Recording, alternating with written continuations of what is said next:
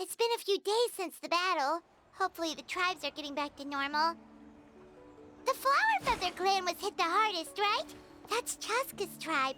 Maybe we should check how everyone's doing. We might be able to help them out.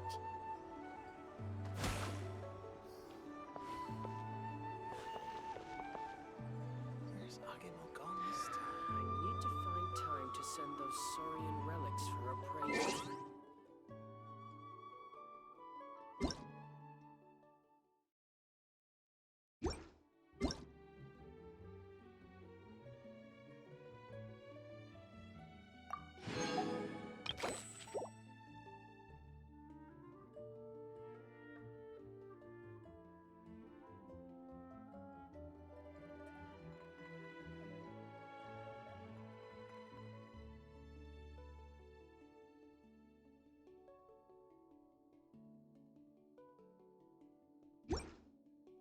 Water comes in many flavors to the discerning palate.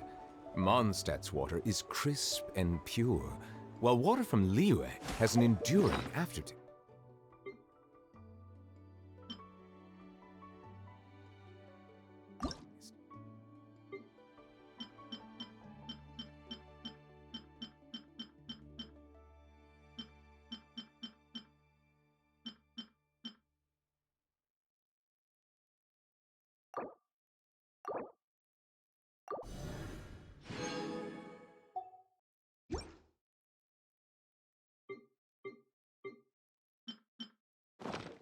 In Inazuma,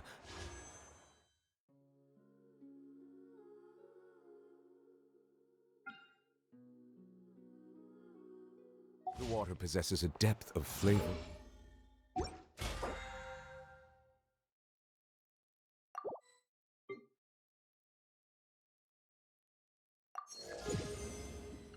Like any other. Add.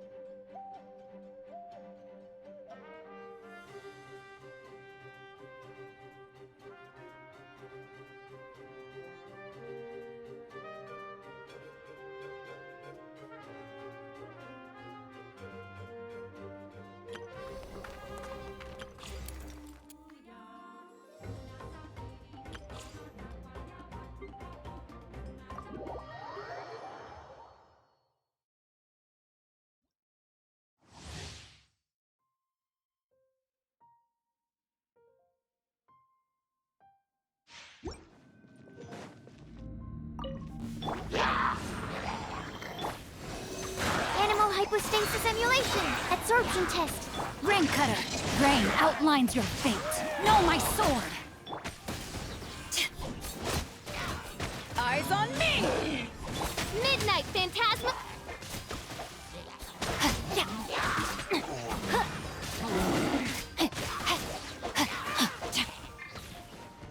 Animal test 6308. Swirl. Mark. Let me weave you a verse. Huh? To ashes!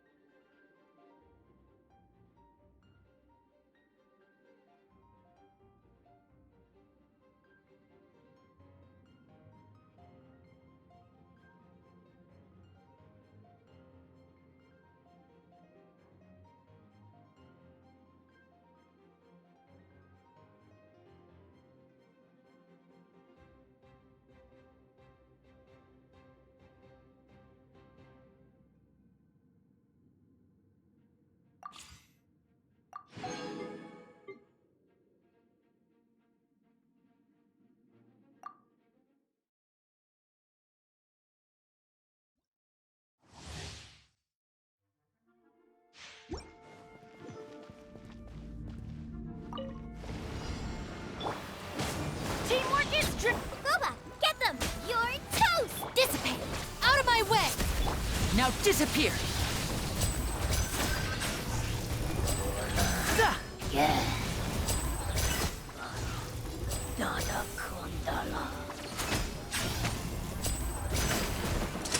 A round of applause! Let's light it up! I'm going in!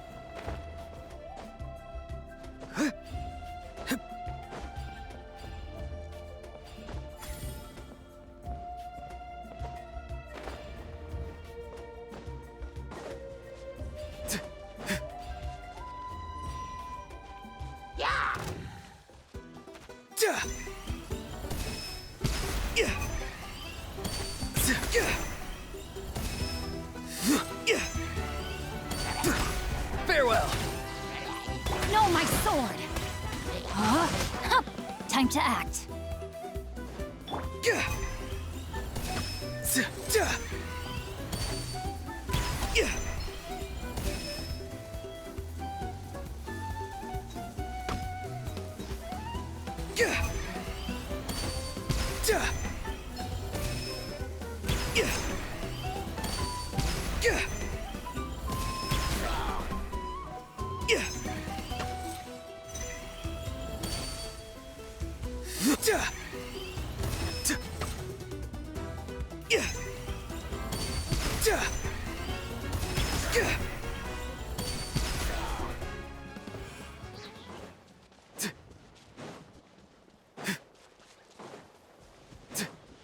I'm free!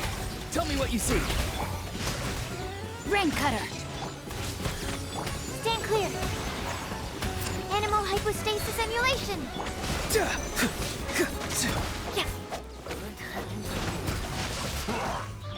Midnight Phantasmagoria! Go! You're free now! Not too far now! Animal test 6308. Stand clear. Let me weave you a verse.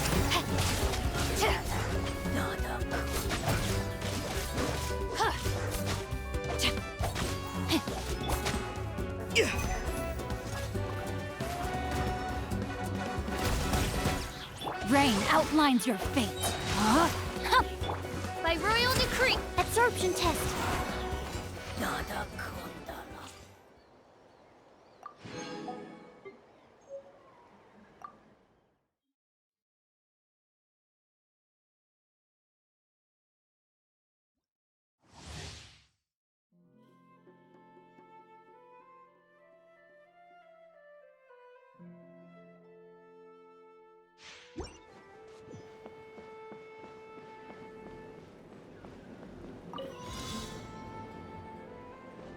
Take me up!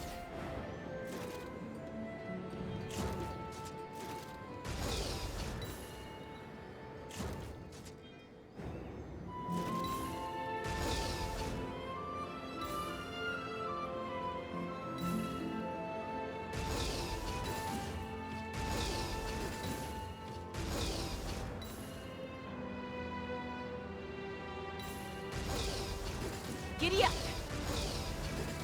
Giddy up!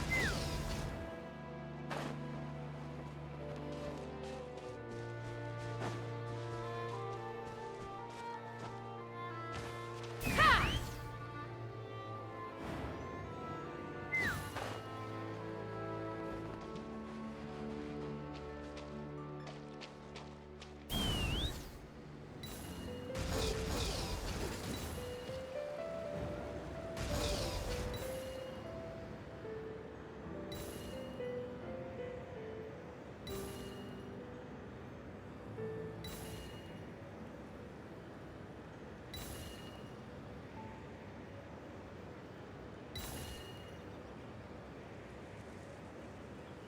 Scared of fire? Bullseye! Master Scorched, which will it be? Open fire! Let's... Bullseye! God. Nice and spicy. You're toast! Oz for the... As you will. You too! Can't handle your drink. Knock him down. Take me up! Bullseye! Open fire! I got it! Cool it down and not. Open fire! Open fire! Open fire! Bullseye! Hey, yeah! By royal decree. Yeah, look at you! Boo! Ha! Bullseye!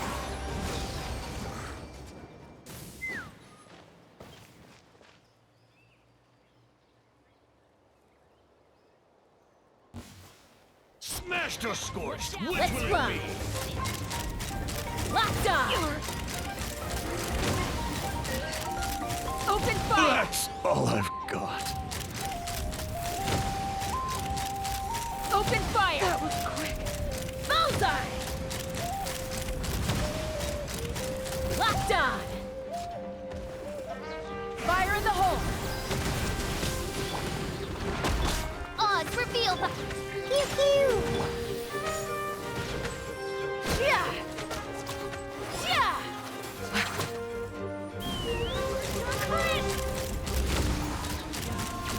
Bullseye! Bullseye! It's raining bullseye! I got it!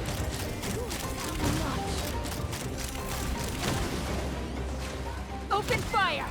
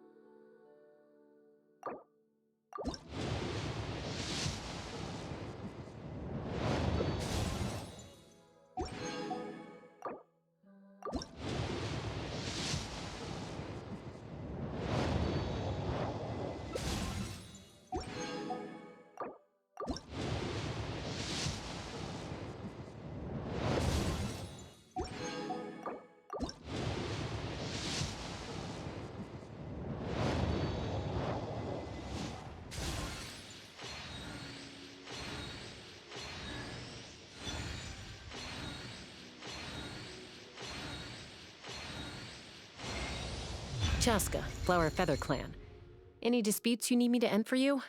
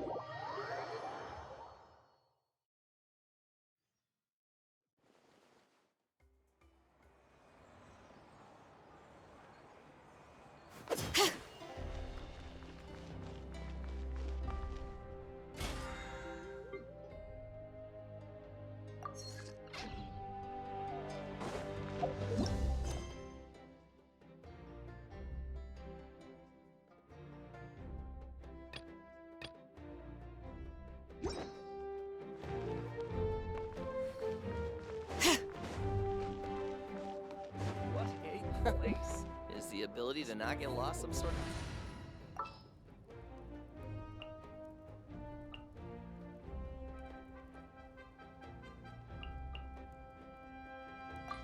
All right, whose wings need clipping?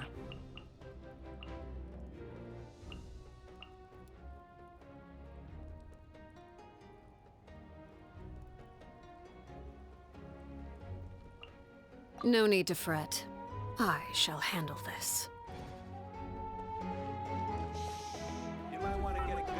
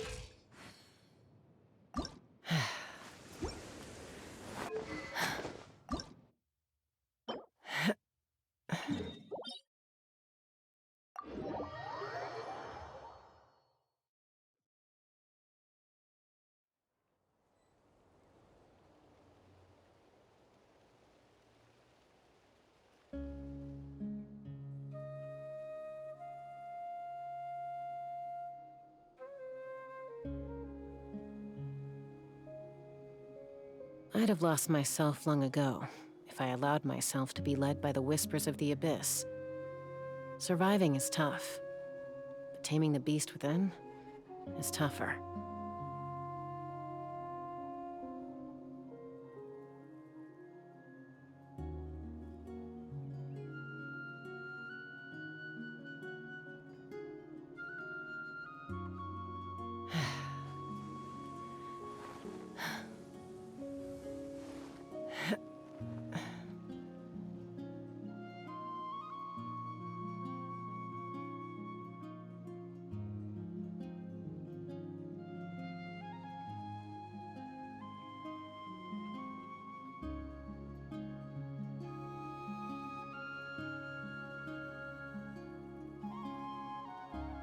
When you lose your way, gaining some altitude can bring some perspective.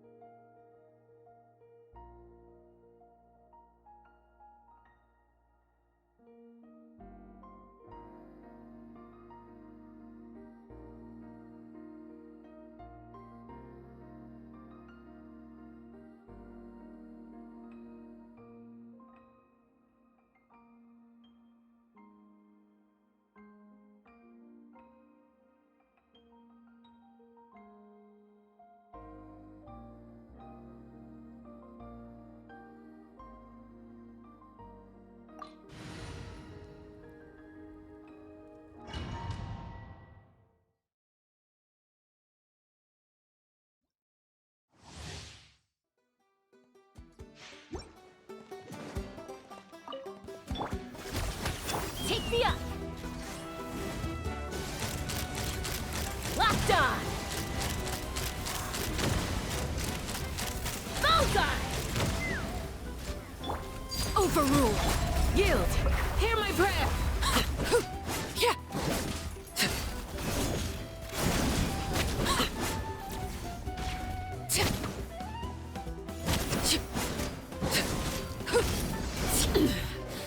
Pitiful! Ha!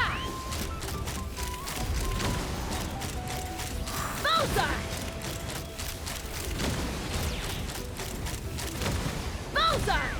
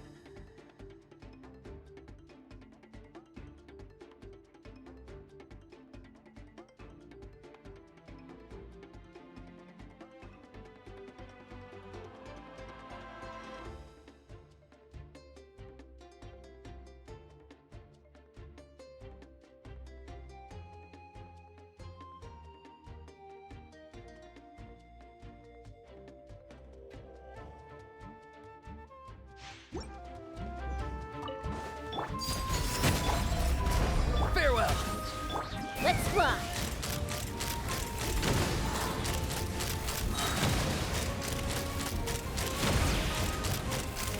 Locked on! Hold on to your hats.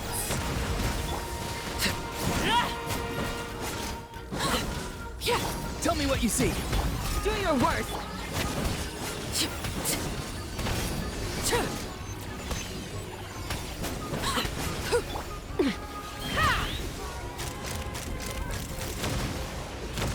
Giddy up!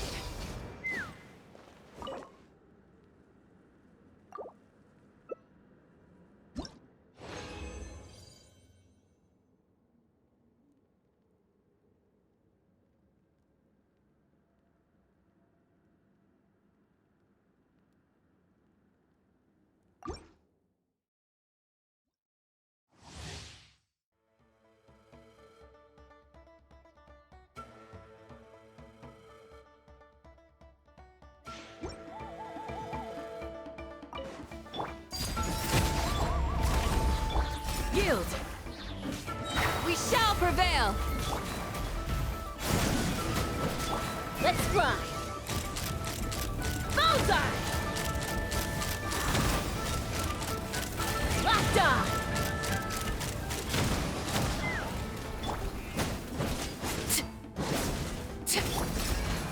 Not too far now.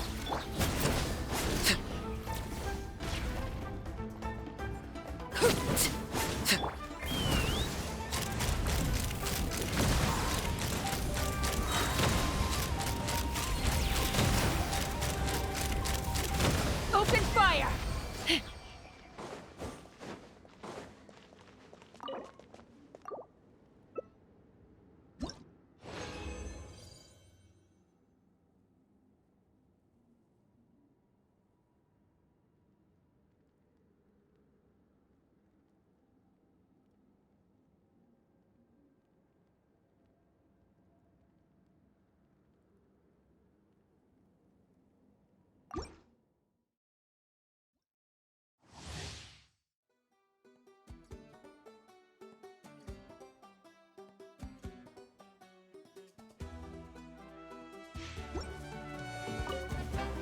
Be free.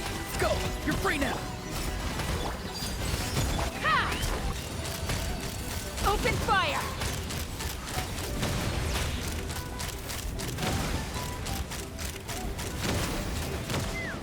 Knock him down.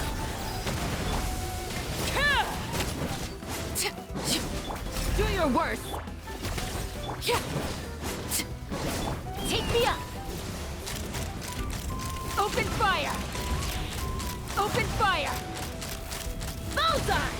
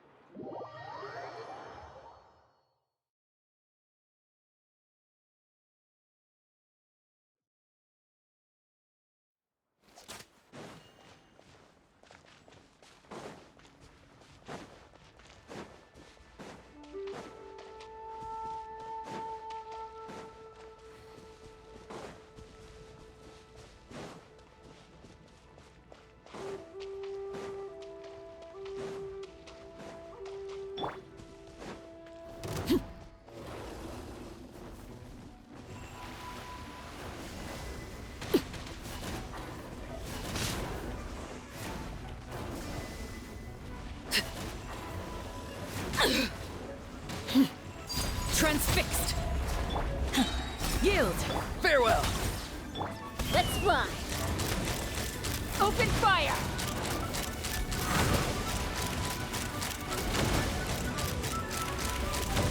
Open fire! Everlasting as the moon! Go, overrule! Do your worst! Quick! Tell me what you see.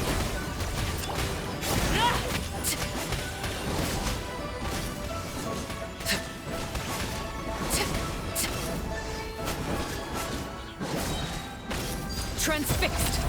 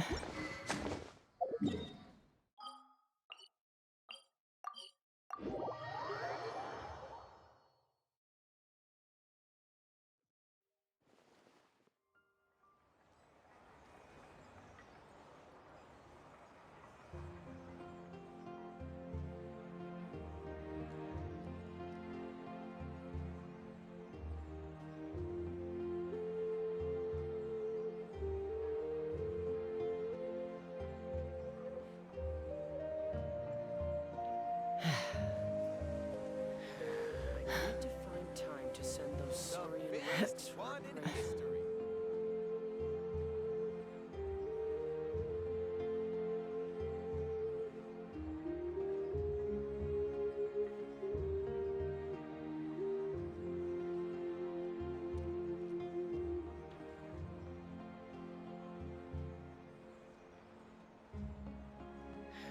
I need to find time to send those saurian relics. I'm a little out of practice these days. Any conflicts around? I'm in the mood for some peacemaking.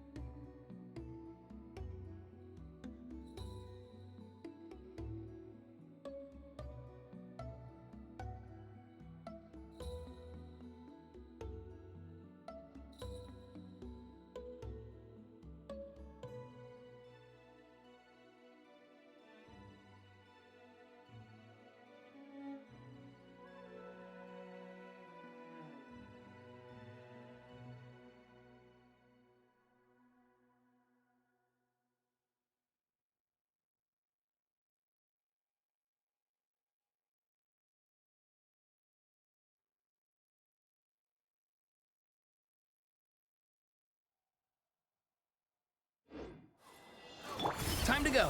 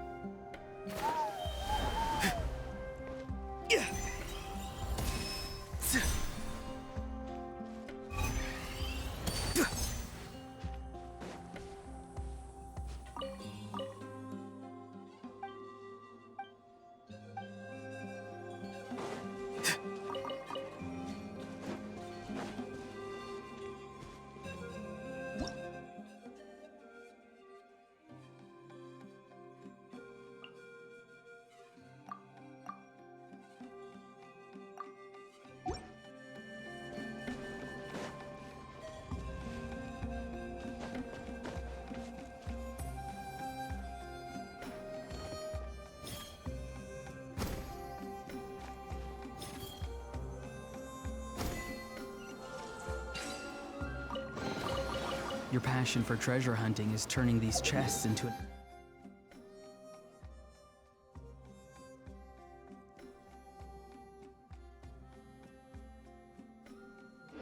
endangered species.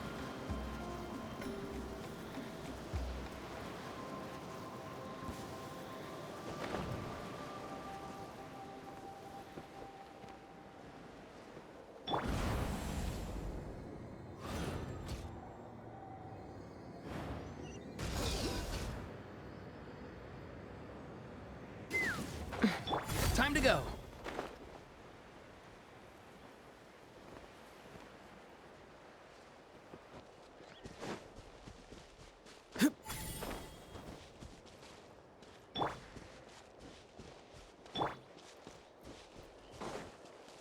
Let's burn this breeze.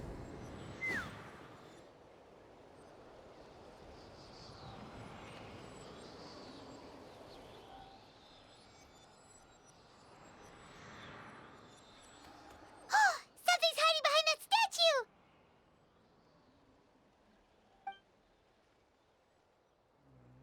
Aw, it's a baby Ectomisaur! So cute! Although, why is it staring at us?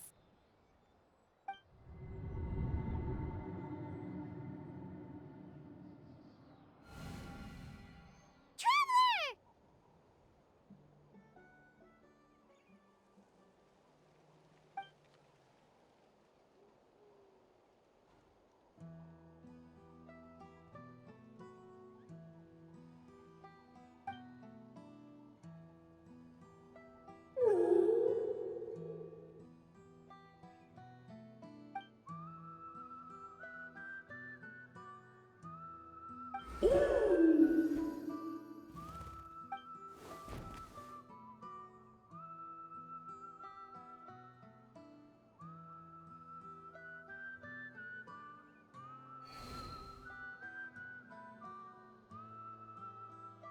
How long was Paimon out?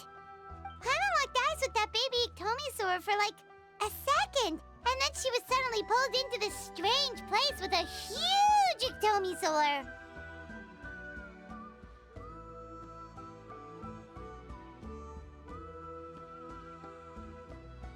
Any idea what happened?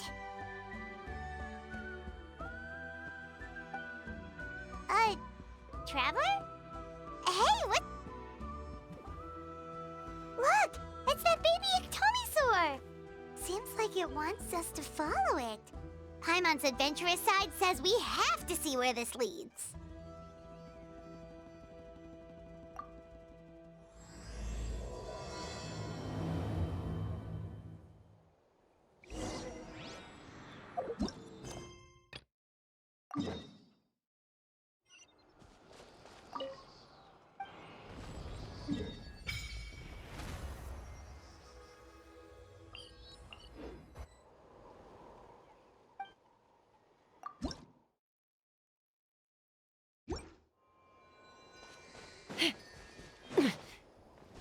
Take me up!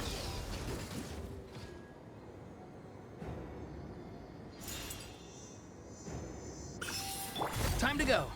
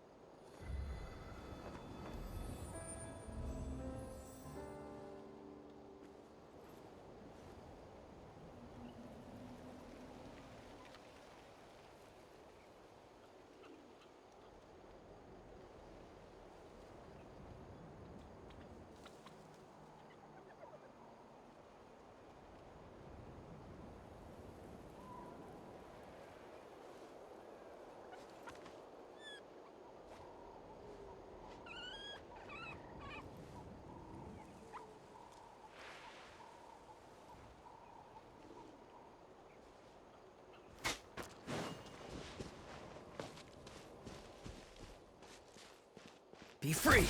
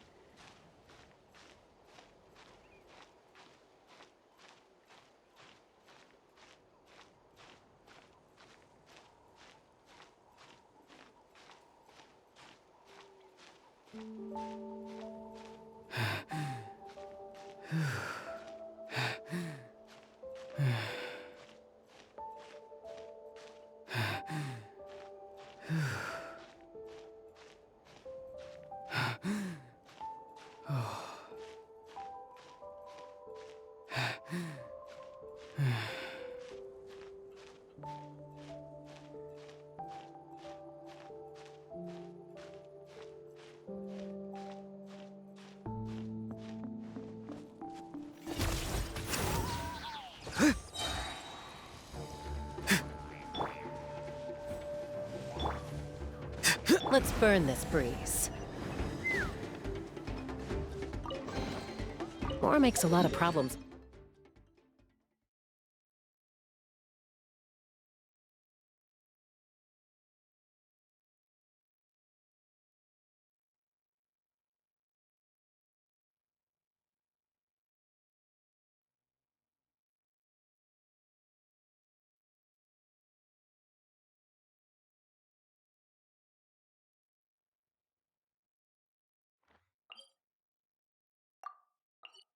Go away. So you can never have too much. Let's burn this breeze.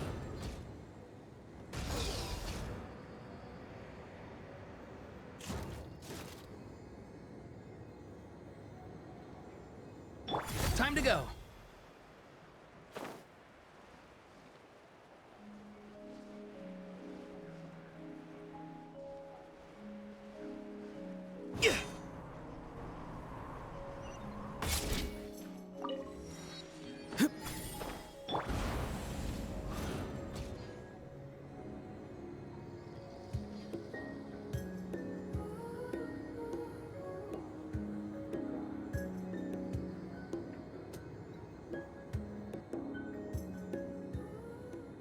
Time to go!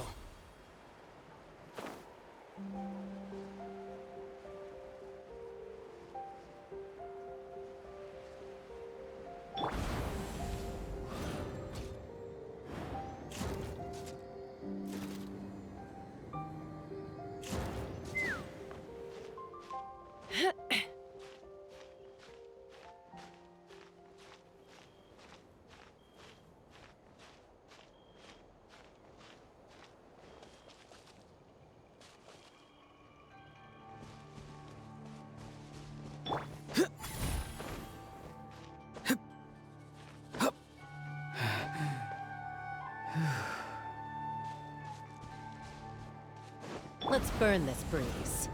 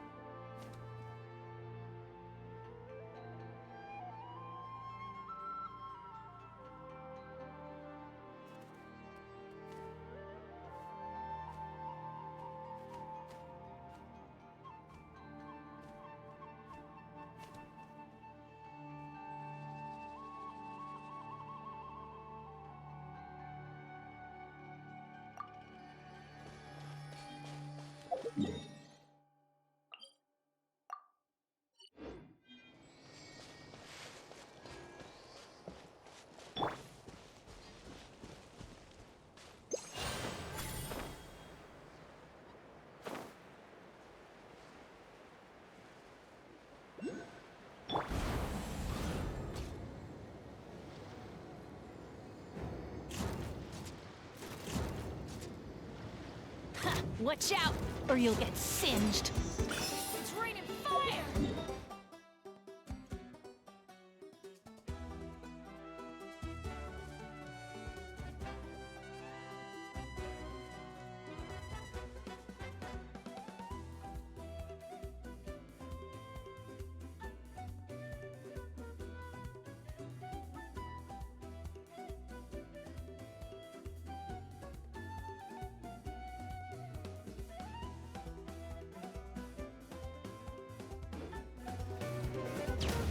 Time to go.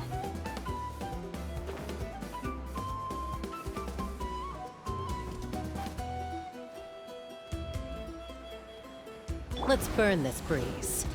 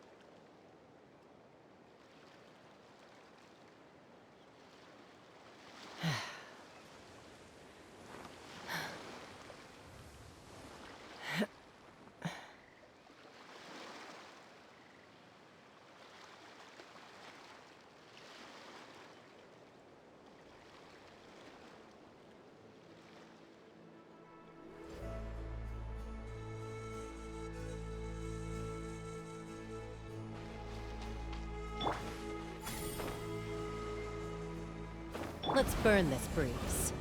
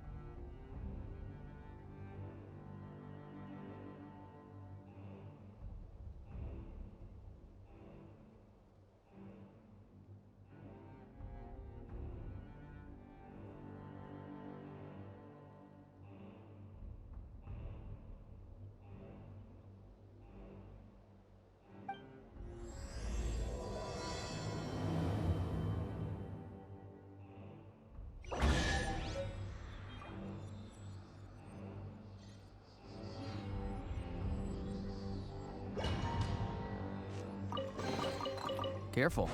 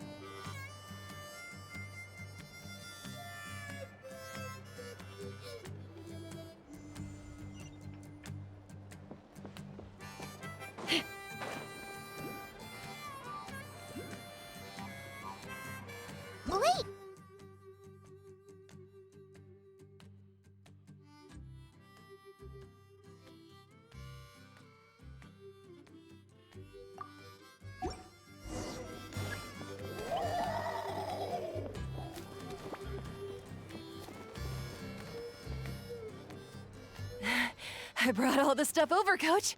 What's next?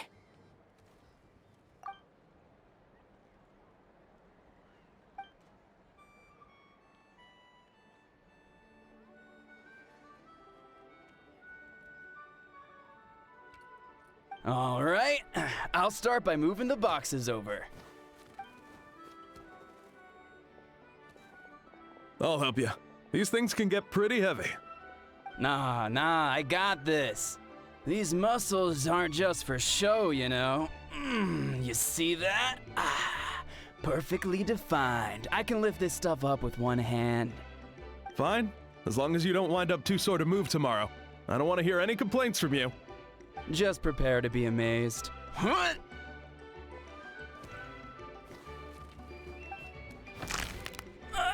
My back!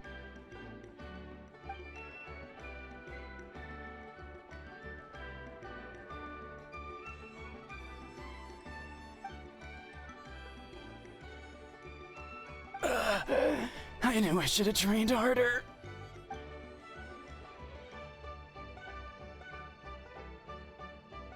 Ian-san! We were just about to ask you the same thing. We didn't expect to run into you in these parts.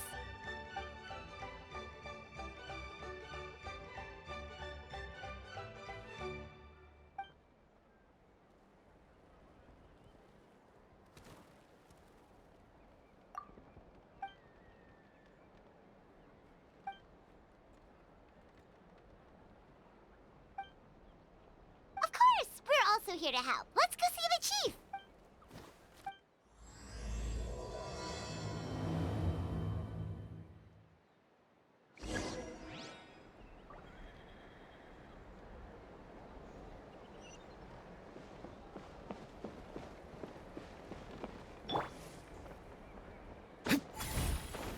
Let's burn this breeze.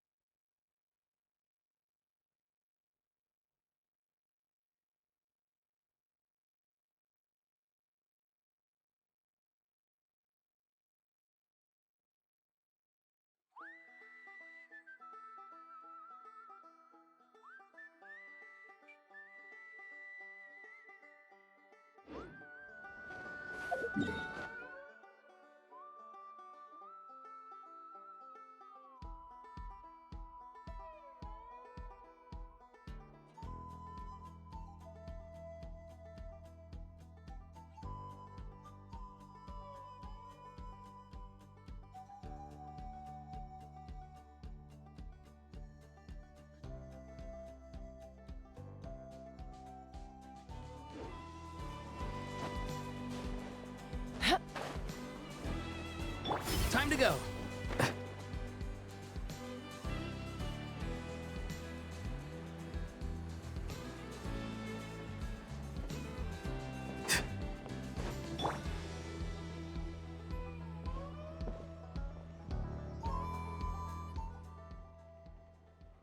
You're here, Ian-san. And you must be the traveler in Paimon. I've heard a lot about you. I'm sure we'll have a much better time now with your help.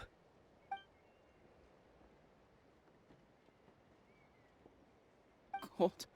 So cold. Duarte, are you there? I'm drowning, and there's something in the water! He's on the ground, but it almost looks like he's trying to swim.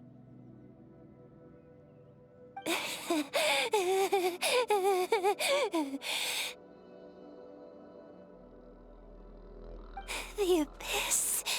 The abyss is coming. There are eyes in my hands, and hands in my stomach. And my stomach is full of teeth. It ate all of you. It's coming for me, too. But we haven't been eaten. We're right here. Huh.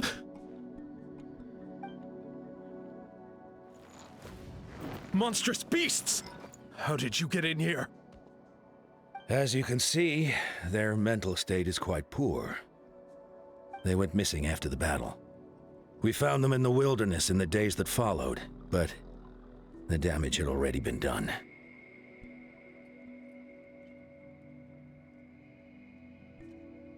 We found them unconscious in areas corrupted by abyssal tumors, lying next to their deceased comrades. My only guess is that something terrible must have happened during the battle. According to the chief of the Masters of the Nightwind, sudden exposure to a large amount of abyssal power can have mental as well as physical repercussions. We've never seen the effects this heightened before, but maybe Gasoithoth was just too powerful. Gasoithoth? What's that? It's the abyssal monster that appeared in the sky not too long ago. After consulting our ancient legends, we decided to call it Gasoithoth, Reaper of the Abyss. Oh, that giant black ball? Didn't we force it to retreat, though? True. It poses no threat to us now, but whatever wound it inflicted on these warriors still endures. We scoured all sorts of records for a solution, but nothing came of it.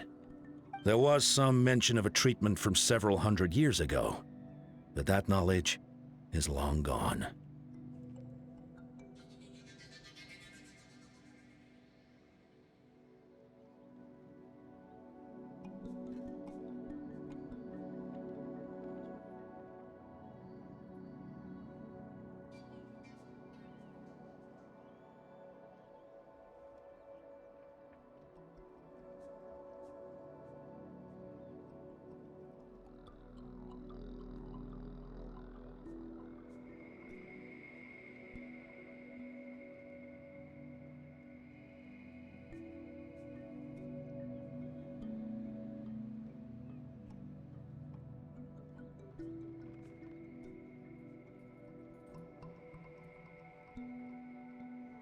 Right! You can purify abyssal power! Might as well give it a try!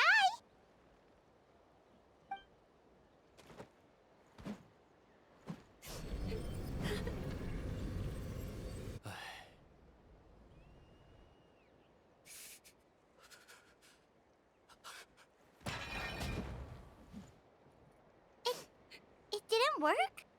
That must mean purifying the abyssal power within them still isn't enough. In any case, thank you for trying. So, what can we do now? Don't tell me my friend is just gonna be like this forever? Come back to me, Gogeta! Please, don't leave me like this! We beat Gasoithoth! They survived the battle! Are we really just gonna sit back and watch them lose their minds? What is it, Aeon-san?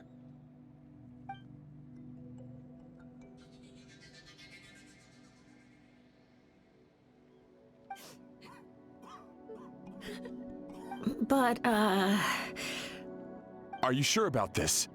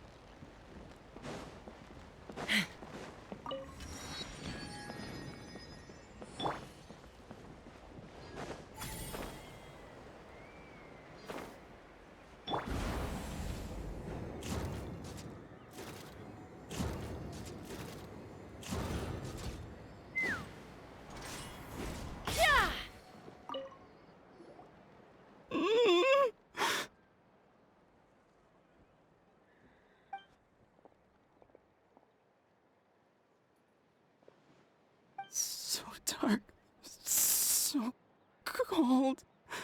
I want to go home.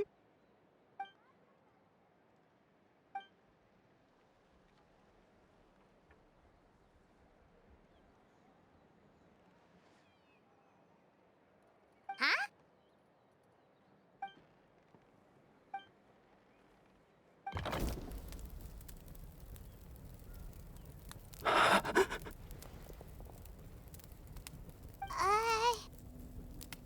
Light.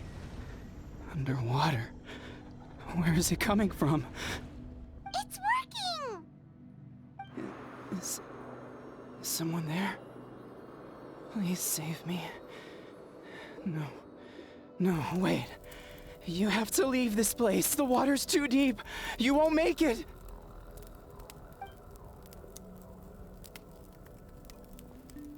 No. Please. Just leave me. Duarte. Oh no! It's not working anymore!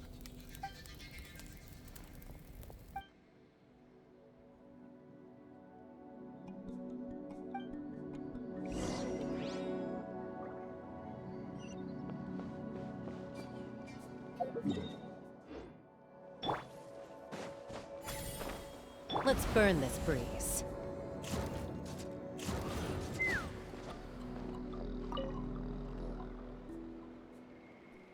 My friend. Is he any better?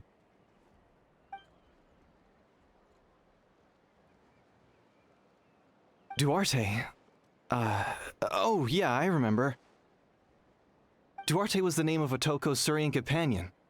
Otoko almost drowned as a child, and Duarte was the one who saved him. He dove deep into the water and used all his strength to carry Otoko back to the surface. It was pretty touch and go, but both of them made it in the end.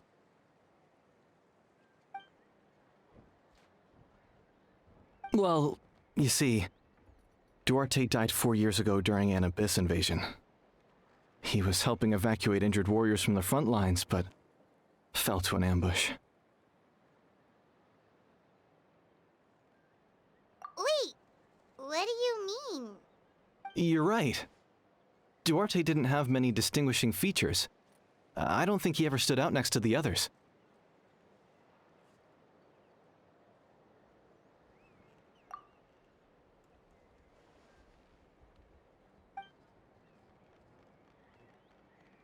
No problem. Thank you for looking out for him.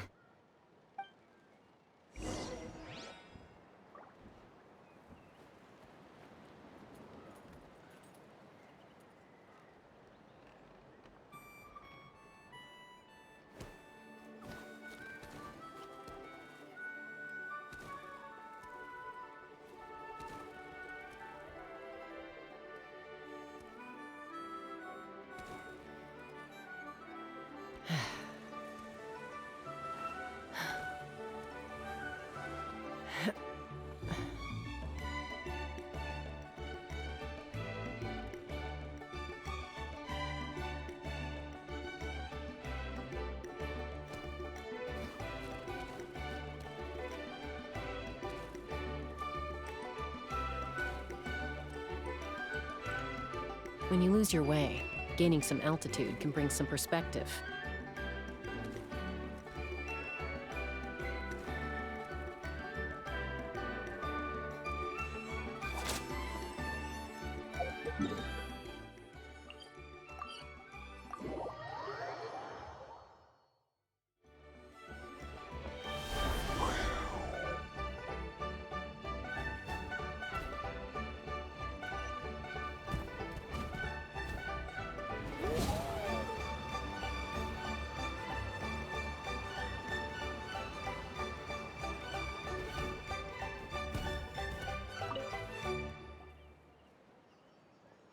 We're back! How are you feeling?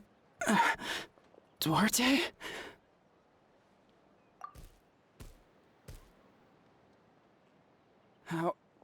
How did you get here? Are you here to save me? It's working!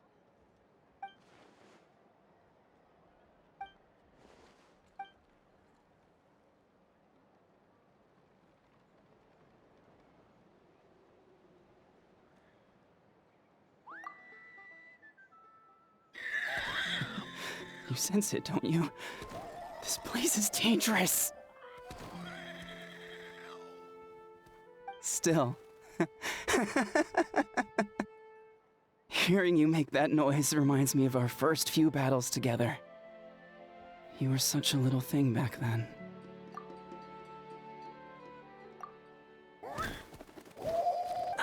That hurt. Duarte, you have to get out of here. There's something in the water. You're gonna carry me out of here just like last time.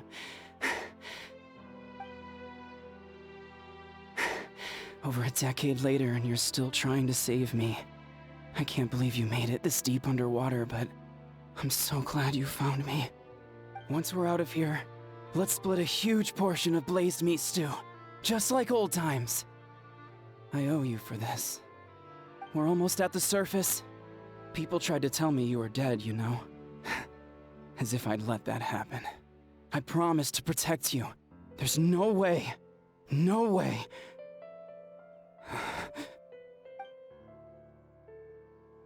No. Wait. I failed. I...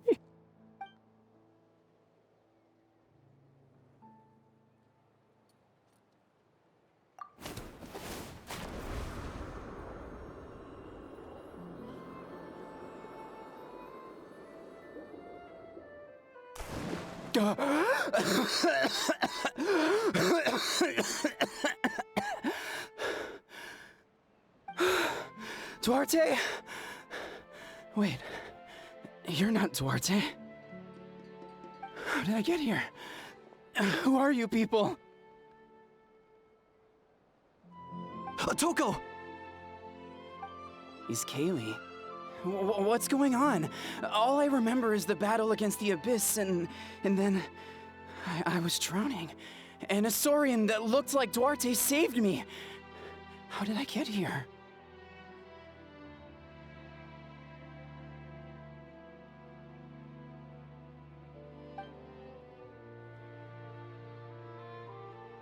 You went through all that for me? While all I did was cause trouble for everyone? I'm so sorry.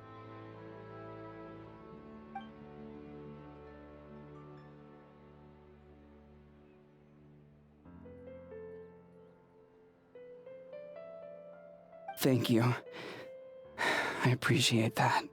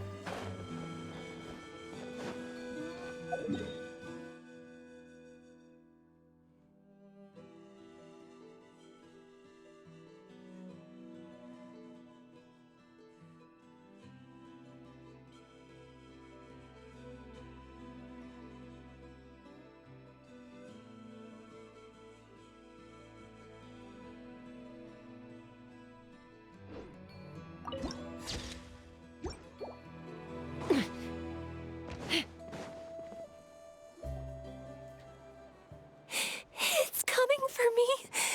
It's gonna eat me. It's no use. It'll just come back. Nothing can stop it. Nothing can stop the abyss. It will devour everyone. One day, we'll all be reunited in the pit of its stomach. Maybe it's just Paimon, but she seems to be in even worse shape than Otoko. She can talk to us, but nothing she says makes any sense. She also seems really afraid.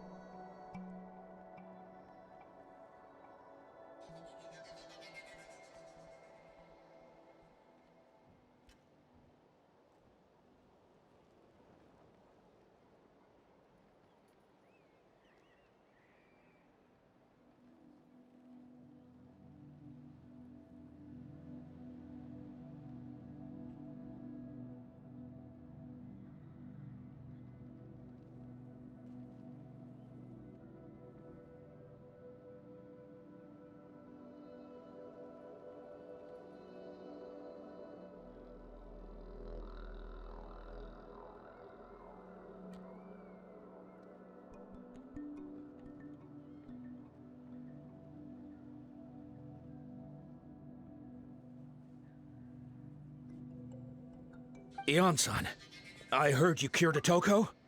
I'm so relieved. Is there anything I can do to help? If you need extra hands, I can...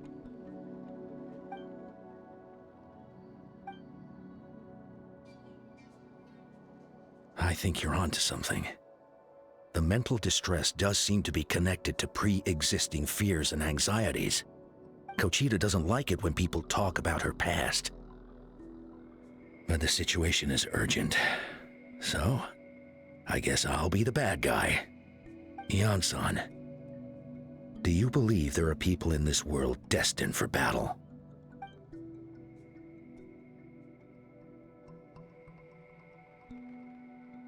Then, what about people destined to be unfit for battle? When Kochita was little, her parents died fighting the Abyss. She was only 11 or 12 at the time, and her brother, even younger still. The two saw their parents collapse in a pool of blood as flames roared and spread all around them. Kochita trained hard to become a warrior, but still found fighting Abyss monsters too difficult to handle. She and her brother were left with severe trauma after the incident. Pain and fear that they could not get over no matter what. But isn't Kochita one of the warriors who fought the Abyss? Didn't you find her unconscious out on the field? Yes, we did. You see, something changed within her several years ago when the Abyss attacked our tribe and broke into her home. By the time the guards rushed to the scene, they found her standing there, weapon outstretched, hands trembling. Her brother huddling behind her for safety, and the Abyss monster dead at her feet. She didn't even look at it, and just kept repeating the same thing over and over. You're the only family I have left. I won't let anything happen to you. She became a completely different person after that. She earned a reputation as a very capable warrior and fought countless battles against the Abyss. We all thought she overcame the trauma, and we were so happy for her. But now it seems like even if she buried it deep within herself, the fear still never left her.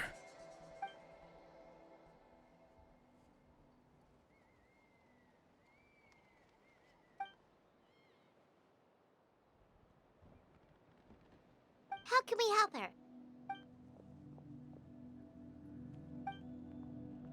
Quali?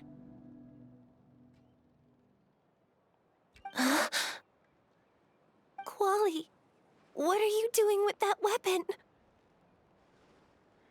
Show me the monster that hurt you! I'll make it pay!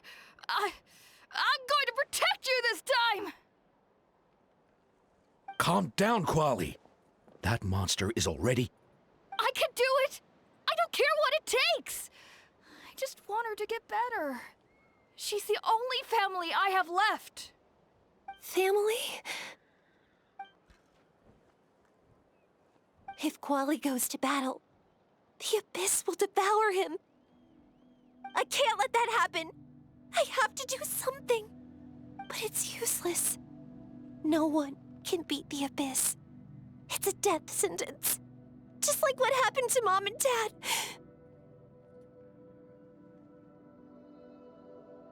But I'm no warrior. I'm just a coward. Still, I have to protect Quali. What should I do? Kochita.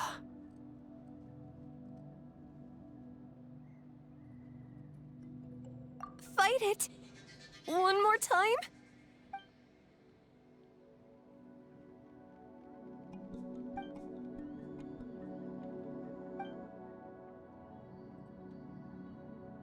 Try checking the mountains to the north. A few fled in that direction after the battle. I dispatched a team to clear them out, so most of them should be gone. But there might still be a few stragglers.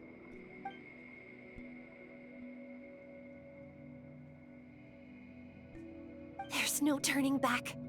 I have to face it, even if it will devour me whole. I'm coming too! I'm not letting my sister face this alone! Not anymore!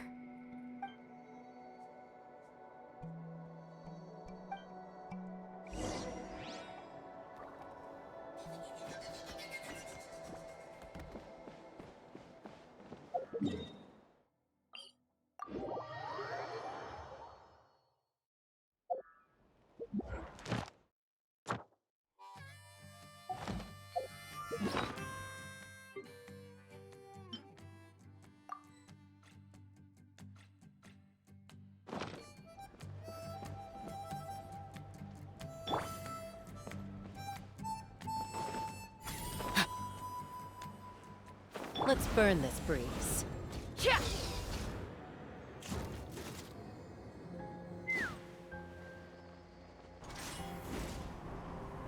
Time to go.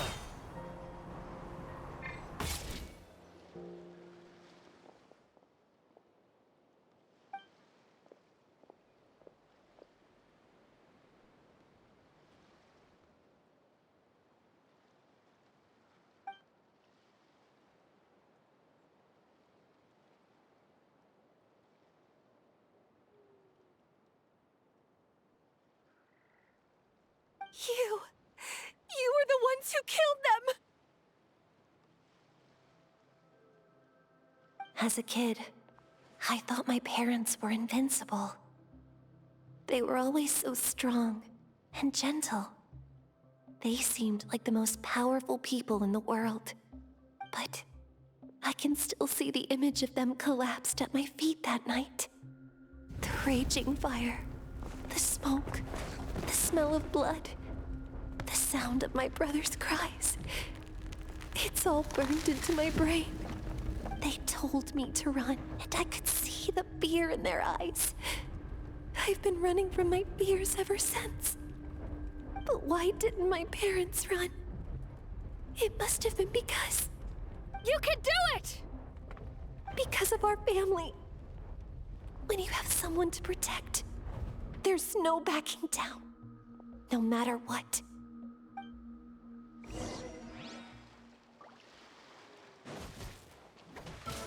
Stay away from...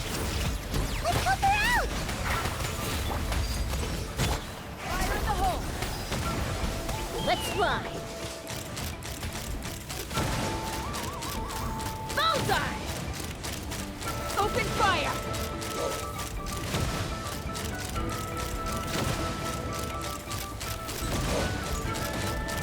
Locked on! Locked on! Bullseye! Bullseye! Locked on! I can do this. I have to do this. Be free.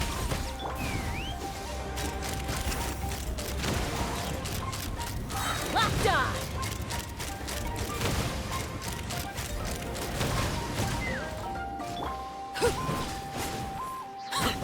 Transfixed! Go! You're free now! Not too far.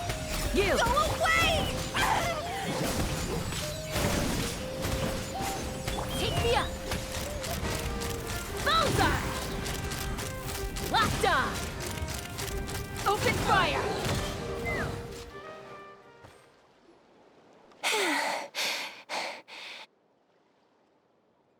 Where are the rest? Where are they hiding? That's impossible! They were gigantic beasts crawling with eyes, ready to devour everything in sight! No. Wait. What am I saying? Abyss monsters are not actually that scary. I've defeated them before. I know I have. She's back to normal! Kuchita! What just happened?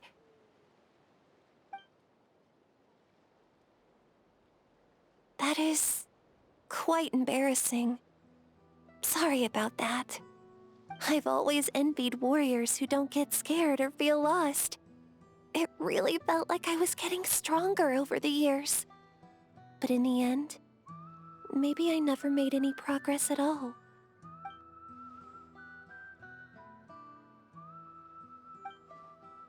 Even though we're both scared of monsters, you were always the one who stepped up to protect me.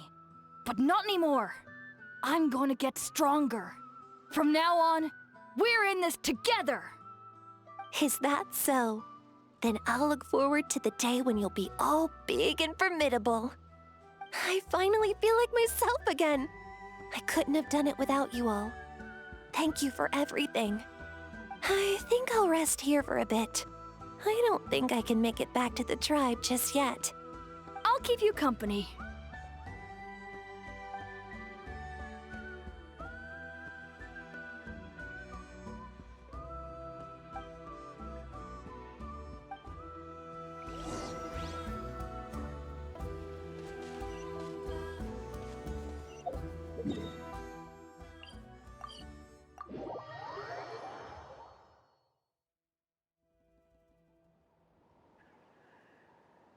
Otoko's all better. Did you hear?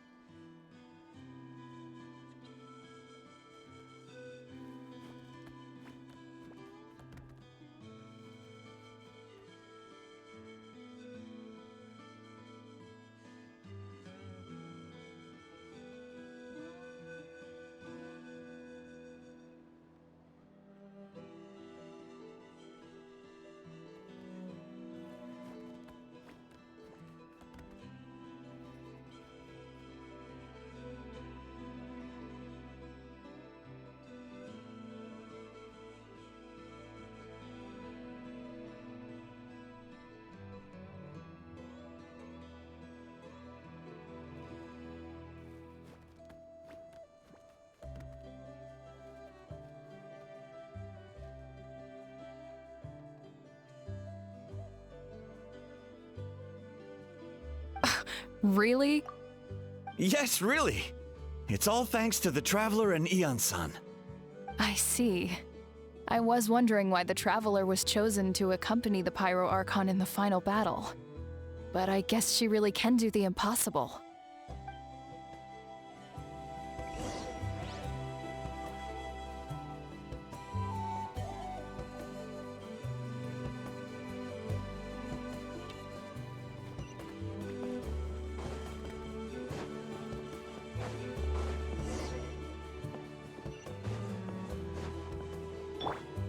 So all those rumors about the Traveler really are true.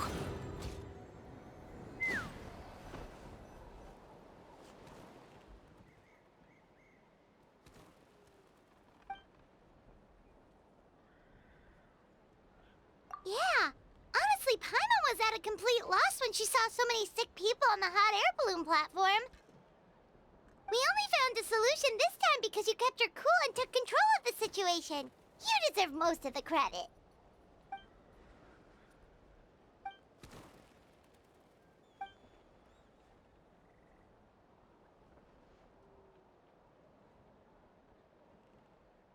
Whoa, you're right. That makes a lot of sense.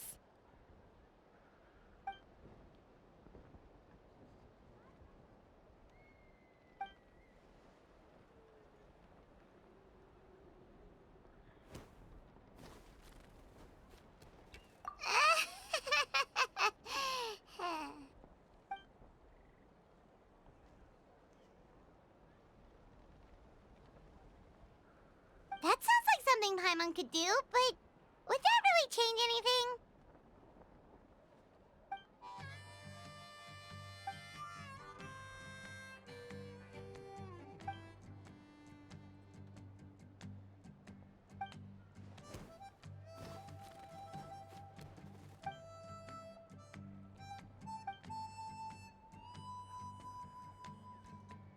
Oh, well, when you put it that way, you're amazing, Ann-san. You really make Paimon feel like she can do the impossible. Maybe your true strength is giving other people strength.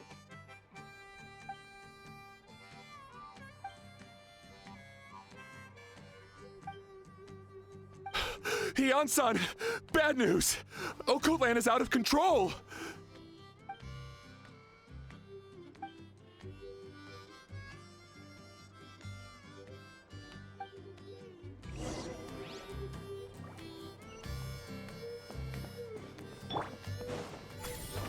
Let's burn this breeze.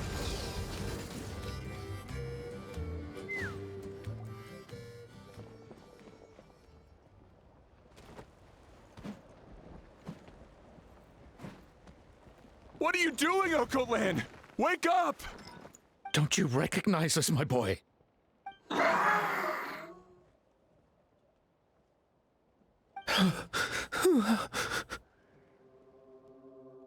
The Abyss monsters are everywhere.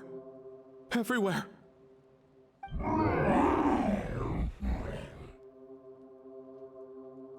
They've taken over the tribe. No corner is safe. Did we lose the battle? No. It's pointless to think about that now. A warrior only has one job. Fight until the very end. Careful! He's not himself! Oh, Kotlan!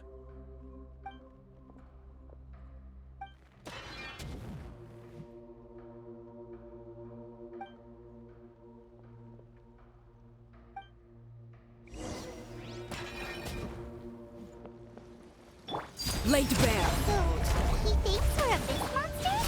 Hey, it's okay! We're not the bad guys! Come on! Give me your worst!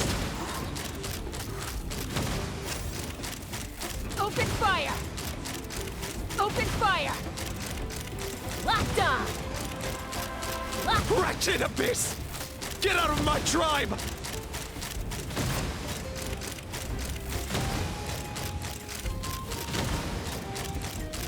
Open fire!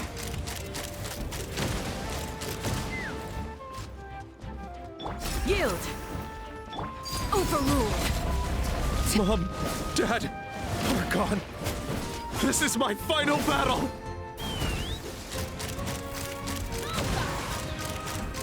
Open fire! Please, son. You've got to stop. You can't keep going like this. Wretched monsters! Give me my family back! Look, Okolan! That's your father! He's standing right in front of you! Get out of my home! I'll never forgive you!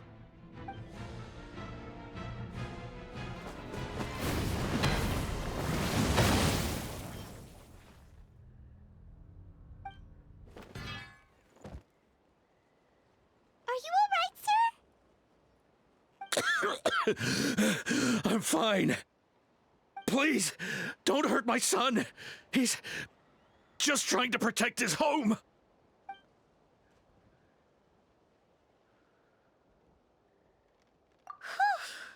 But what should we do now? He's different from the other two. It's like he can't hear us at all. He keeps calling us monsters. We're basically enemies to him now.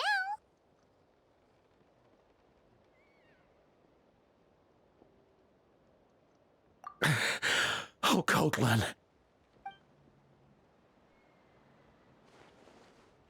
Abyssal corrosion syndrome. 500 years later, and it's resurfaced again. Huh? That voice, it's...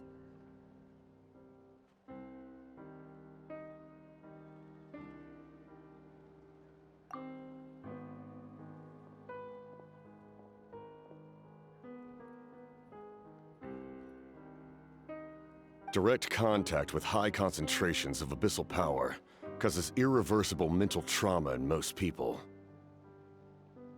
The exact presentation will vary according to trauma level. Some will suffer from superficial hallucinations and maintain the capacity to perceive the outside world.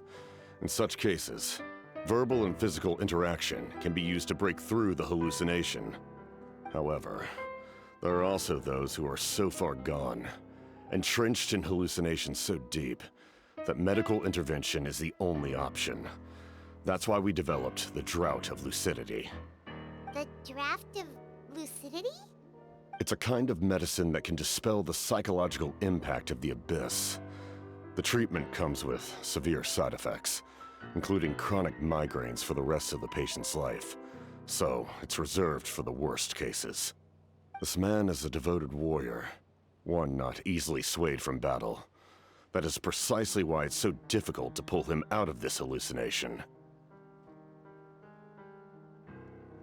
If you trust me to be true to my word, give him this. Wretched monsters! Setting up an ambush! Give me your worst. It's either your end or mine! Hurry! He's awake! Please, give him the draft. My son thinks he's alone in this world. In his mind, all his family and comrades are gone, and only enemies remain. There's nothing more painful for a warrior than losing everything you fought so hard to protect.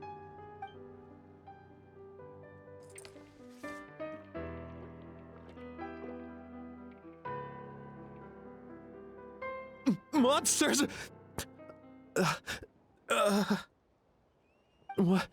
What's going on? Dad? What are you doing here? My head hurts. I just had the strangest dream. I dreamt the Abyss took over the tribe. It's all right, my boy. It was just a nightmare. Let's go home. You need a good night's sleep. But first, I want to thank you for saving my son. May I ask your name? Just Capitano is fine. I owe you more than words can say, Mr. Capitano. My name is Mune. You're welcome in my home anytime. Time to go, son. Can you stand?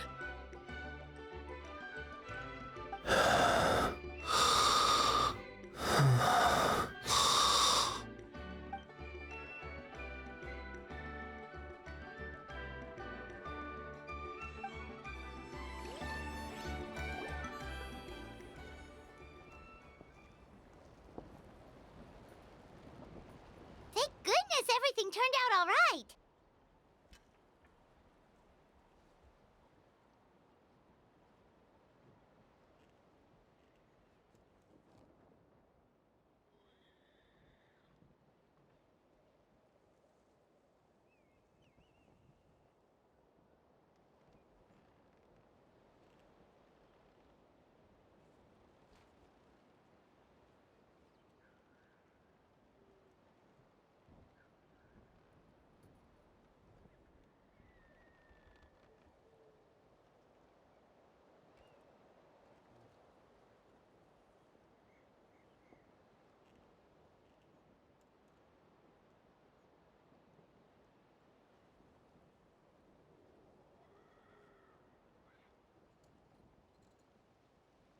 Think nothing of it. I agreed to offer you my aid, so this is merely a part of that duty. Besides, I care deeply about this land. Right! When we were with Moika, you told us you and your soldiers defended Natlan against the Abyss 500 years ago. That's right. My desire to protect this nation remains unchanged. When my platoon arrived in Natlan 500 years ago, like you, we were true outlanders. But as time passed, I encountered the people of this land and witnessed their desperate struggle against the Abyss. Though many of the warriors were rash and inexperienced, they were steadfast and fearless in battle, willing to do anything to protect their fellow citizens, oftentimes with complete disregard for their own survival. Just as I fought for the glory of Conria, they fought for the survival of their nation.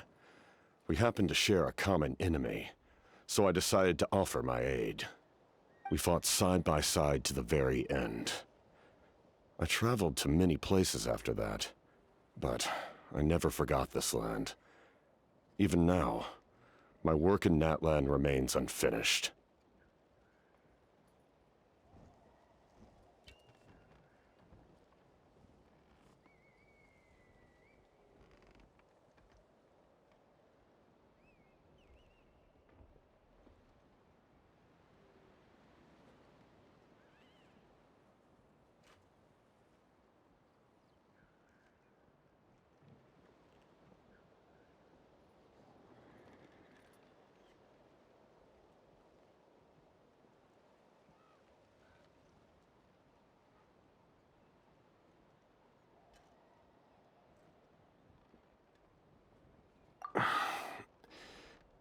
It may seem difficult to understand, but the reason is really quite simple.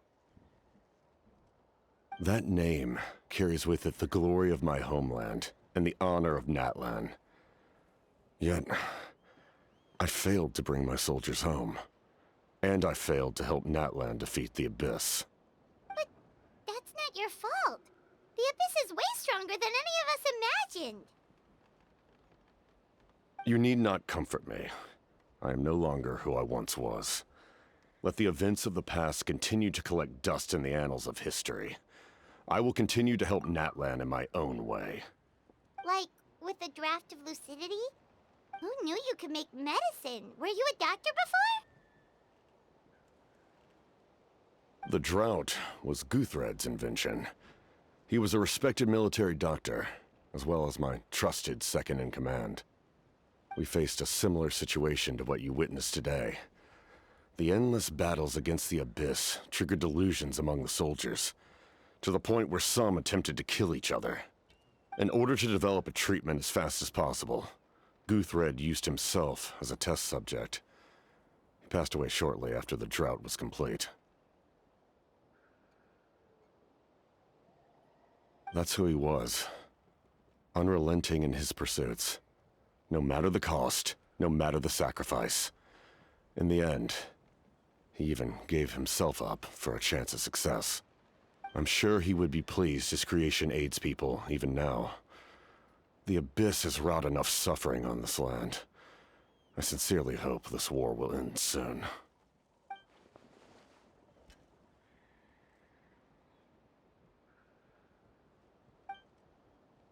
Stop worrying about other people's survival, about their losses and sacrifices. You just need to win. That must be why I've returned.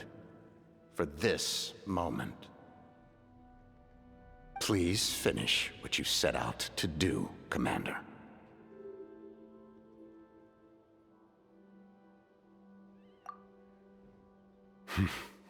You're more perceptive than I imagined. However, some things are better kept secret for now. We may be working together, but our goals are not entirely aligned. What's with the secrets all of a sudden? I'm starting to think we should be more careful around you. I do not mean to jeopardize the trust between us. I simply prefer to keep this to myself, because it's a personal matter. All I can tell you is this. Natlan may have survived the worst of the crisis, but the souls of this land are still not at peace. And that is why my work is not yet done. Well, if it's personal, then we'll just have to trust you. If you have other questions, I'm willing to answer them. Wait, like anything? Hana wants to know how you eat with the mask. Anything you want to ask, Traveler?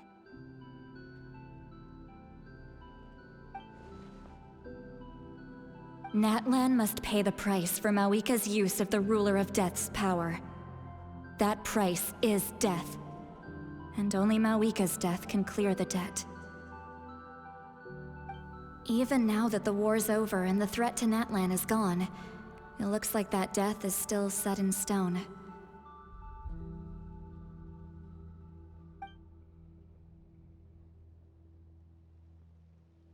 In the garden cultivated by the gods, flowers and weeds grow side by side. When the weeds compete for nutrients in the soil, the gardener intervenes to inhibit their growth.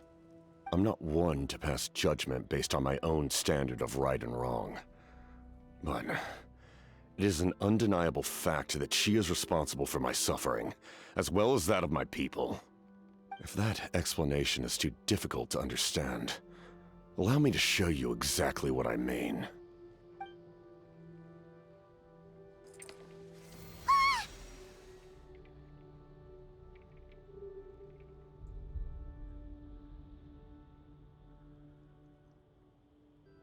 The ruler of death can freely define the form of death, or grant immortality to anyone she desires. Her power is a rule in and of itself. Faced with such an overwhelming level of power, it can feel hopeless to resist. But I am of the belief that, in this world, no destiny is unchangeable, no death inevitable, and no rule unbreakable. So, before the final moment truly arrives, we must fight harder than ever.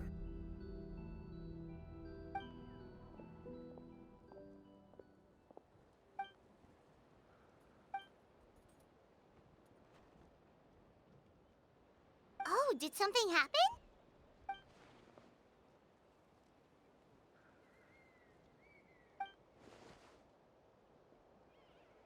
This is a critical time for you, Traveler. It's best not to delay, so let us end our conversation for now. Best of luck to you all. Goodbye.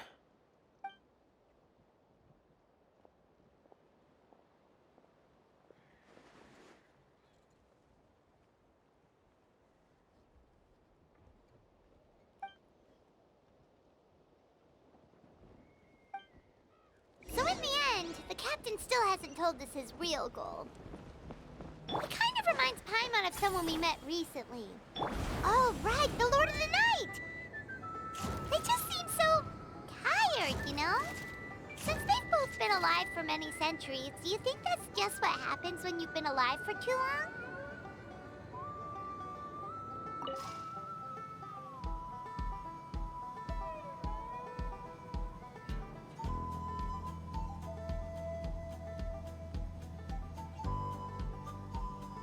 Let's fly.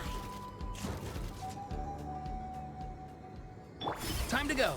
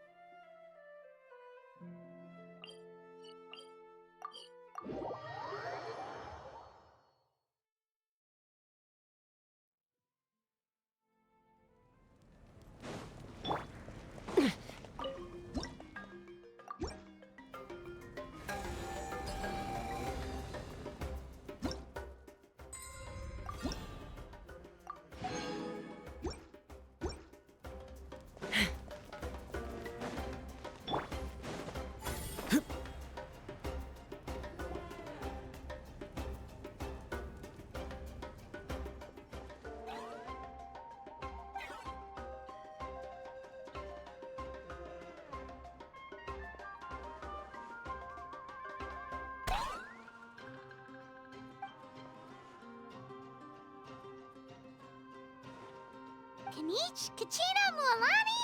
Woo, everyone's here! Reunited at last. Did you miss us? I brought candy and cookies to share. Of course we missed you! Ooh, you brought Source crackers too? Score! Just in time, Traveler. It's so stifling in here. I was just about to go outside to get some air. It's the same temperature outside. Anyway, how was the trip here?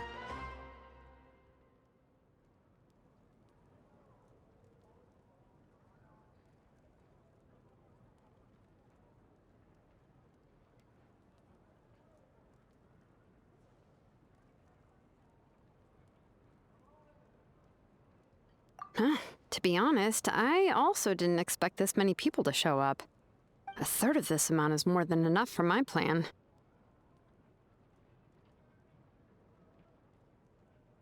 I need to ask them about you, gather their thoughts and hopes. That will help the formation of your ancient name. Oh, you brought the Pilgrim's Chronicle, right? Yeah, let me take a look. Okay. The progress looks good. We have enough people, so let's get started. Sorry I'm late. Chasca showing up late for something? That's a first. I had to follow a group of monsters further than expected. When I got back, I heard about what you did for my tribe. Thank you.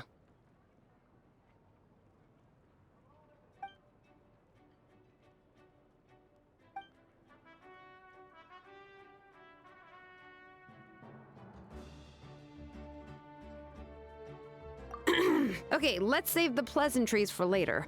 Everyone's here, so let's get started. All right, let me remind everyone what's going to happen. I need each of you to stand before the Pilgrim's Chronicle and share your stories about the Traveler. Your words will be recorded and become a part of the Traveler's ancient name. Any, questions? Nope. All right, then to start things off. Hold on. Remember what we discussed? Oh, right, I almost forgot. Traveler, Paimon, you, can't be here for this part. Huh? But why? We want to hear what everyone has to say. I need people's true thoughts and feelings. It's best if the subject in question isn't involved. It's much more difficult to express those feelings to someone's face. People get shy in those situations. It's just how it is. You're right. Just like when Paimon doesn't have enough more to pay for her meal, but she's too embarrassed to tell the Traveler, so she has to make up some excuse.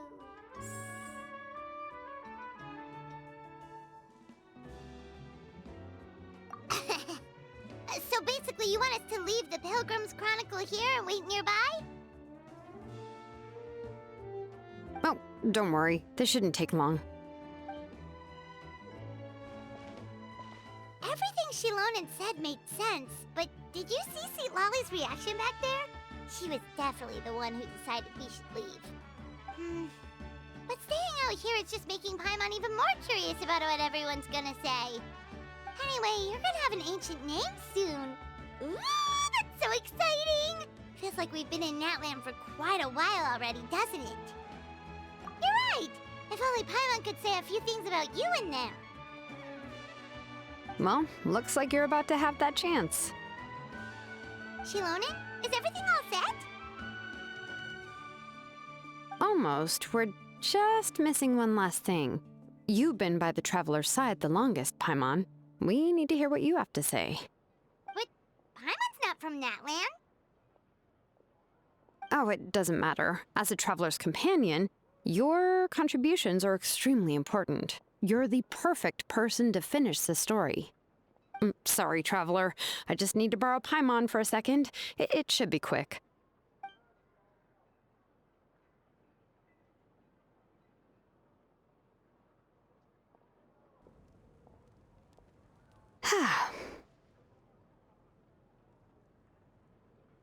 Paimon gave us a lot, and I mean a lot of information.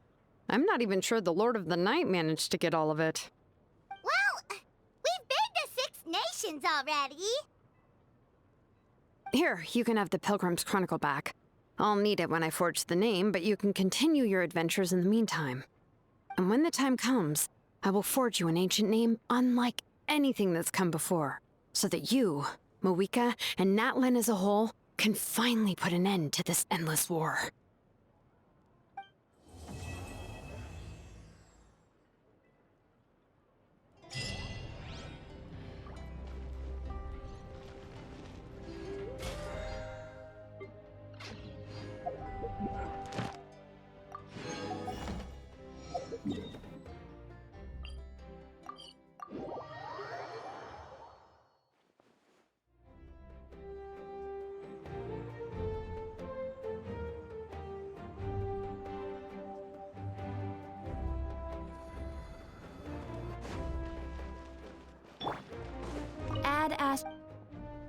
Thank you for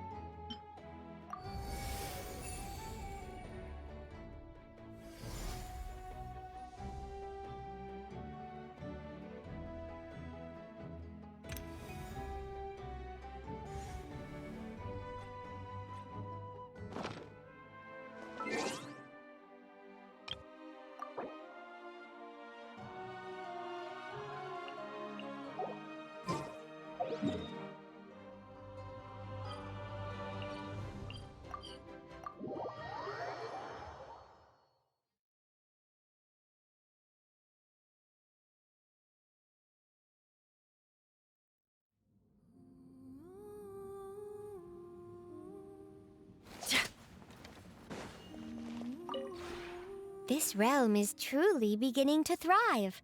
I cannot help but be stirred.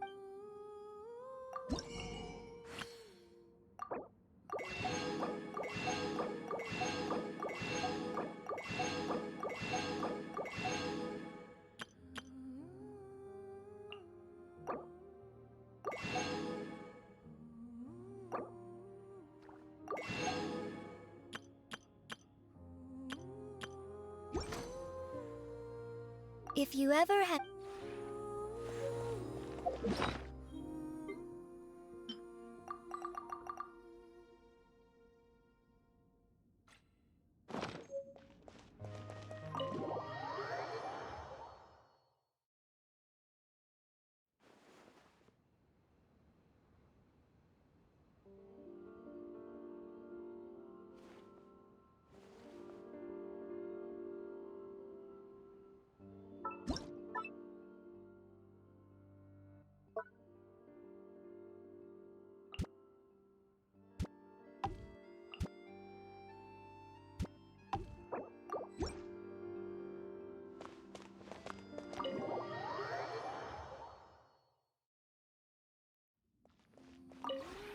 This realm is...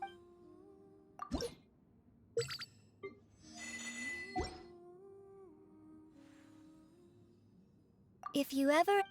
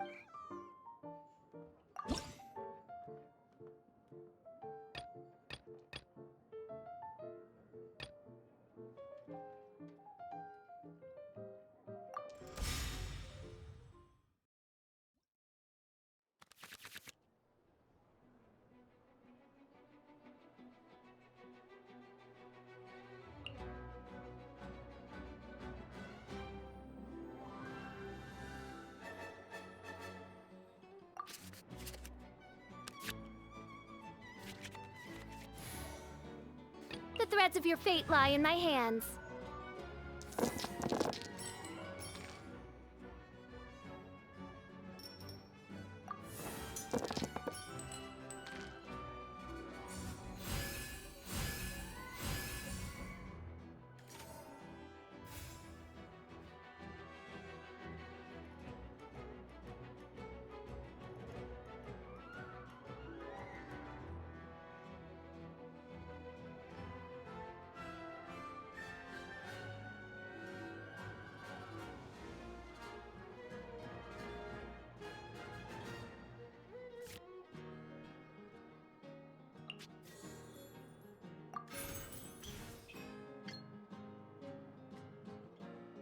No rest for the wicked.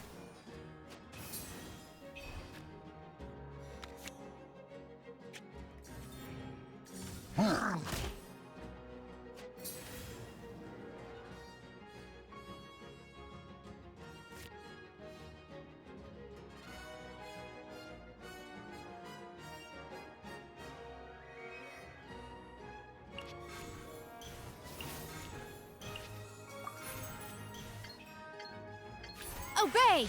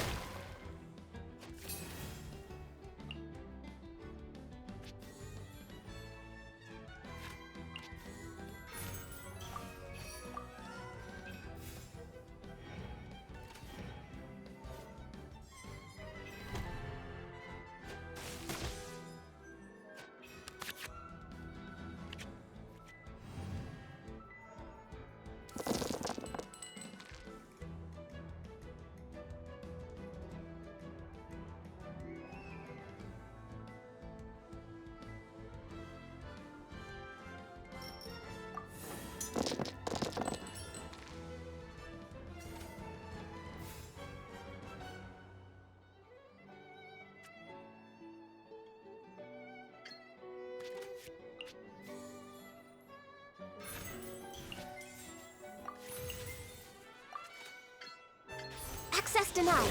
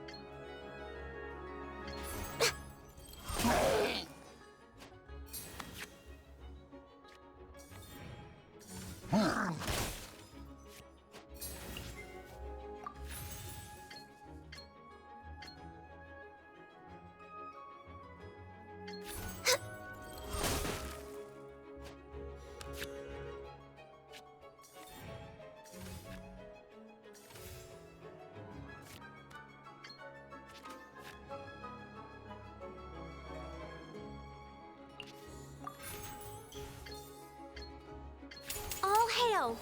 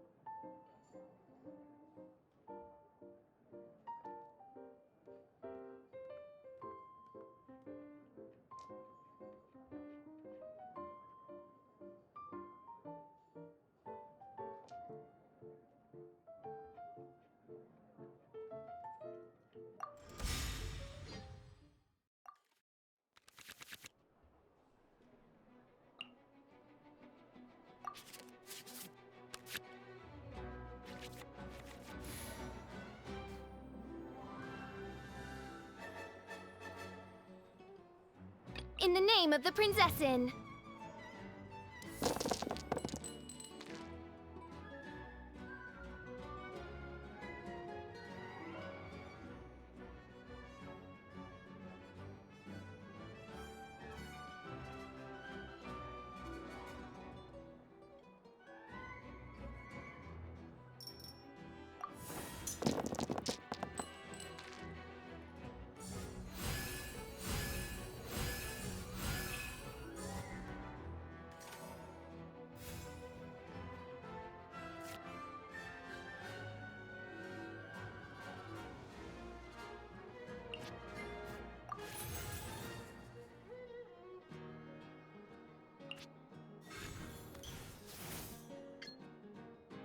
I summon thee!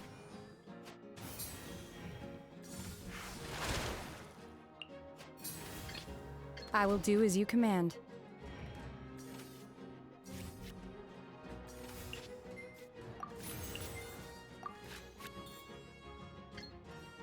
Unleash!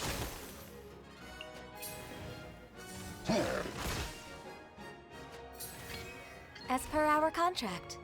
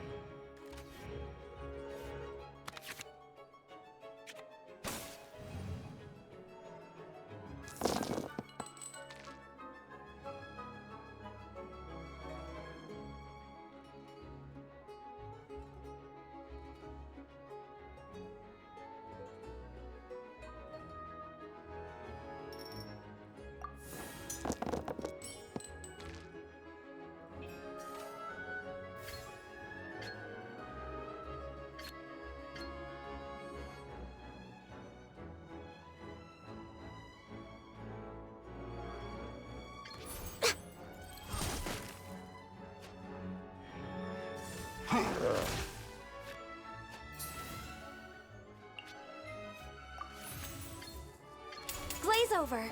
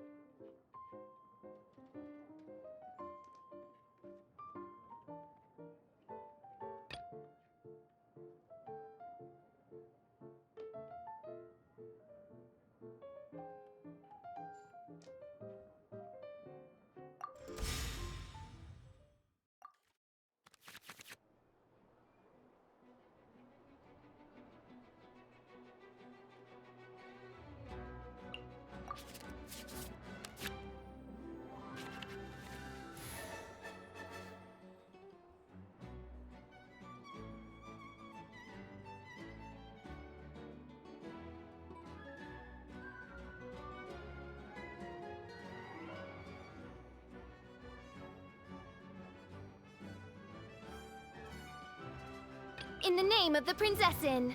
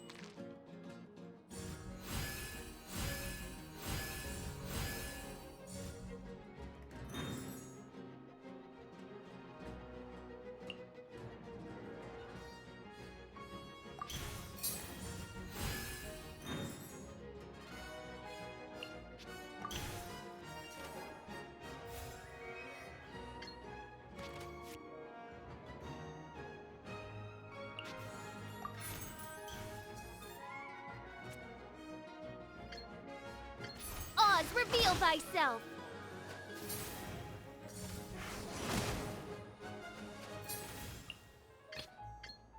I will do as you command.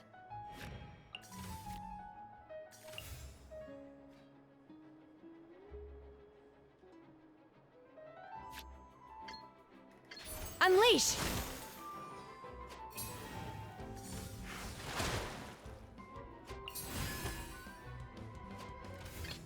As per our contract.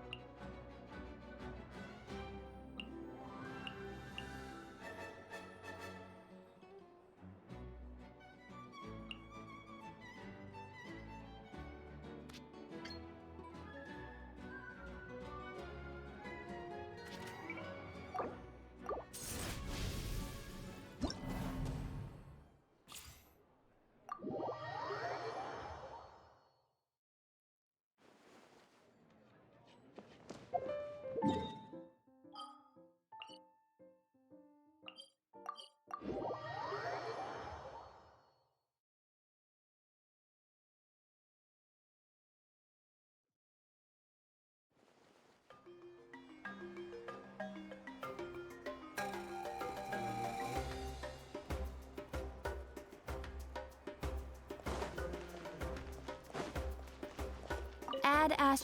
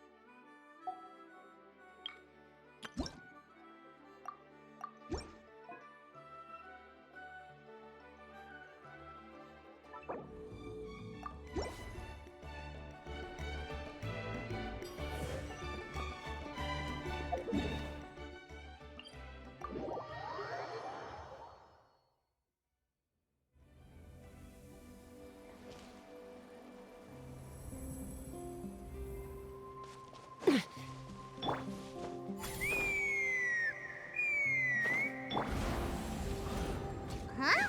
What's that sound? Seems like it's coming from that bridge.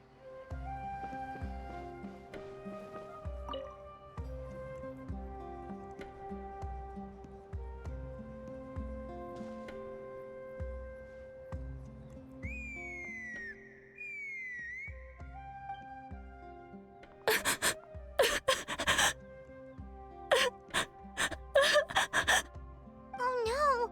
Why is she crying? Should we go check on her? You know, just in case she's thinking of doing something stupid. I'd leave her be. The warriors of the Flower Feather Clan are a proud bunch who never show their vulnerability in public, even if they've gone wingless. Oh, Chasca? Good to see you again, Traveler and Paimon. Before we carry on, let's get a little further away before Koyer notices us.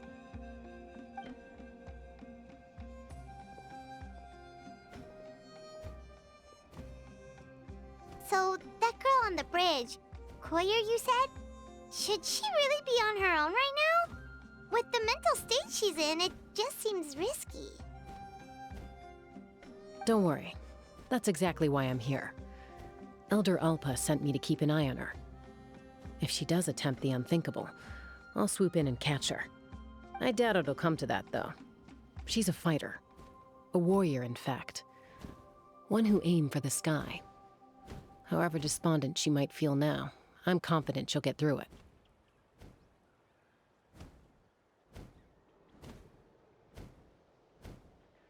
Well, in the Flower Feather Clan, there's an elite flying squad made up of Kukasaur riders. But it's an extremely selective squad. To become a rider, you need to undergo a trial where you not only demonstrate mastery of the relevant skills, but also win the approval of the Kukasaurs. Very few candidates make it through the process. Koyer has spent years training for her most recent attempt, but unfortunately she didn't pass. So it's not hard to see why she's so upset.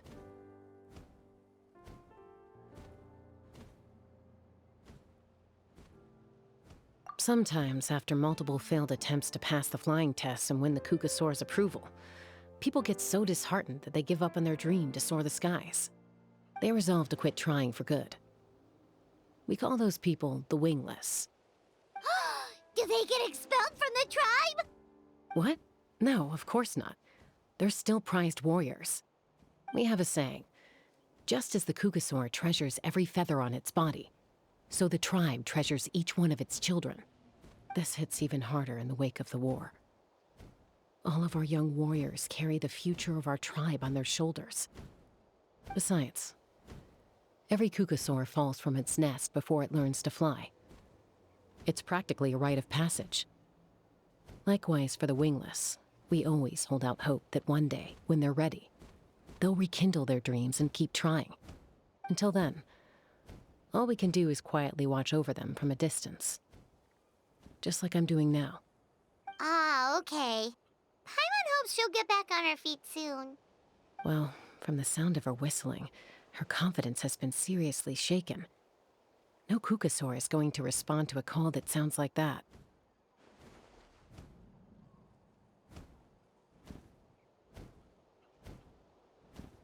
Yeah. People from my tribe call to their saurian companions by whistling or blowing a horn. So it sounds like Koyer was trying to summon a Kukasaur to practice her flying. But the Kukasaurs are an even prouder bunch than our warriors. They would never respond to a lackluster whistle like that. First she failed the trial, and now she's struggling to even summon a Kukasaur. That's only gonna hurt her confidence further. And getting trapped in that vicious circle is the kind of thing that'll make people go wingless. Surely there must be something we can do to help. That's very kind of you. Koyer's flying skills are up to par, but mentally she's stuck in a rut. If she wants to return to the sky, she has to overcome that for herself. I'm going to lay low nearby, just in case she takes a turn for the worse. Let me give you a tour around the tribe once this is all over.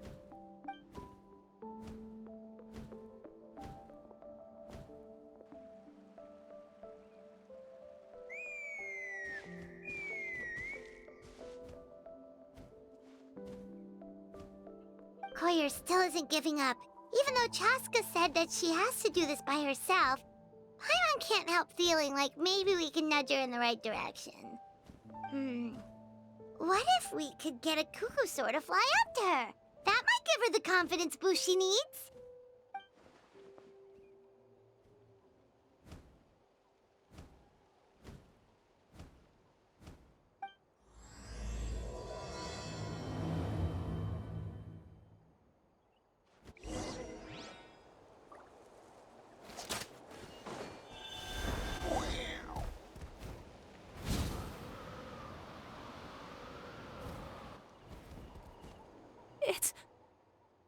It's a Kukasaur! Oh my gosh! Is this really happening? I did it! I summoned one! I was beginning to think you'd all given up on me completely. Thank you. Oh, thank you.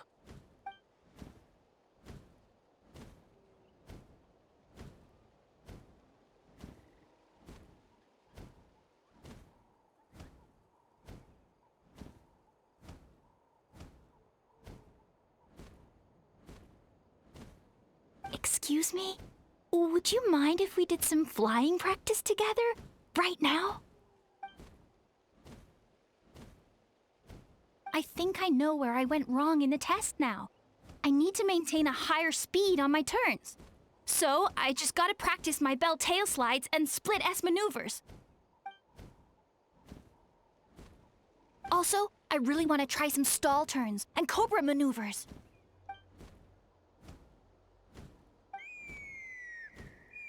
Huh? That sounded like a whistle. Is someone else trying to summon a Kukasaur? Hey! Wait! Wait!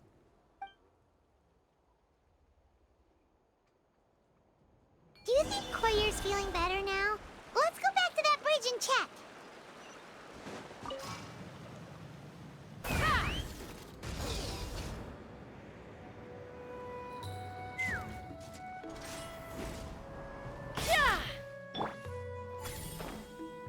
Let's burn this breeze.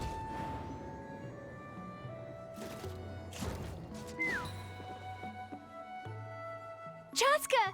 I summoned a Kukasaur! They do still respond to me after all! Although, unfortunately, someone else summoned it away again before I had a chance to go for a flight. Oh, really? That is unfortunate. But if you can do it once, you can do it again. Keep at it, and you'll pass the trial eventually. You're right.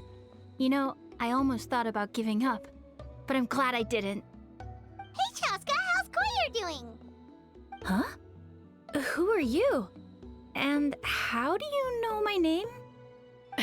These are my, friends.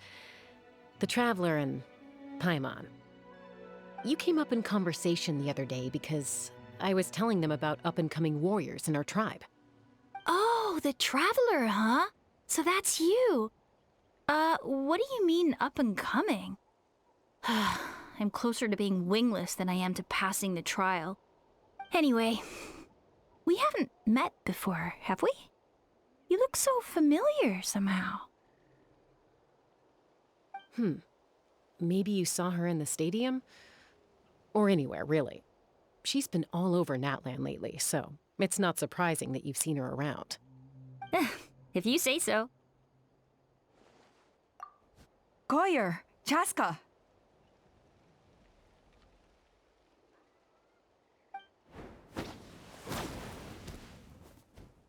Here you are. I've been looking everywhere for you two. Oh, Elder Alpa! What's the matter? I thought I should tell you myself. We're going to redo the flying trials. Redo them? How come? This is so unexpected. And I can't believe you came out here just to tell us that in person. It's embarrassing to admit, but due to time constraints, we didn't do a proper inspection of the arena before the last round of trials began.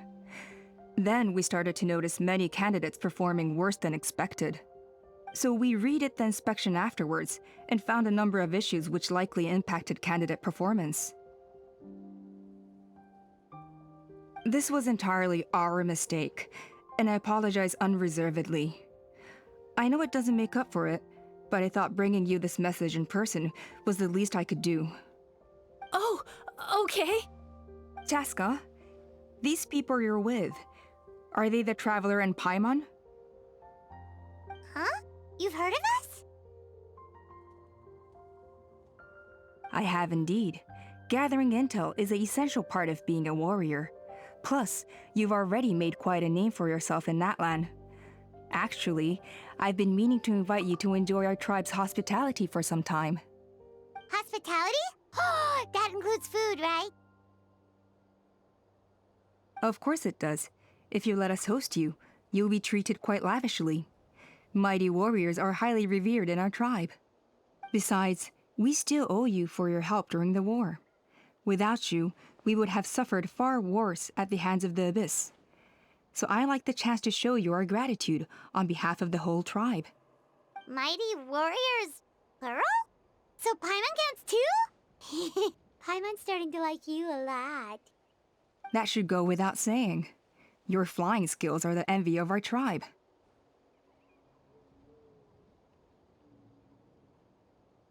The Flower Feather clan seems like a really nice bunch of people. We definitely need to take her up on this offer.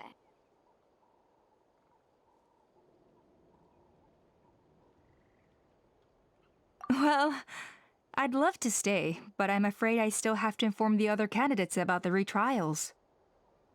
With our younger generation's future on the line, there's no time to lose. Wait, Elder Alpa! Let me help!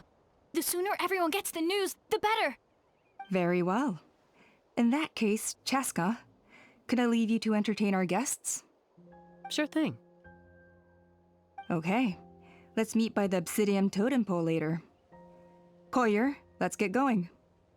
Okay.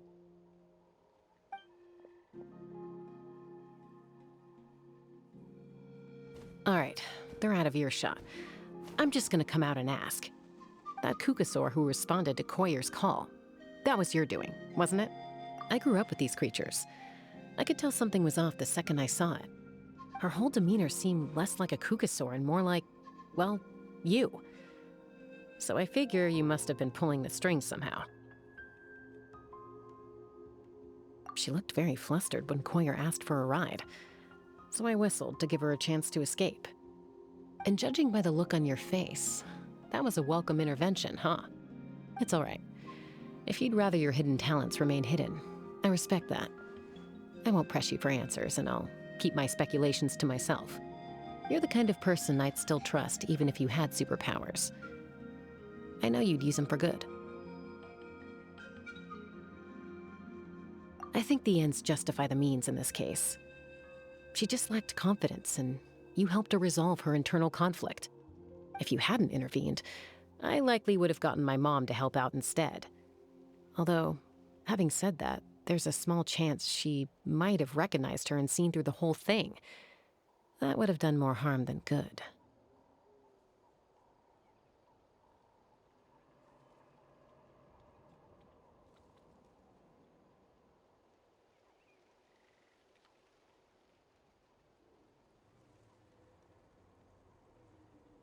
Yeah. Anyway, if you're free now, how about I give you that tour I promised?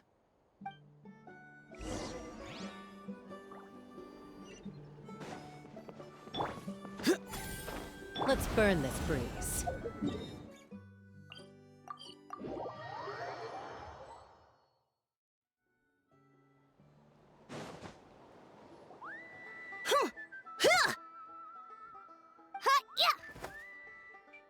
Ready?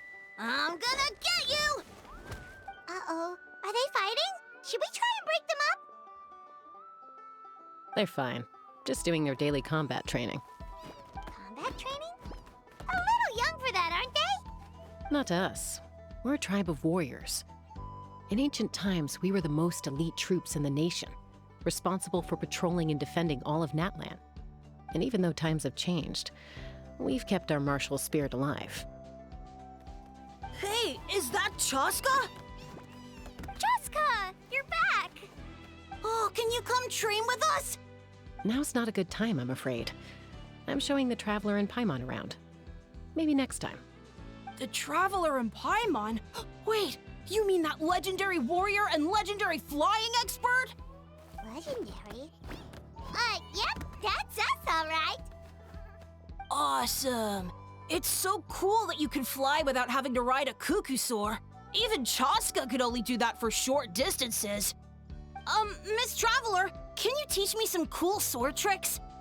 Oh, Miss Traveler! My family's shop makes the best volcano cake! You gotta try it! Let's behave ourselves, everyone. These people are here as our guests. They're going to meet Elder Alpa in a few minutes anyway. Kotini, instead of being jealous of other people's talents, why not work on developing your own? Kapak, there's no point in trying any cool sword tricks until you've mastered the basics. Have you done all your sword drills today?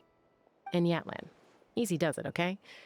Not every conversation has to turn into you plugging the family business. Okay.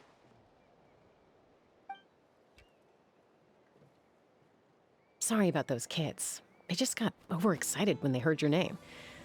Hope it didn't bother you too much. This is a volcano cake that Yatlan forced into my hands. She said to think of it as an apology gift. Whoa, it smells amazing! Traveler, you want some? That's good. Yatlan will be thrilled. By the way, Chasca, those kids really adore you. You're way better with them than Paimon expected. Paimon figured you'd be more... aloof, maybe? Aloof, huh? Well, to be fair, there was a period when I was like that. Around the time when I first joined the tribe. But it's a terrible attitude to have as a peacemaker.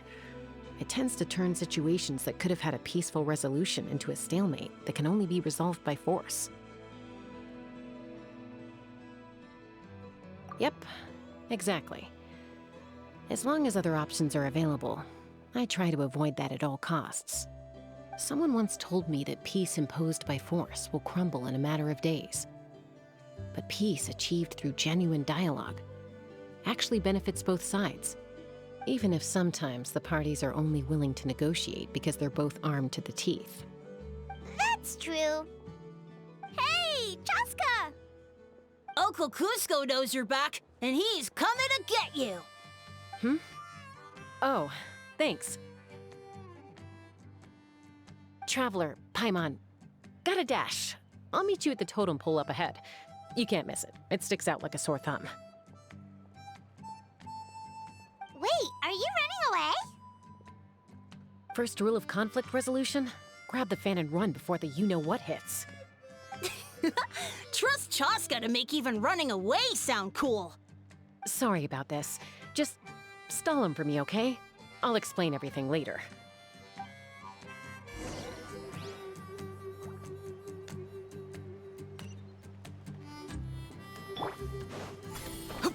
Let's burn this breeze.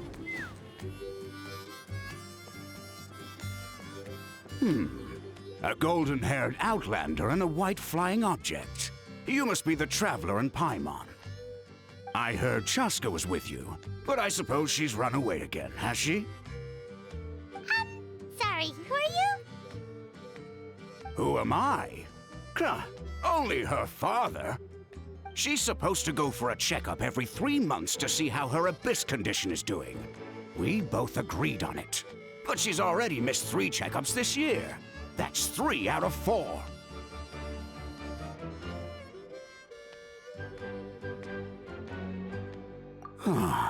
Yes. She got exposed to abyssal energy as a young child. Then her birth parents abandoned her. It's lucky those wild cuckoosaurs found her when they did, or she wouldn't have made it. They took her under their wing and raised her as one of their own. Eventually, some riders out on patrol spotted her and brought her back to the tribe. But she was practically feral at that point. The moment you took your eyes off her, she'd be getting herself into a fight, or she'd run away to be with the Saurians. She seemed to prefer them to her own kind. She might as well have been a Saurian in human form. That must be the aloof period she mentioned, right?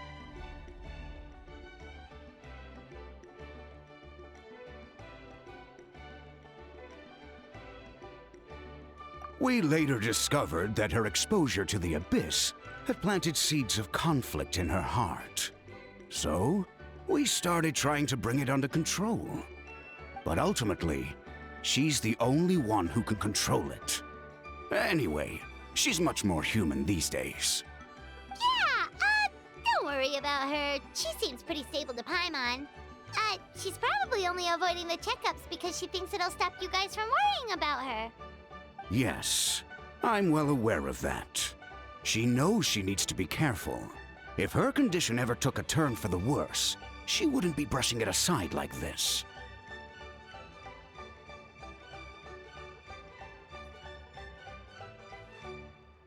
It's just, every checkup she's been to, they find new cuts and bruises.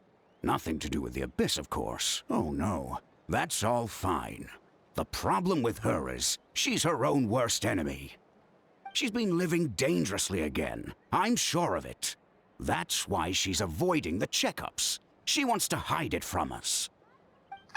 Yeah, Paimon can see her doing that. Oh. In the past, she always had Koichi to keep an eye on her. Now Koichi's gone, and I don't want to lose another daughter. Chasca's been increasingly reckless since Koichi passed. It's like she's trying to make up for it somehow. Next time you see her, please tell her to be careful for me. Even if she doesn't want to hear it.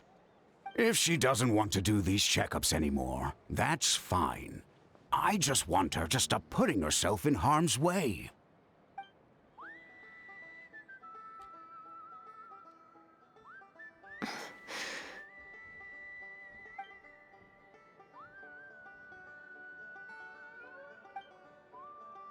Whoa, where did the time go? We should be back up with Chasca before it gets any later. To get to the totem pole, we need to head north, right?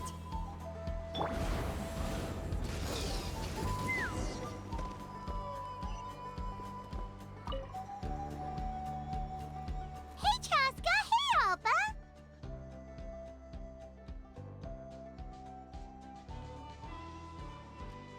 It's all right. I bet my dad talked your heads off, huh? What did he say?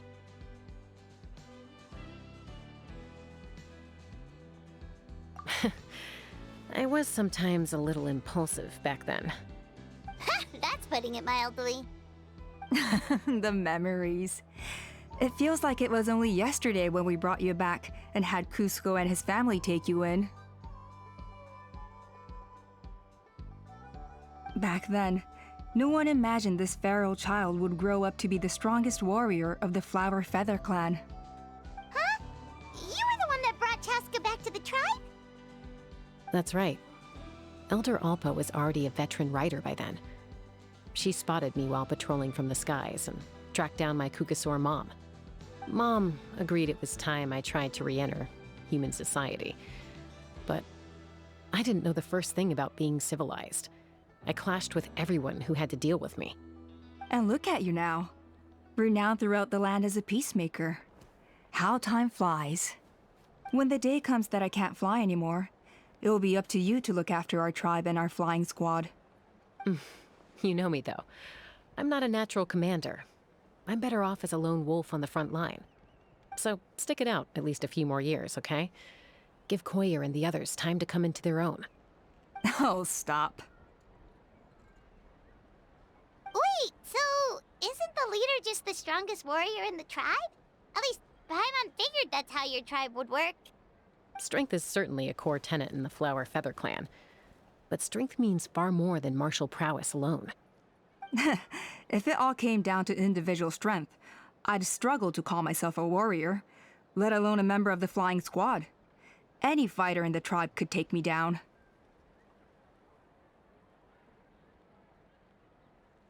Well, sorry to disappoint you. It was something I aspired to at one point. So much so that I went adventuring in the Cinder City, Ochkanatlan, to try and prove myself. But it was foolish of me. I wasn't ready. I came back empty-handed and seriously injured. The fact that I survived was something, I suppose. But after that, I never seriously considered myself a strong fighter. And yet, you still managed to become the leader of the flying squad, thanks to your experience and determination. All while battling those old injuries. Don't you think that's a display of strength in its own right? Let's shelve this discussion for now. Traveler, Paimon, there are some simple refreshments on the table. Please help yourselves. Yes! Paimon was waiting for that part!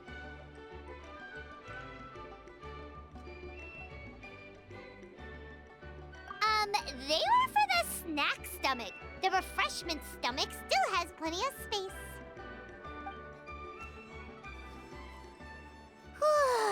Paimon is so full. Well, if you're enjoying our hospitality, feel free to stay with us as long as you like. Elder Alba?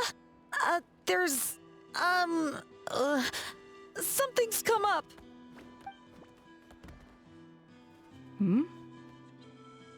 What happened? Is it serious? Shall I deal with it? It's... Some merchants showed up, not from our tribe. They said they're here to discuss some potential collaboration with us. Why now? This is terrible timing. There are a few wingless that we haven't managed to reach yet, and we still haven't inspected the retrial arena.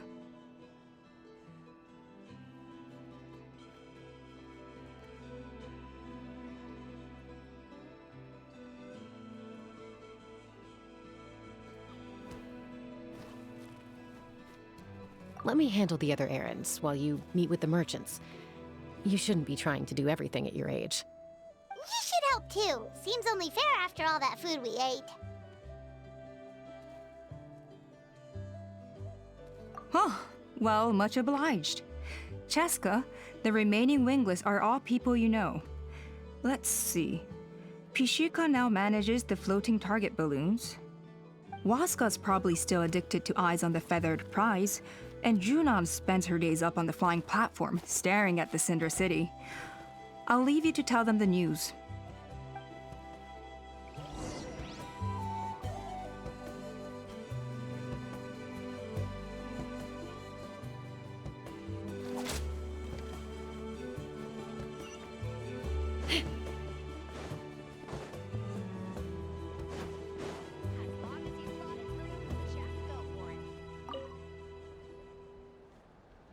Are you sure you don't want to reconsider, Pashika? I appreciate it, boss. But honestly, I'm pretty happy with my life nowadays. Pashika, they're redoing the flying trials. Huh? Mutona? Ah, did Alpa send you? I was just telling Pashika the news, actually. The way things are with the tribe these days? I mean, you don't need me to tell you. This here is no future for a seasoned warrior like you. Ah, come on, boss. Do you have any idea how long it's been? I've been wingless for years now. I'm not cut out for that anymore. Of course, I'll do my part if we ever need to defend the tribe. But there's really no point in me trying out for the flying squad now. I've already made my peace with it. Not everyone has what it takes to return to the sky after going wingless. Elder Alpa's perseverance is something else. And it's okay if I'm not destined for greatness. I might not have the Kukasaur's approval, but with my hot air balloons, I can still reach the skies. Handling these balloons every day, seeing how the customers react, the looks on their faces, that's enough for me. Finding something you love doing can be just as hard as passing the flying trial.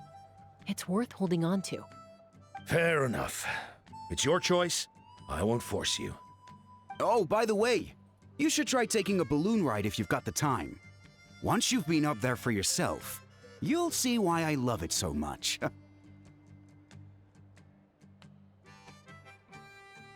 No problem. If you ever want to give it a try, you know where to find me.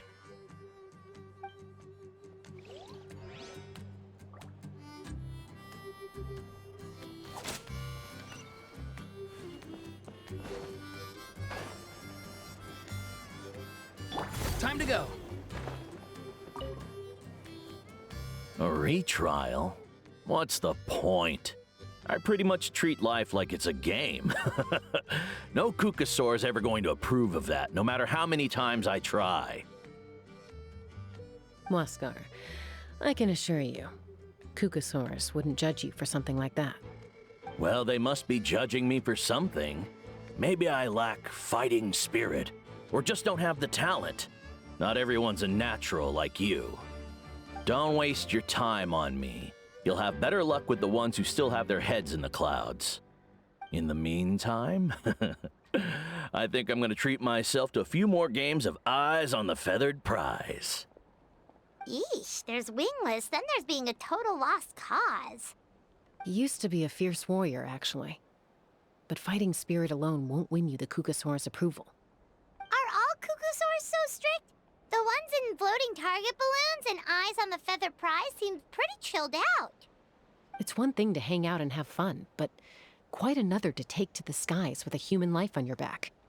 Giving a ride to someone who's unqualified endangers not only the rider, but also the Kukasaur themselves. If the rider makes a mistake, they both suffer the consequences. So we have a mutual understanding with the Kukasaurs. If someone isn't up to standard, we have to reject them. Even if it means breaking their hearts.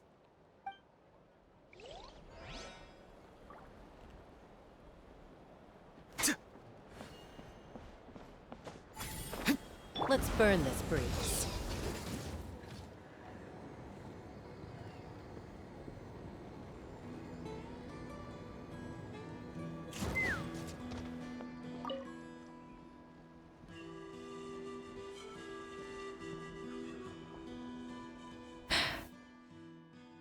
Hey, Junan.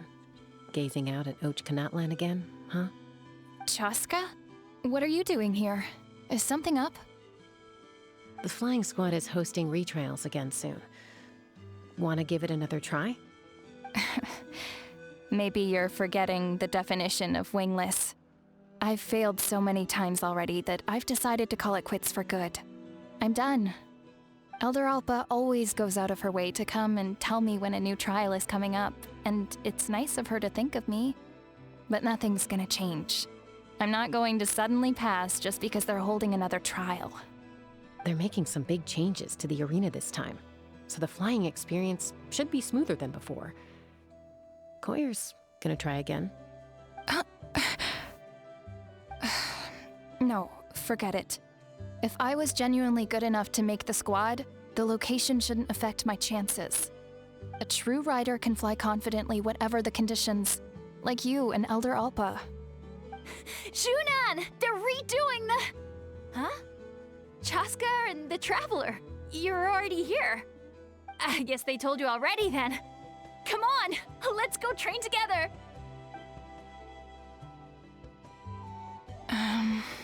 I'm gonna sit this one out. What? Why? But you've always looked up to Elder Alpa. She went wingless after her injury and spent years drifting, but even she came back and made it in the end. If she can do it, why can't you? I mean, I don't have that kind of perseverance. And besides, the last thing I want to do is fail in front of her yet again. Oh, come on. You know you don't need to worry about that. All right, well, how about we just treat this as you being my mentor? Then will you train with me? I mean... Enough umming and ahhing. Let's just get up in the air and figure it out as we go. Wait! Hold on, slow down. I can't keep up. Well, that's one way to do it. They've been best friends since they were kids. If anyone knows how to get Junan out of a rut, it's Koyer. You helped Koyer deal with her internal conflict, and now she's done the same for someone else. You know, people often talk about how one conflict leads to another and so on. But sometimes in life, things spiral in a good direction instead.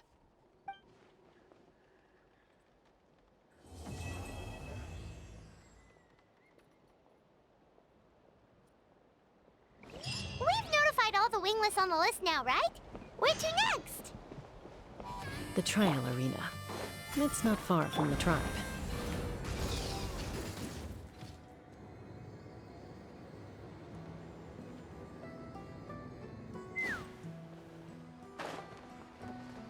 Time to go.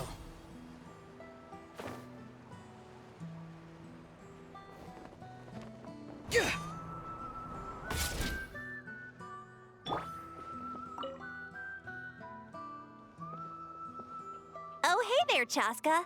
Did Elder Alpa send you? Yeah, she's got other things on her plate right now. How are things looking here? Well, the inspection revealed numerous blockages all over the trial arena. It looks like they're the result of ley line disorders caused by repeat abyss invasions. Theoretically, we just need to clear those obstacles, and the arena will fill up with gaseous phlogiston again. But that's proving difficult to achieve in practice, for all sorts of reasons. Why don't you head on down and check things out for yourself? Feel free to ask the staff for more details.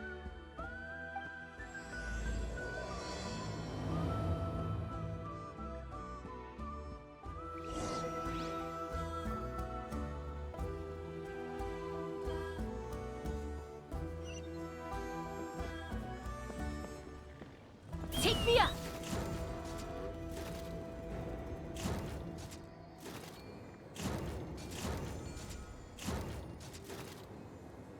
Giddy up!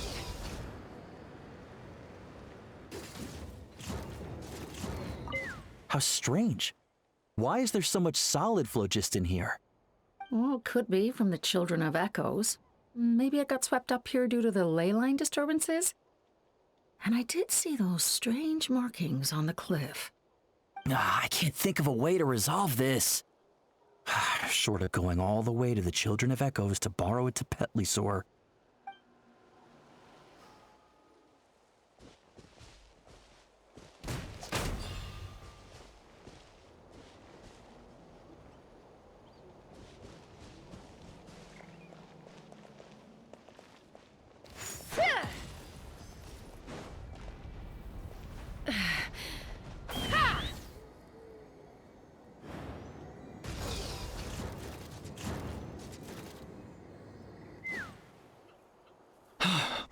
Oh, are you here to help? Thank goodness. There's no way I could do all this by myself.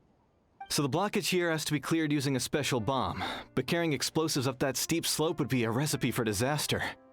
If I dropped it or slipped and fell, I'd be blown to bits in an instant.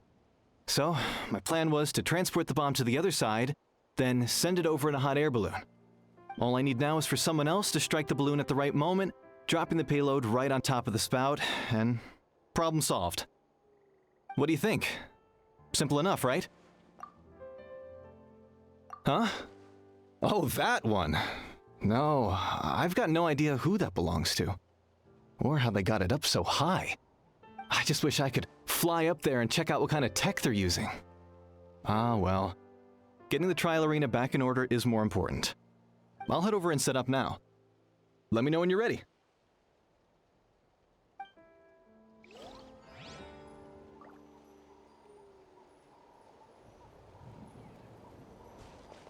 All right! Get ready!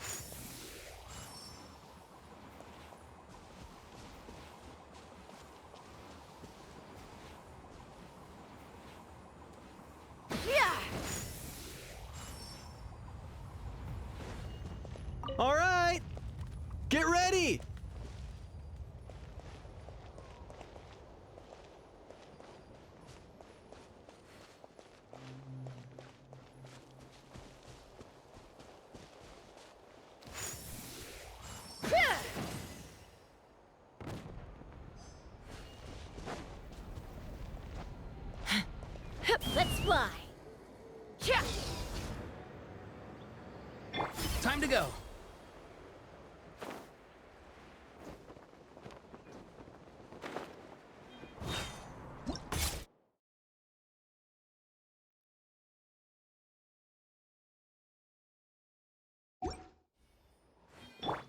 Take me up!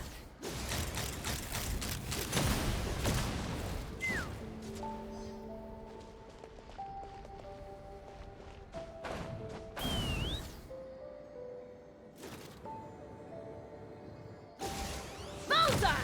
Open fire! Bullseye!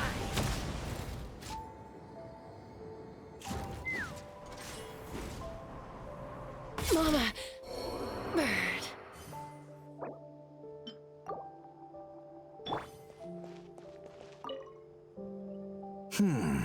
I think it should be possible to clear this spot with just a few hard hits. But there are signs of strange life in here. Meddling with it might be dangerous.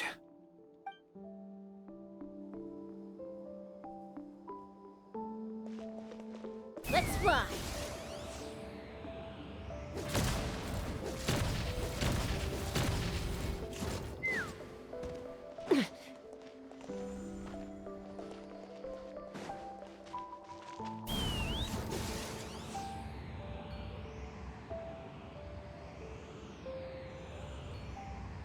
Locked on!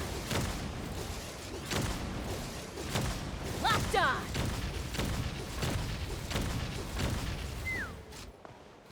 Yeah! Monsters!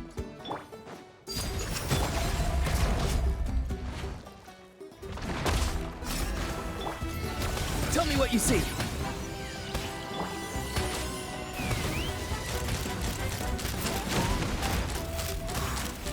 The gaseous phlogiston is being replenished. Looks like all the spouts have been unblocked. Let's head back up.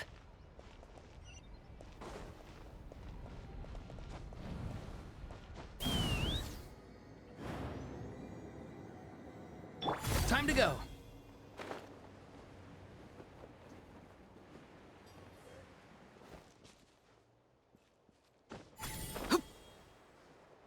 Let's burn this breeze. Wow, you took care of everything in no time at all. Incredible work. Now we just have to wait until the gaseous phlogiston is fully replenished. Then we can kick off the retrials. Actually, Inkanak, I'd like to do a test flight first, just to make sure we're not missing anything. Could you arrange that for me? Huh? But you only just finished getting the arena ready. There could still be other hazards we're unaware of. All the more reason to have me test it out. Think of it as another inspection. I guess you're right. With your flying skills, you won't be in any serious danger, even if there are hazards we overlooked. The conditions in this area seem a little unstable, but a test flight is the only way to catch any lingering issues.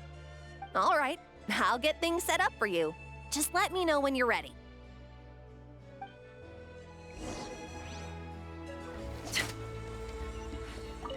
Are you ready? This should be a piece of cake for Chasca, but still, try to be careful. All right, then spread your wings and fly.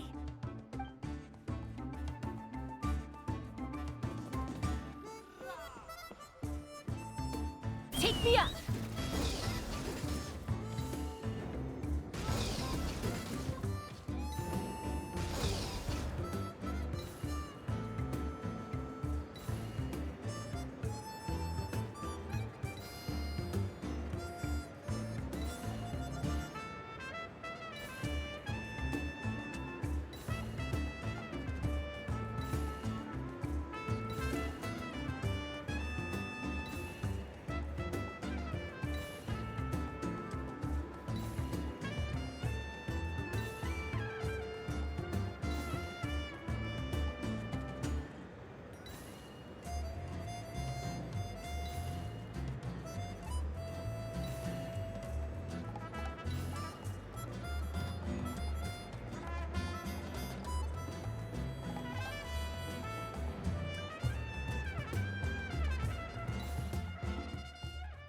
That was amazing. Paimon couldn't take her eyes off you.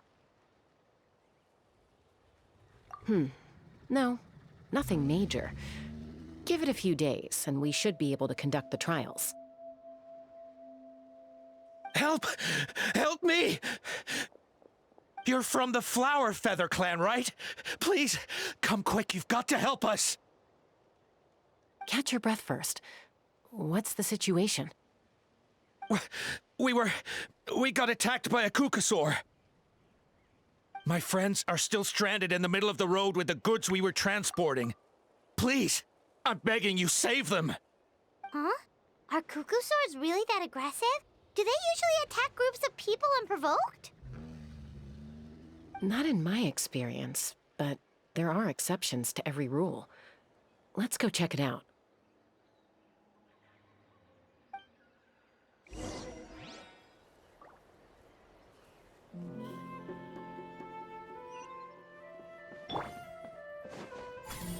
Let's burn this breeze. Ouch! I've never seen...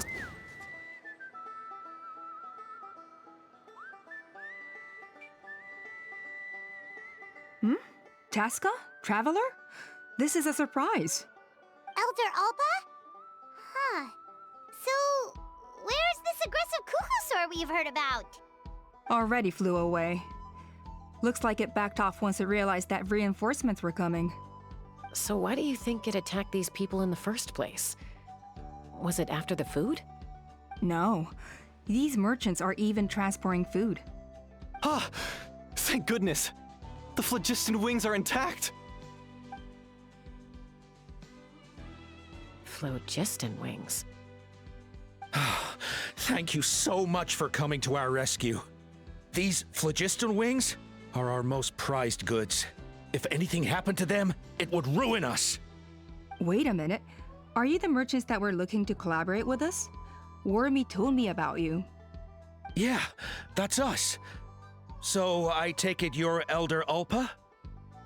I am. You must be exhausted from your journey, not to mention shaking up from the attack. Let me bring you back to our tribe to rest. We can talk business after you've recovered. But Elder Alpa, what about the Kukasaur attack? Well, our guests here weren't seriously injured, and their goods are intact. Perhaps that Kukasaur was just having a bad day. There are so many of them around here. You'd expect something like this every once in a while. I don't think we need to pursue it any further. More importantly, how are the preparations for the flying trials going? Is everything in order over at the arena? Huh? Did you say flying trials? What a coincidence! Sounds like a perfect use case for our phlogiston wings. You'll be pleasantly surprised by what they can do.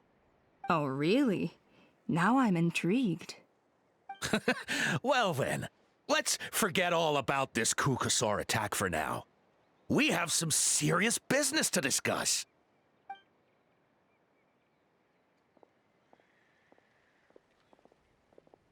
Huh?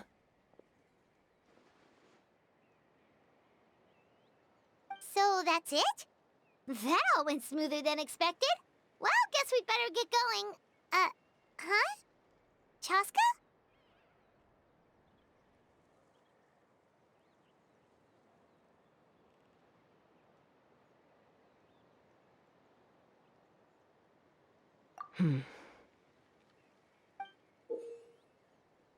A blood-stained feather.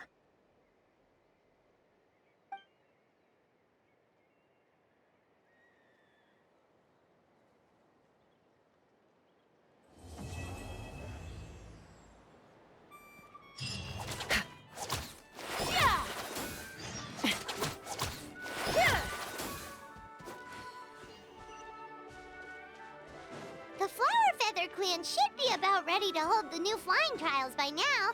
Let's go check it out!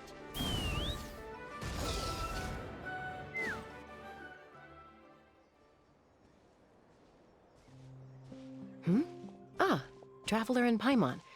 You came. Yep, and it looks like we made it just in time! Although, can't say the same for the Kukusaurs. Bit of a low turnout, huh? Yeah, you'll see why soon enough. All right, get ready.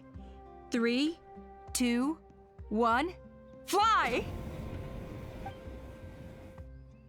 Whoa! We're really flying! I feel light as a feather. I'm flying without a Kukasaur. These phlogiston wings are awesome! What's going on? Paimon can barely believe her eyes. How did they fly all on their own?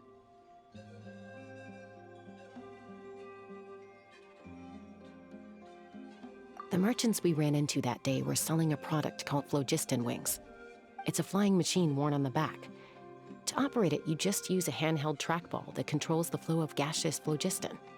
That's incredible. Yeah, if our tribe, well, if Natlan mass adopted this technology, it would revolutionize our mobility and responsiveness in times of crisis. Just think of the countless tragedies that could be averted.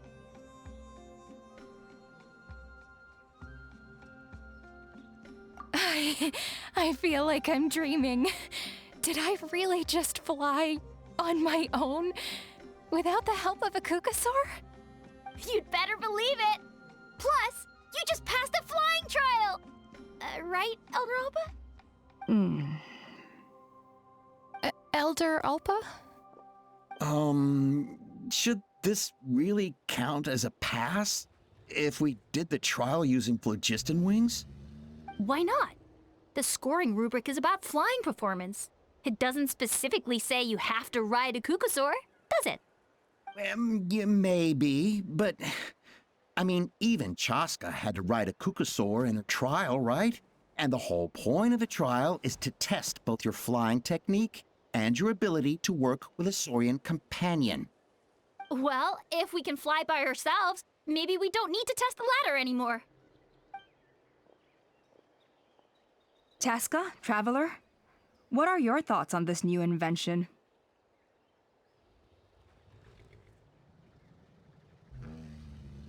Right? That's what I think too.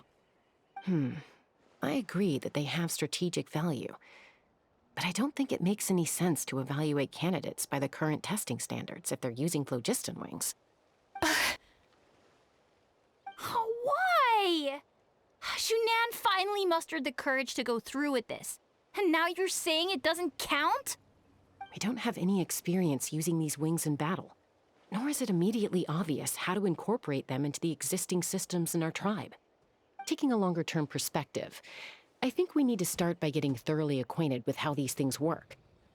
Then we can develop a new trial format with new assessment criteria, tailored to candidates using the phlogiston wings. You all raise valid points. But Chasca, while your proposal sounds perfectly reasonable, it would probably take years to put it into practice. We lost so many people in that war. These phlogiston wings could be exactly what we need to strengthen our forces and boost morale in this trying time. And as for real-world battle experience, there will be plenty of opportunities to gain that. I have high hopes for you, Junon. Huh? Hey, stop staring into space! Say thank you! Oh, thank you. Thank you, Elder Alpa. You have nothing to thank me for. Remember, the way you got your wings back was by relying on yourself. Oh, Elder Alpa! Bad news! Kukasaurs are attacking the merchants again! Again? Okay, everyone, stay put while I... Huh? Chasca?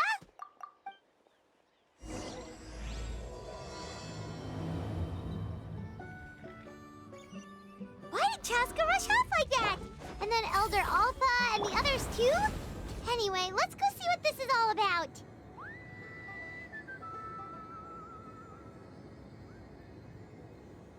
Yeah. Yeah. Time to go.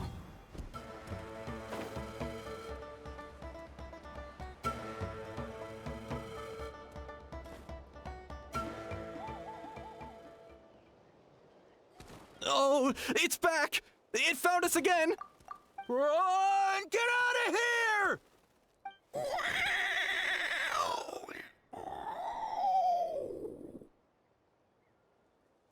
Curses! She's really riled up this time. Hey! Stop running! We'll never outrun a creature with wings! Get back here and let's fight!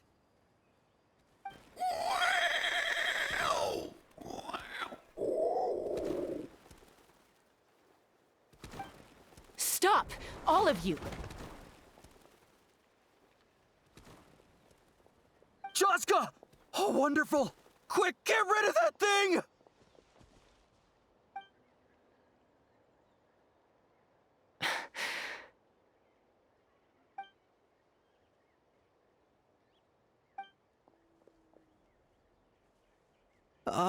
What's going on? Why isn't she doing anything? So it really is you, sister. Wait, sister? That Kukusaur is Chasca's sister?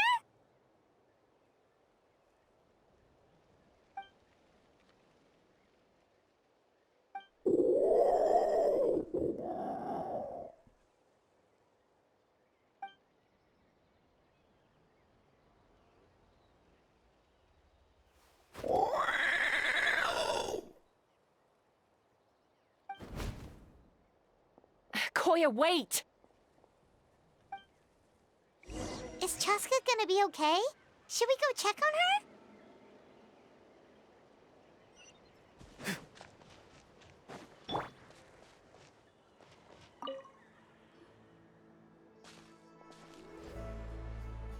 Chasca, are you okay? I'm fine. Sorry for making you worry.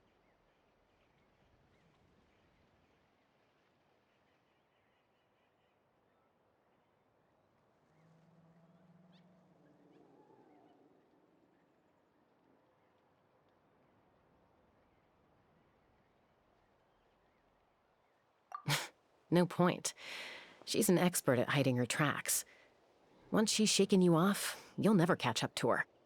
At least, I always used to lose to her at hide-and-seek when we were kids.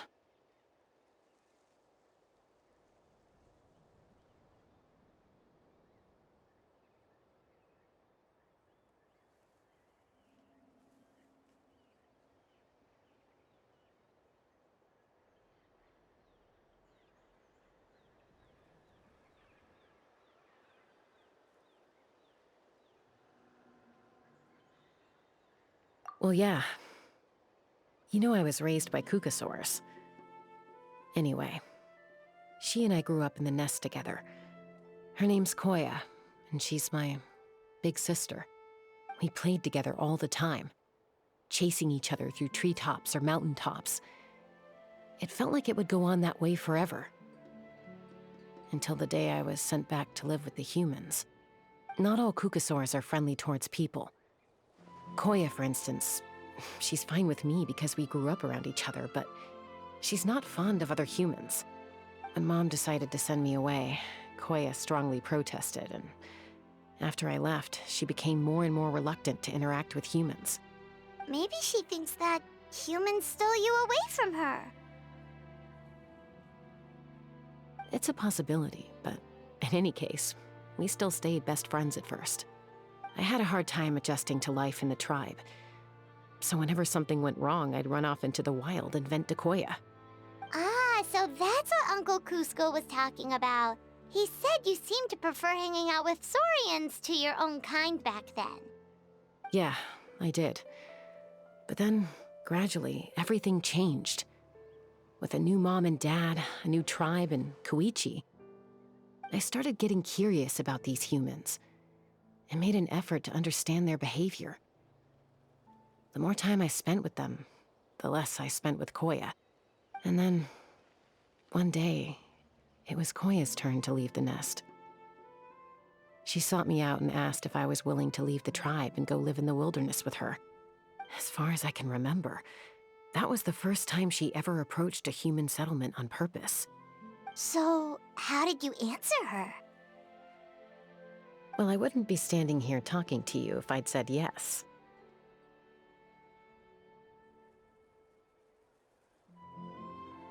No, I was torn. On the one hand, I'd already made up my mind to embrace my new family and accept my human identity. But I also knew that Koya wasn't a fan of humans, and I didn't want to disappoint her. She took my hesitation as an answer. She saw it as a personal betrayal, threw a huge fit, and then flew off. We hadn't seen each other since, well, until today. Not for a lack of trying, though. I tried asking Mom where Koya's new nest was so I could talk things out with her. But Koya had already asked Mom not to tell me where she'd moved to. It must be hard for Mom, being stuck between her two daughters. So I didn't press the issue. And I didn't go looking for her.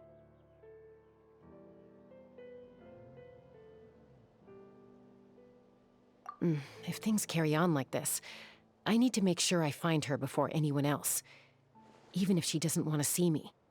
For now, let's bring the wounded back to the tribe, and see what Mutota and Elder Alba have in mind.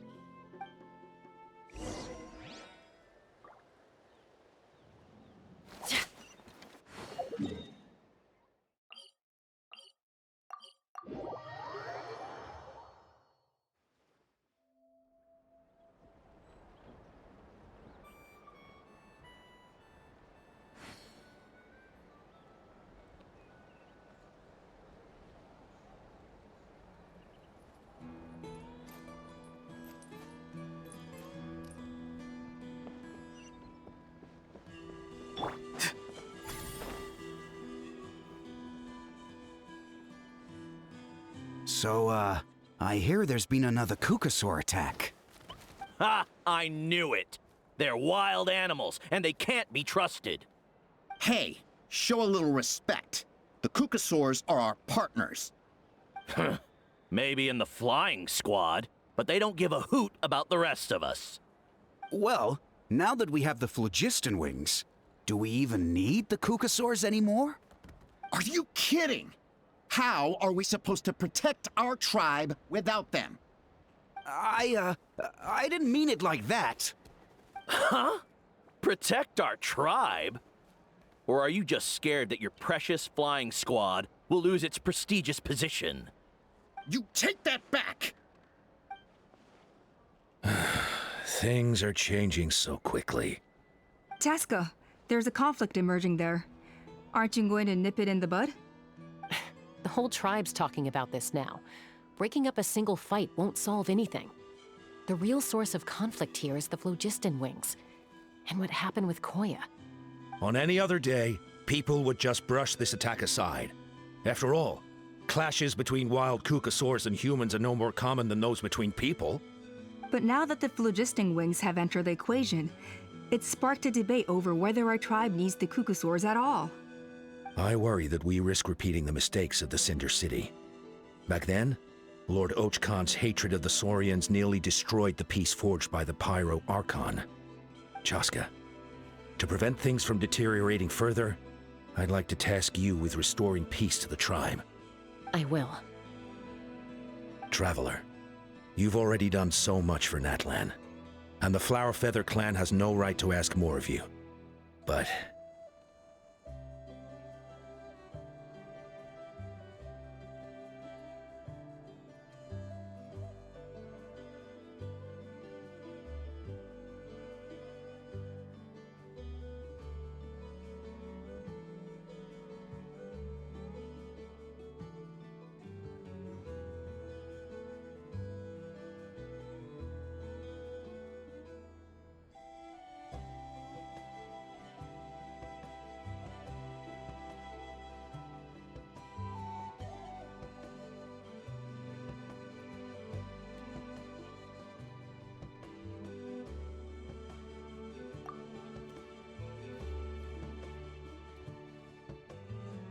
Thank you.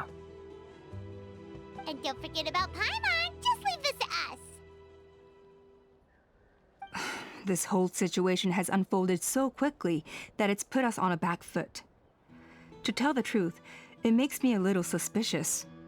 You think someone might have orchestrated all this? It's possible. Leave it with me. I'll look into it. Also, Chasca, Could you try to keep a low profile while you're out there digging around? We don't want to give our hand away. I'll do my best. Okay, so where should we start? This all began with Koya's attacks. If we can find out what led her to do it, that should give us something to work with.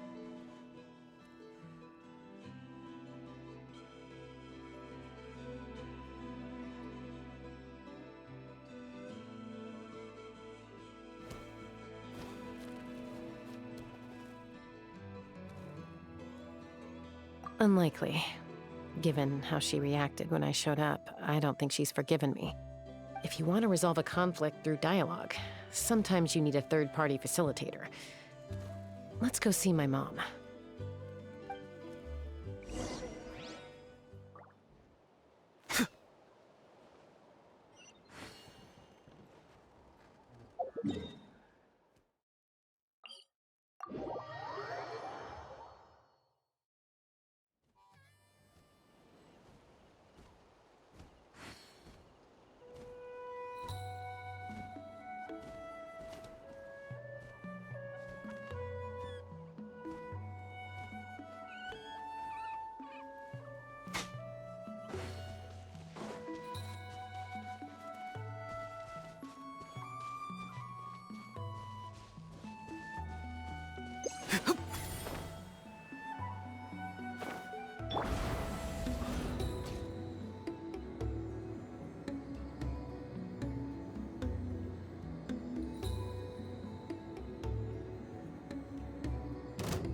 Time to go.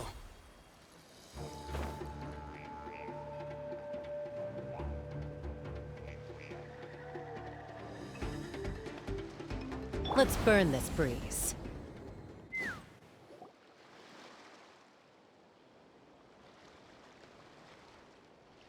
Wow, so this is where you used to live as a child? Mm-hmm. When I was little, we used to do this thing where I'd jump from the top of this tree, and Koya would fly over from the platform and catch me in midair. Or sometimes we'd both fly from the treetop together, and then after some aerial maneuvering, she'd throw me up onto that platform. After we got a bit older, we went to the nearby shores looking for even greater heights. Ah! Stop! You're gonna give Paimon a heart attack! Oh, really? I just thought it made a fun story.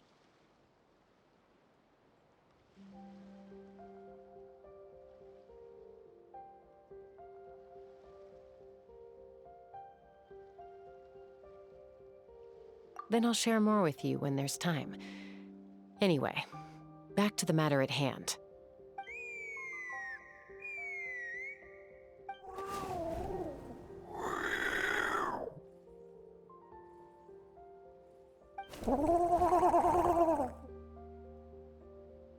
Hey, Mama Bird, I'm back. My last visit was only a week ago, wasn't it? See? I visit you more than I visit Papa Cusco. I brought a couple of friends with me. These are the Traveler and Paimon. Traveler, Paimon, this is my mom. Her name is Chimpu. In the human tongue, anyway.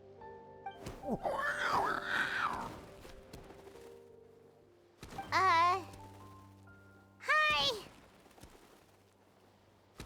No, not really. I don't speak it as such, but I can sort of get the gist. Although only with Mom and Koya, since I spent my formative years with them. Even then, it's basically a best guess based on their sounds, body language, and expressions. Seems to work about 9 times out of 10, anyway. As for whether Mom understands me, I can't always tell. But somehow we still manage to communicate. Call it the family bond, I guess.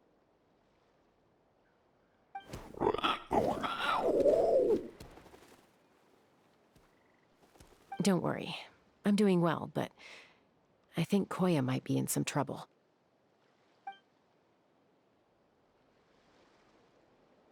I know she's never been a fan of humans, but she's never deliberately attacked them before either.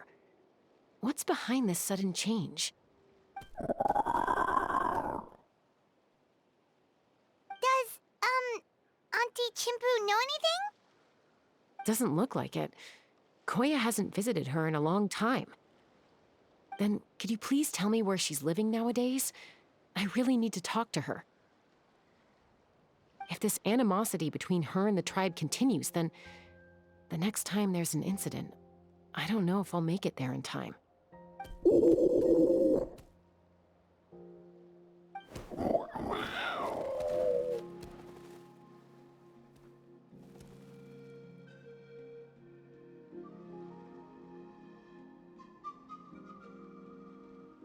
She said she'll take us there. Thank you, Mom.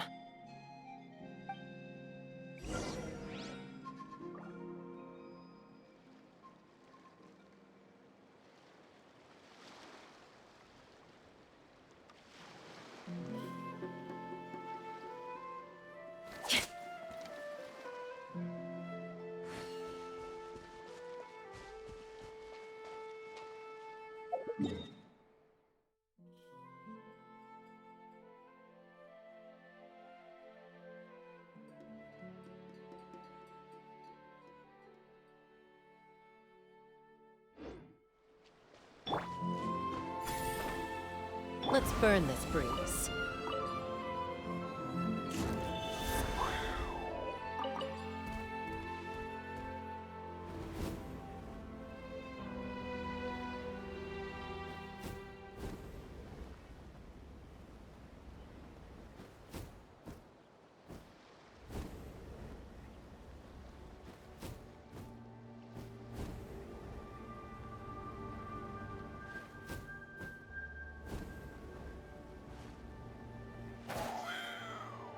Time to go.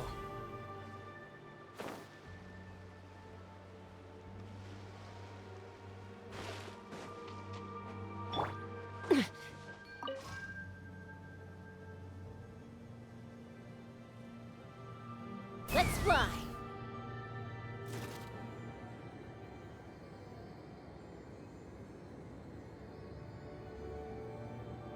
Time to go.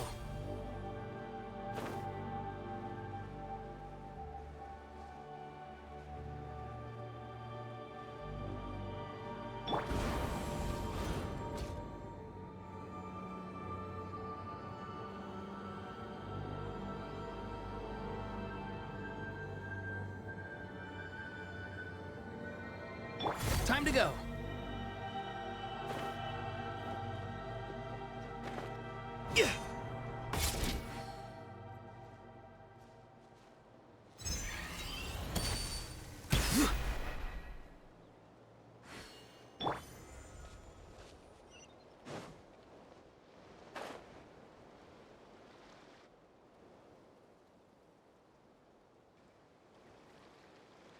This is a really remote location. Guess she was trying to get as far away from humans as possible. We stay here? Okay. Got it. Traveler, Paimon. Mom says we should stay out of sight for now. She'll talk to Koya first. Koya is very hostile toward humans right now. So if we show up unannounced, it might just make things worse.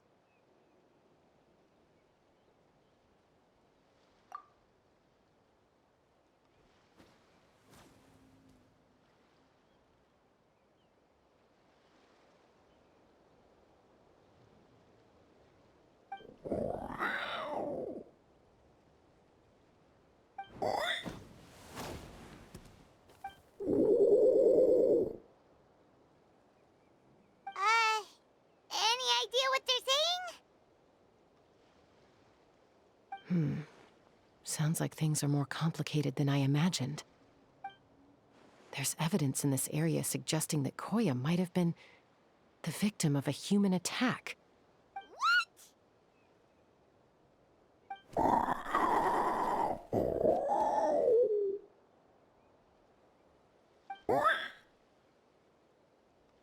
No! It's Chime, Koya's child. The attackers kidnapped her. They came over the sea, under the cover of night, and they took Chime. What the heck? Who would do such a thing? I searched day and night, and finally found them.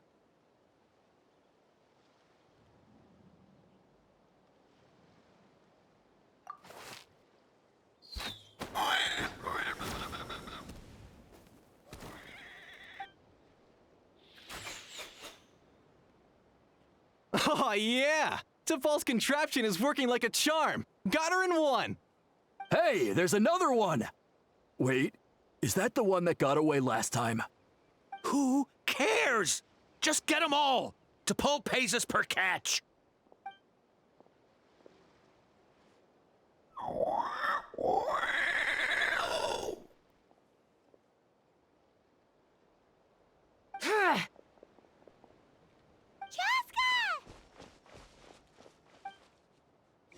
Chasca?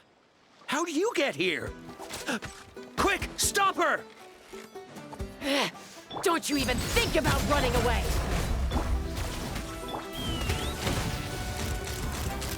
Locked on!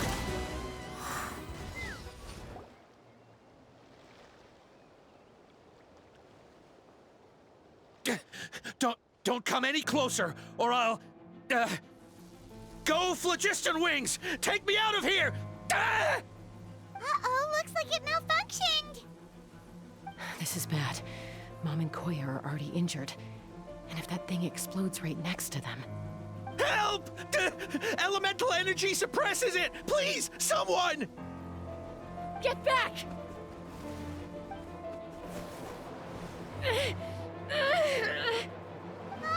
It's still going, and it's getting worse. Guess we need a more permanent solution. All right, then.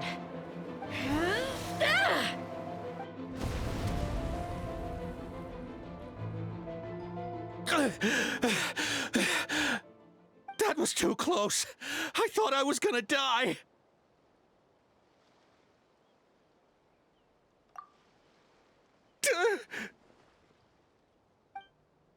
Answer us honestly. Were you the ones who attacked Koya before?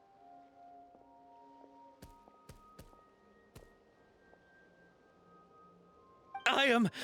No, it was...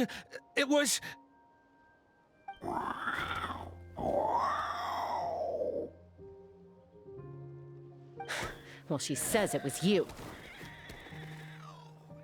Just tell me, who sent you here? It was T'Pol. He told us to catch all the wild Kukasaurs we can find. And he also said that this Kukasaur has become a thorn in his side, so it needs dealing with urgently. T'Pol? Huh. Sounds familiar. But where from?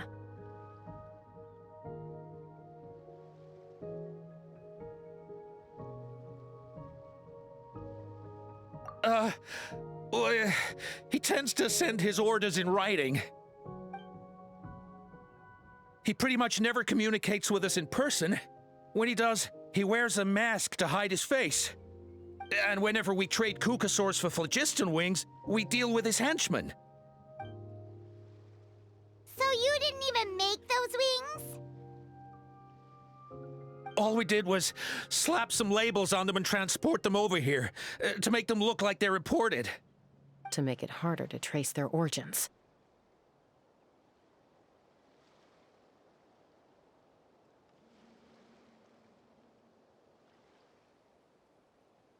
I don't know, honest!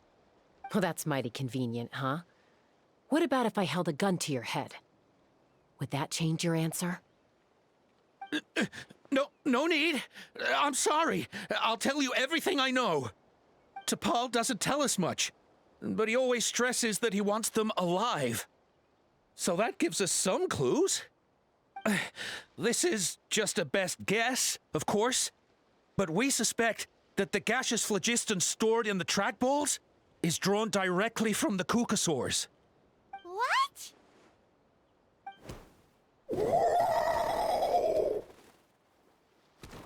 Easy now. You're still injured. Hey, keep talking. Yes, ma'am. So, the gaseous phlogiston has to be highly refined in order to power the phlogiston wings. The slightest imperfection can have disastrous consequences, as you just witnessed. But the Kukasaurs have a natural ability to process gaseous phlogiston. So, if you use them as an intermediary, then...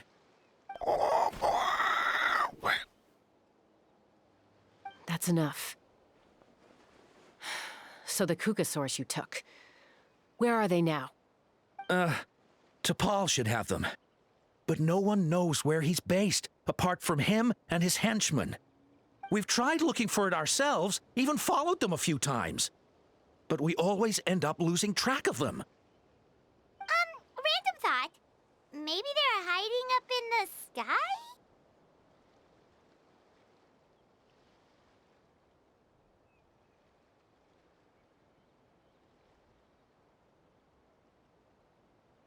T'Pol. T'Pol. I'm sure I've heard that name. Maybe it was... Chasca! Traveler!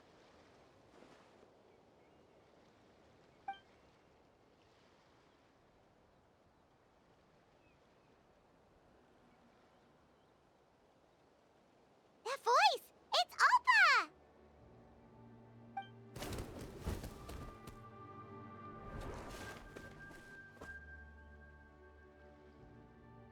Elder Alpa? What brings you all the way out here? Well, I was patrolling nearby when I heard the sound of an explosion. What's going on?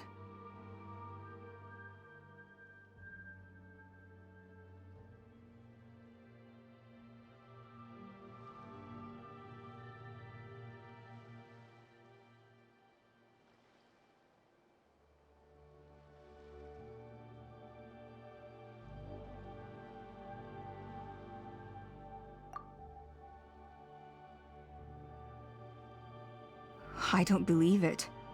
Elder Alpa, does the name T'Pol ring a bell to you? I feel like I've seen it written down before. Maybe in a list of candidates for the flying trials? Huh? So he's a member of your tribe then? No. If he was a member of the Flower Feather clan, I'd definitely know him.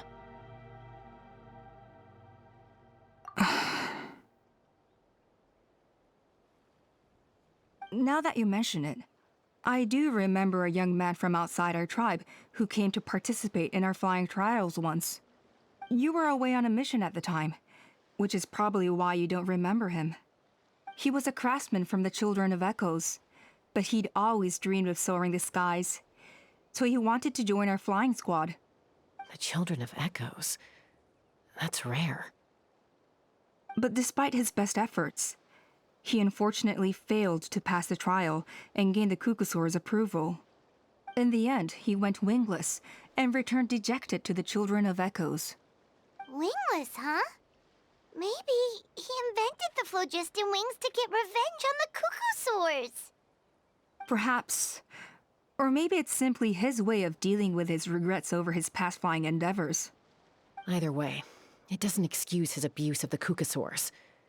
I'm gonna take these guys back and expose the truth to the tribe. It's time for this conflict to end. Easy, Chasca. Remember what I said about keeping a low profile? The ringleader still hasn't shown himself, and this man's allegation about powering the phlogiston wings with Kukusaurs is only speculation. Bringing these men to the tribe now won't win over any current supporters of the phlogiston wings. In fact, it may even escalate the conflict further. After all, many are mistrustful of the Kukusaurs after recent events. Is that why T'Pol waited until now to try to capture my sister? I don't know. I mean, he did tell us to spread negative rumors about the Kukusaurs and slip some Mora to anyone opposed to them, but... But Koya only attacked humans because they stole her child!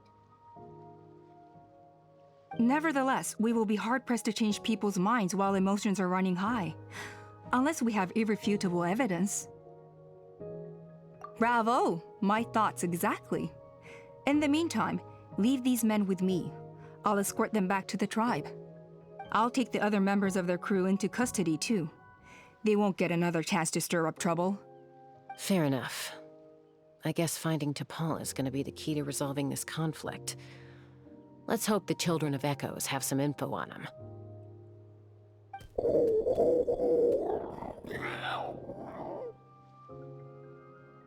Sorry, whatever it is, it'll have to wait till this is all blown over. I have to fix this situation before it spirals out of control.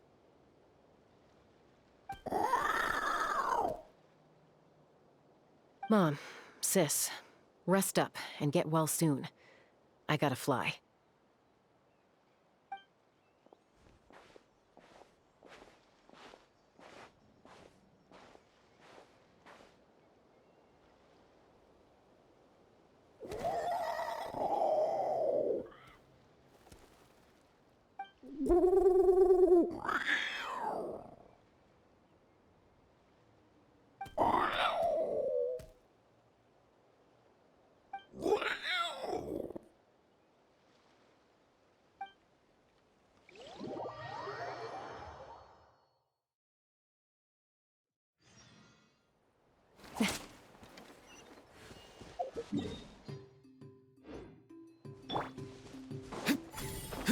Let's burn this breeze. So Alpa says that T'Pol's from the Children of Echoes. But how do we track him down? Just ask around until we find him? Let's start by talking to someone we know. It'll be faster that way. At this time and place, I'll bet the easiest person to find is... Wakey, wakey, Shilonen! Oh, it's you. Okay, give me a second. I'll come down.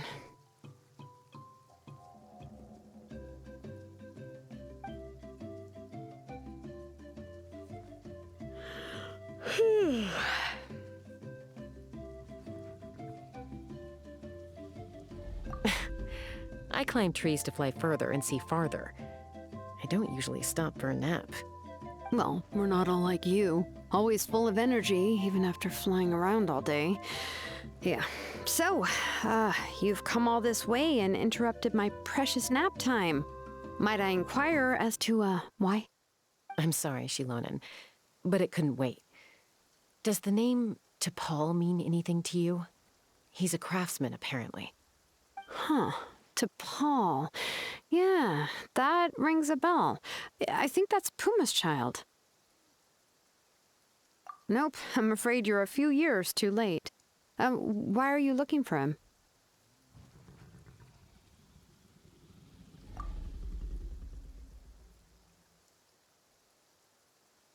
Huh, phlogiston wings. Wow, okay. The kid actually pulled it off. Well, looks like, no more rest for me today. Pulled it off? You mean he's tried making something like this before? Yeah, he started trying to build a flying machine right after he got back from the Flower Feather clan. So right after he went wingless, then. Was this flying machine anything like the gun you made me? You mean your gun that's harder to tame than the proudest Kukasaur? No, he wanted to build something that allows anyone to fly freely, even if they're not naturally gifted. But he never got very far back then, though. Blew up his workshop a few times and barely made it out alive. I never really kept up with him after that. His parents traveled a lot in their youth and only returned to the tribe after he was born. But they settled in a remote area and don't interact with other people much. Which means most people in the tribe don't know them very well. Your best bet is to chat to his direct family. I'll, go get Puma. Wait for me in front of the workshop. I won't be long.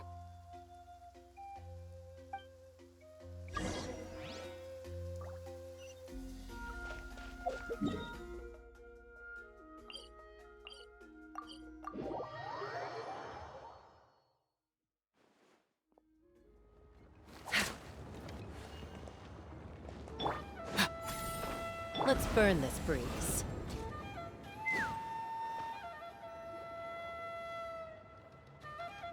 I'm back. Allow me to introduce T'Pol's mother, Puma. Hello, we're... Oh, save the pleasantries. I don't want to spend any longer talking about that boy than I have to. Huh? I disowned him long ago. He is no child of mine. All he cared about was his pipe dream of reaching the sky. Oh, we tried to talk sense into him, but he was obsessed. And then when he left us, he spouted some nonsense about building a workshop in the sky to avoid the constant criticism of us ground dwellers. He left his notebook behind.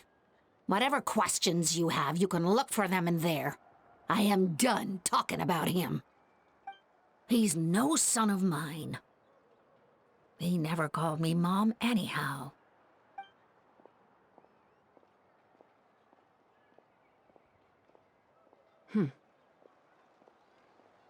Wow, they've really fallen out. Paimon sure wasn't expecting that.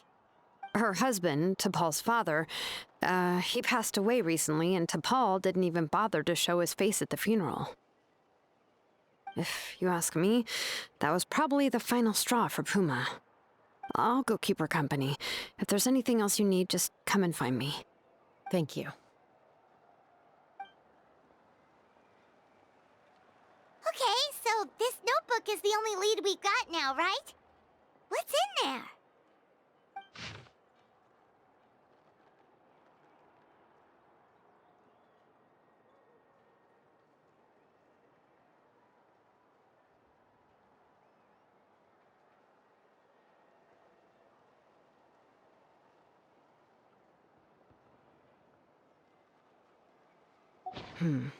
Some early designs for the phlogiston wings, and some theorizing about an airborne workshop. Ochkanatlan, the Cinder City. Looks like that's where he got his technological inspiration from. So, was he serious about the workshop in the sky? But that's such a big project for one person. Do we think he actually pulled it off?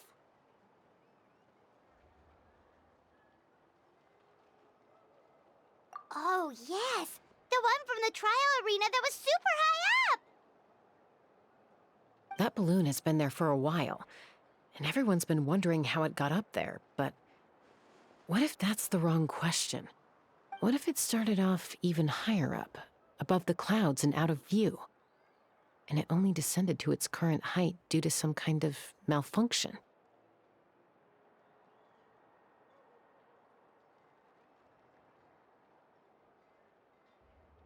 Part of T'Pol's workshop? Seems likely. If T'Pol's base had been hiding above the clouds this whole time, that would definitely explain why Isidore couldn't find it. I totally called it! But how do we get up there? Chasca, can you even fly that high? By myself? Possibly. But with a passenger, no chance. I doubt even phlogiston wings could take you up that high. At least, not without that relic T'Pol mentioned in his notebook. Yeah, and he's probably holding on to it. We'll have to find another way.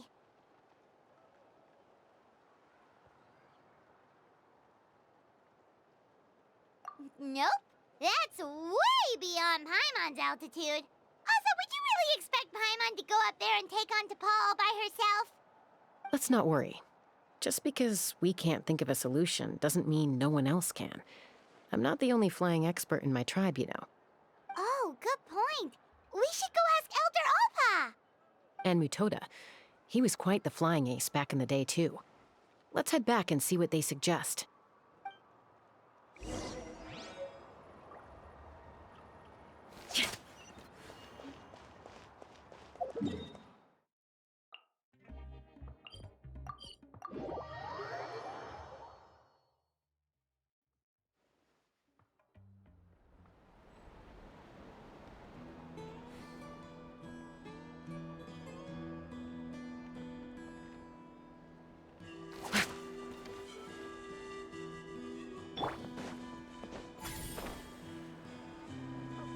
Let's burn this breeze.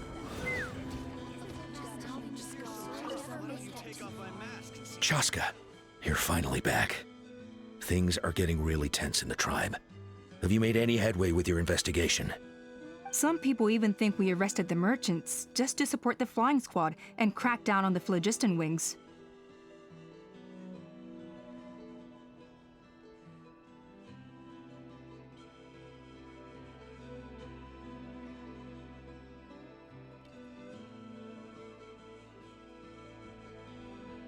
We found some promising leads, but there's a major obstacle standing between us and the irrefutable evidence we need. A relic from the Cinder City? So Ochkon's still managing to sow discord, even after all these years. an airborne workshop, and a hot air balloon above the trial arena. And that's where you're trying to get to now?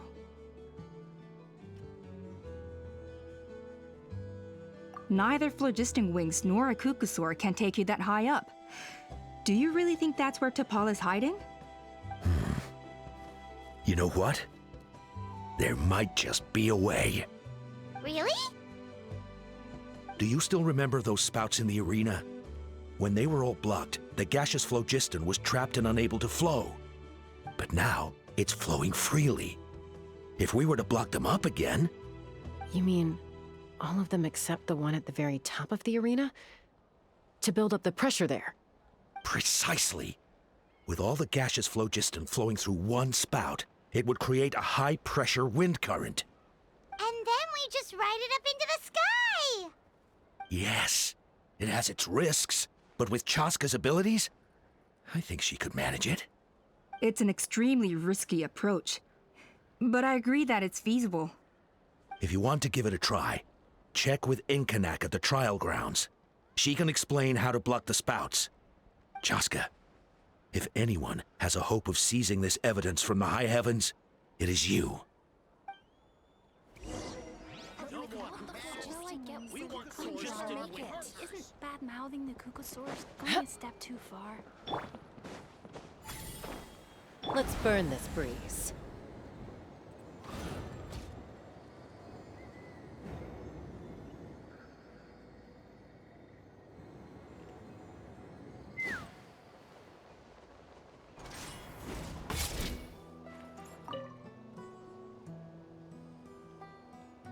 Goodness me, that is a very bold idea. Maybe so, but we have to act fast. What's the quickest way for us to block off the spouts?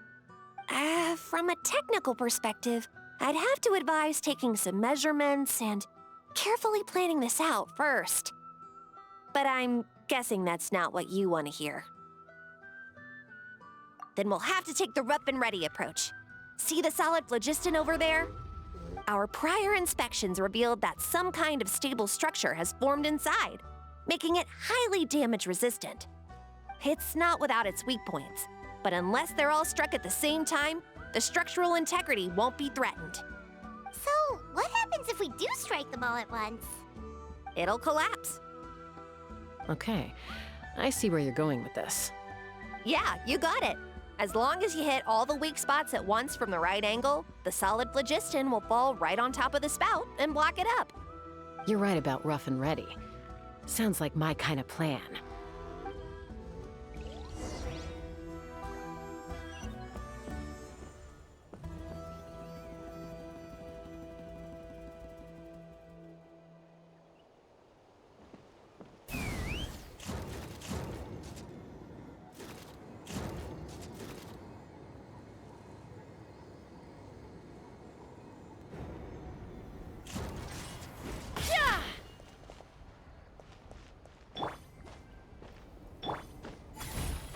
Let's burn this breeze.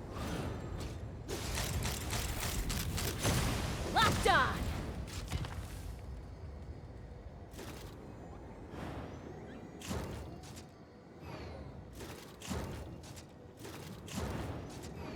Look! There's a chunk of solid phlogiston right over that spout!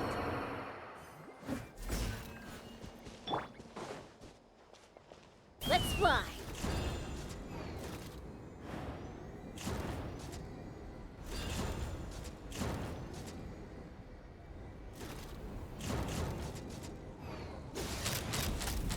Open fire!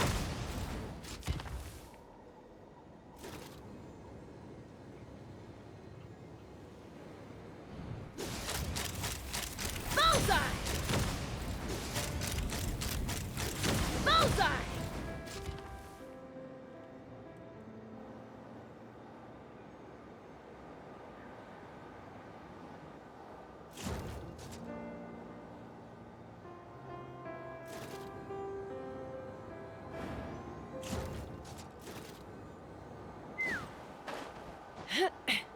It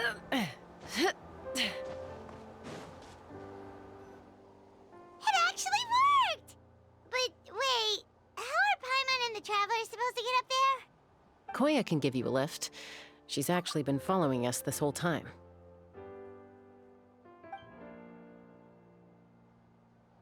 Wow, Paimon didn't notice at all.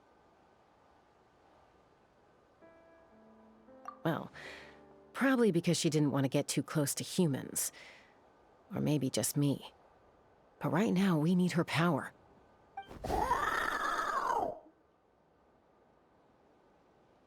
Whoa, you didn't even have to summon her.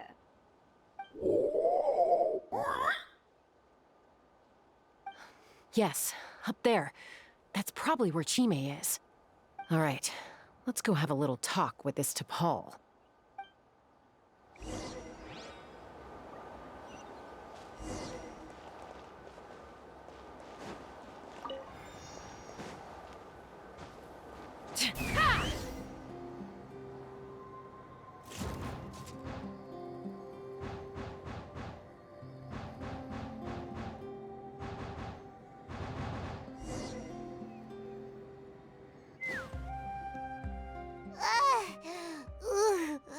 Haven't ever flown that fast before. She feels so ready to throw up. Aha. Just as I thought. It might look like a regular hot air balloon from the outside, but up close, it's clearly been heavily remodeled. And sure enough, it only descended below the cloud line because the custom-built machinery malfunctioned. I should be able to figure it out with T'Pol's notebook. Thankfully, I know a little DIY from fixing up my guns when they're having issues. That should just about do it. Now all it needs is a nice hard kick. Maybe that works on your guns, but, huh? We're really moving!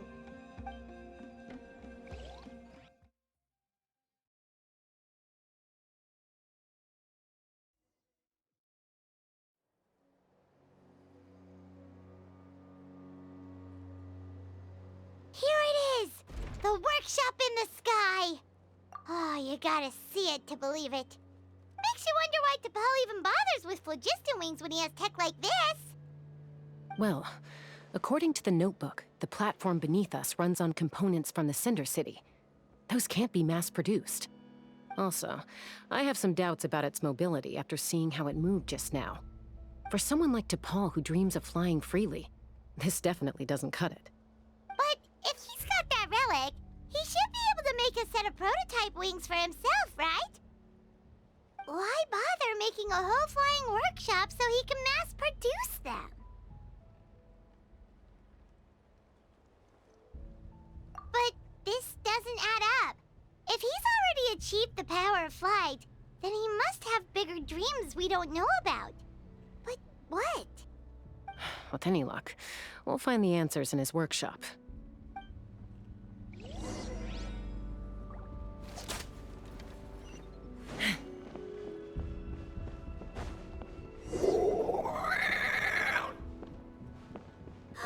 Cuckoosaurs! Seems like the merchants were right. T'Pol...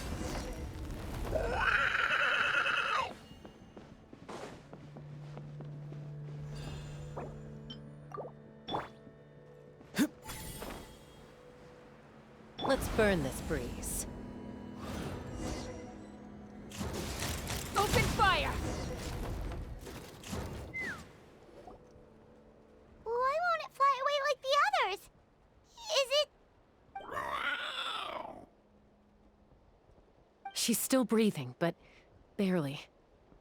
By the looks of it, T'Pol was using these cages to extract phlogiston from the Cuckosaurs. Once a Cuckosaur is drained of phlogiston, it becomes too weak to move. We'll have to come back for these ones after dealing with T'Pol.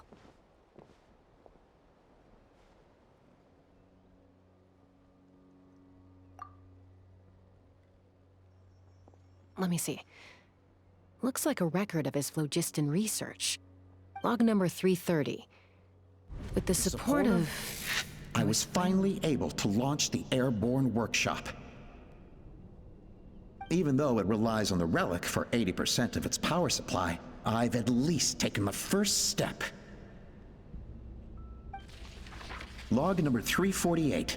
Research on the relic is progressing well. I should be able to replicate the technology and scale up production very soon. Has proposed a name for this groundbreaking invention: the phlogiston wings. I think I'm getting close. Soon I will achieve my dreams. Log number 377. Encountered some issues with the new smaller model phlogiston wings.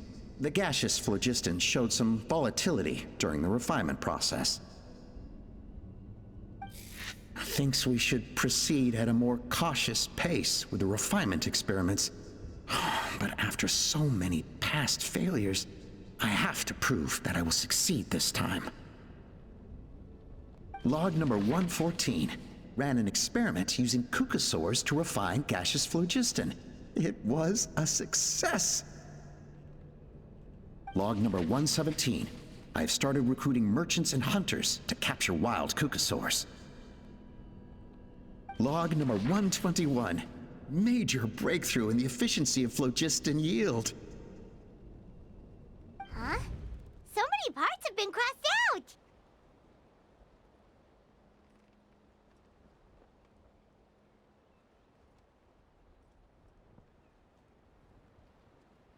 Yeah, probably the contact he alluded to in his other notebook.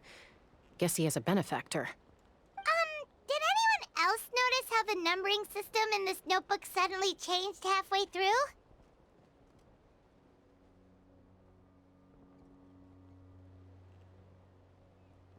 We haven't got time for textual analysis, I'm afraid.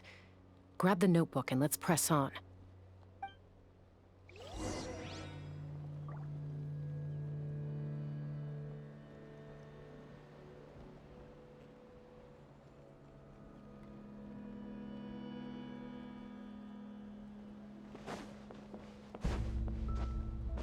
Huh. Never seen one of these before. Looks like this was built with the Cinder City components, too. You're not thinking of giving it a nice hard kick, are you?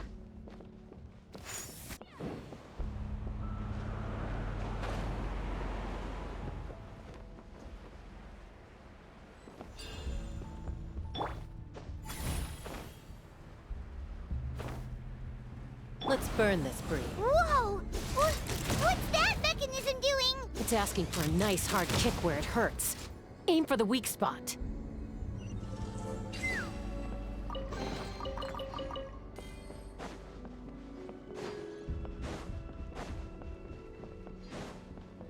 What are they doing here? It's T'Pol's henchman. He must have brought them here using the relic and his prototype wings. Watch out!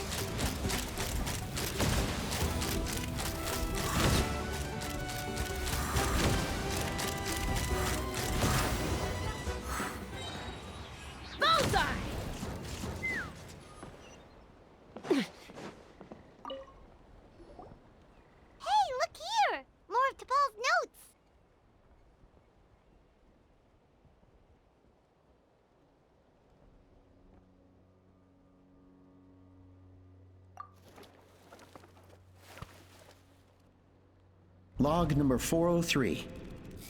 Introduced me to some new comrades who fully support my ideas. I told them that some Saurians are blessed with wings, and some people with natural gifts, while the less fortunate among us can only look on longingly as they seize the skies. But I also told them that progress can erase individual differences. Think of the tools humanity has made to fight back against wild beasts. The law we have put in place to even the playing field between the strong and the weak. I promised them that our research will be the new frontier of human progress. With our phlogiston wings, the power of flight will no longer be for a select few to enjoy. Imagine a world where the skies are for all to share. I only hope that when we finally achieve this goal, we'll be proud of me. Imagine a world where the skies are for all to share. Yes, what a wonderful world that would be. If only it were possible. We could respond faster, and so many tragedies could be prevented. But T'Pol, What about the saurians you're draining dry of phlogiston? You're not sharing the sky, you're stealing it! Bad move. I won't let you get away with it.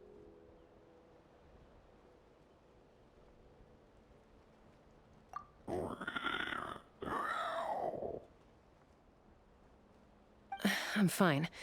Let's keep moving. I don't think we'll find anything else here.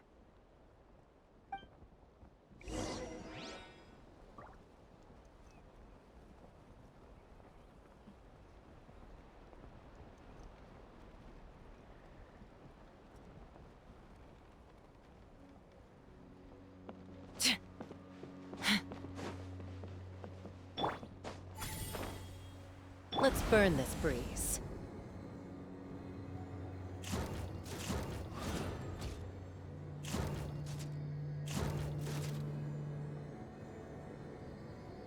Giddy up!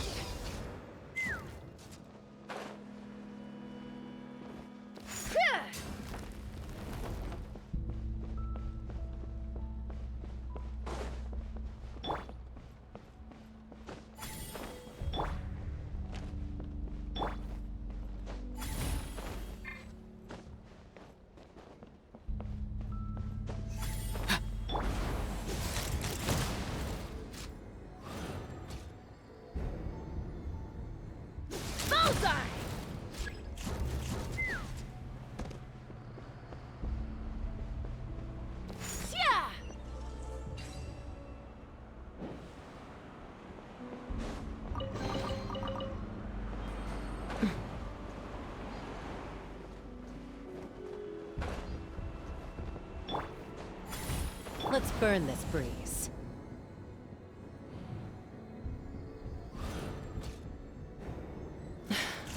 I can't believe he captured so many Kukasaurs.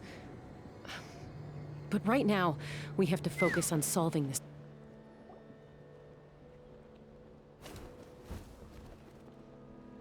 Looks like we've reached the center of the workshop.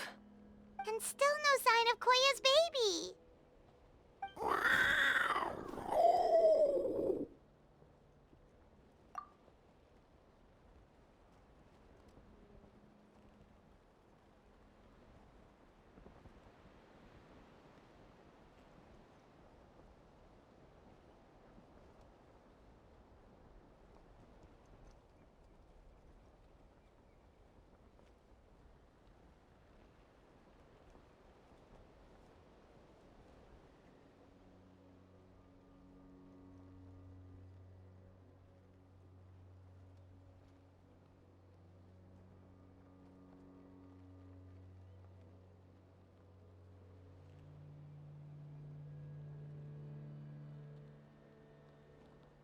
Let's search this area for now.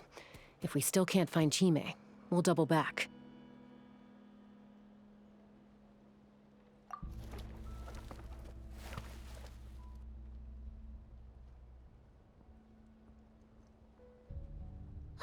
Chasca, Traveler, come quick! What is it? Did you find Chime? Not yet, but look! It's another one of T'Pol's notebooks!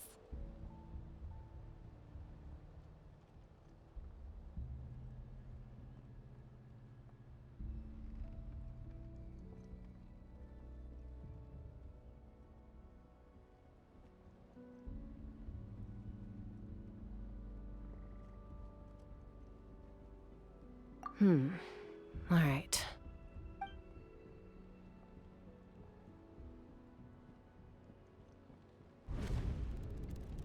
Log number 428. We decided to restart the experiments on phlogiston refinement, but without telling. This is the final obstacle to the success of the Phlogiston Wings project. We cannot fall at the last hurdle. Log number 436. Earlier today, suggested using Kukasaurs as an intermediary to extract refined phlogiston. It's certainly feasible, but... Anyway, as long as our secret experiment succeeds, I'm sure won't bring it up again. Log number 443. We will conduct the experiment tomorrow. Birthday is coming up, so hopefully we'll have a birthday surprise for her. Log number 444. Huh? Why is this log empty? I guess whoever wrote down the log number was prevented from recording the results.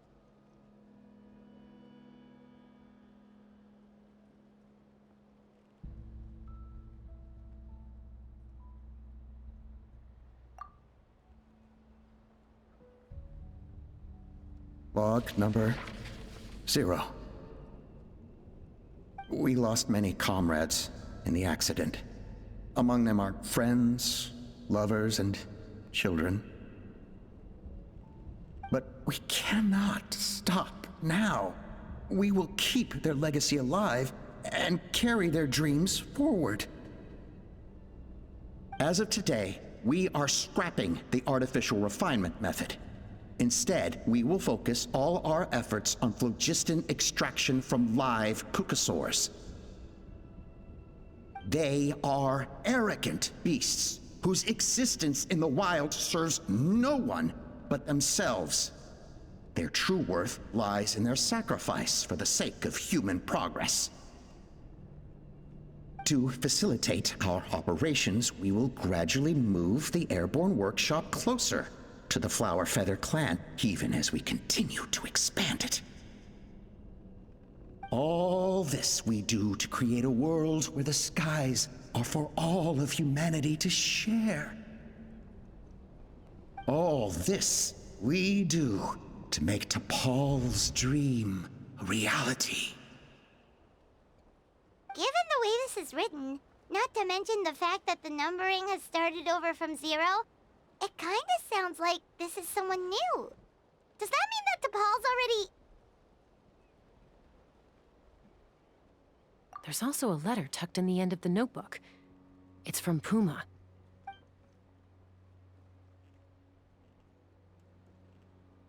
T'Pol, I don't know where you are right now, so I don't know how to reach you. My best bet is to send this letter to the Flower Feather clan. Your father is gravely ill. Oh, I know we've had our differences in the past, but he is still your father. Won't you come and visit him? Please. I know you never liked him and cared even less for me. All you ever yearned for is the sky. And your birth mother. But we'll still be waiting here for you if you do come back. This may be the last chance you'll get to see your father. So Puma's not T'Pol's real mom? Huh. Well, she did say he never called her mom, but I might assume she was just venting. We know that T'Pol's father passed away quite recently, and this letter looks recent. By contrast, the writing in this notebook is old and faded. It looks like the real reason T'Pol didn't attend his father's funeral is because he'd long since passed away himself.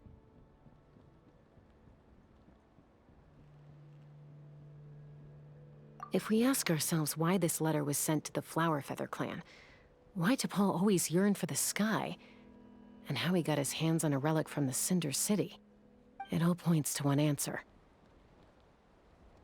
That's right. T'Pol was my child. He was born during my days as a wingless wanderer. His birth gave me new hope. I wanted to become the kind of mother who spent her days as a valiant rider, soaring the skies. Not an aimless, wingless nobody. But his father wanted to settle down, to give his child a safe, sheltered life in his tribe. We fought about it constantly, until the love we once had for each other was gone. He started a new family, with another traveler who was also looking to return home. And I went back to the Flower Feather clan, alone. I had no idea that despite being raised among the children of echoes, my child still harbored dreams of the skies. Can you imagine, Chasca? The joy and surprise I felt when he showed up at my door, asking to join the flying trials. Or how proud I was when he said he wanted to prove his own worth, rather than relying on my position as elder. And then the anguish that overcame me when he was rejected by the Cucusaurs and became wingless, just as I had after my injury. You've got a lot of nerve showing your face here. Don't take this the wrong way, Chasca. I'm not here for a fight. I just want to talk. Isn't that your preferred way to resolve things? I trust you've learned of T'Pol's wish on your way here. A world where the skies are for all of humanity to share. If only his dream can be realized, no one will ever have to lose their wings again. Our aerial prowess will be greater than ever before. War will never again come at such a great cost. The loss of Koichi is a tragedy that need never be repeated. So tell me, Chasca, do you really wish to see the phlogiston wings forever grounded and gathering dust? Nothing you've said excuses all the conflict you've caused. You mean the argument back at the tribe? It was a necessary measure. Sometimes this is the only way to accelerate the pace of progress.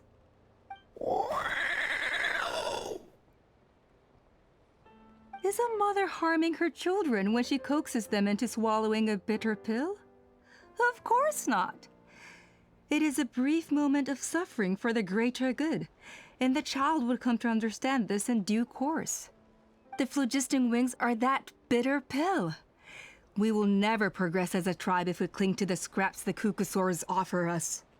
Once the people have embraced the phlogiston wings, they will never look back. Even if they learn how the refined phlogiston is sourced.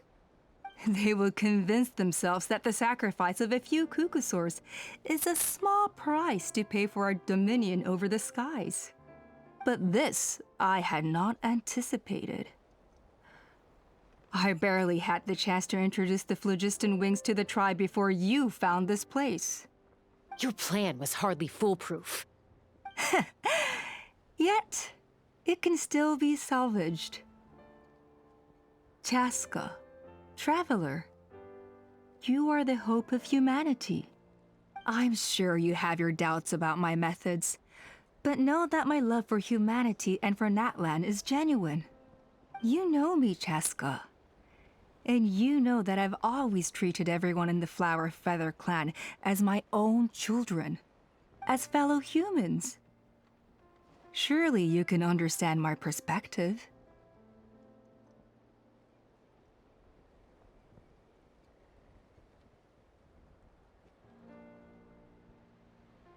Alpa, Natlan doesn't belong to humans alone. And truthfully, neither do I.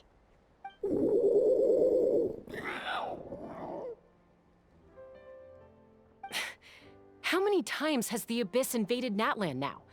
And yet despite how much stronger it is than us, Natlan still stands as a nation of humans and Saurians. Peace imposed by force will crumble in a matter of days, because social bonds are what hold a civilization together. Weren't you the one that taught me that? And yet you would break the bond we share with our Saurian companions to take more power for ourselves? That's as stupid as hacking your own arm off to use it as a club. They are wild beasts, driven purely by instinct. How could they possibly understand human social bonds? How did someone like her ever become a writer?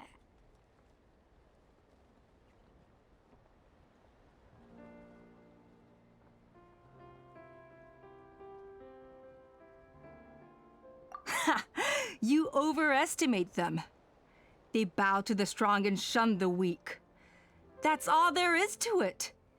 They never gave T'Pol a second glance when he was at his lowest, nor me when I returned injured from the Cinder City. It's all about survival of the fittest for them. Plain and simple. They obeyed me once I proved myself stronger than them, but the moment it serves them better, they'll abandon me in a heartbeat. You're wrong, Alpa. They only reject the wingless because they don't want to fly anyone to their death. Chasca, I will promise you this. Only the unruliest wild cucosaurs will be used for phlogiston extraction. The ones who have nothing else to offer to humanity. Well, that's too bad. Because I know a few unruly wild cucosaurs who don't think that idea is gonna fly. Namely my mom, my sister, and me. And the others?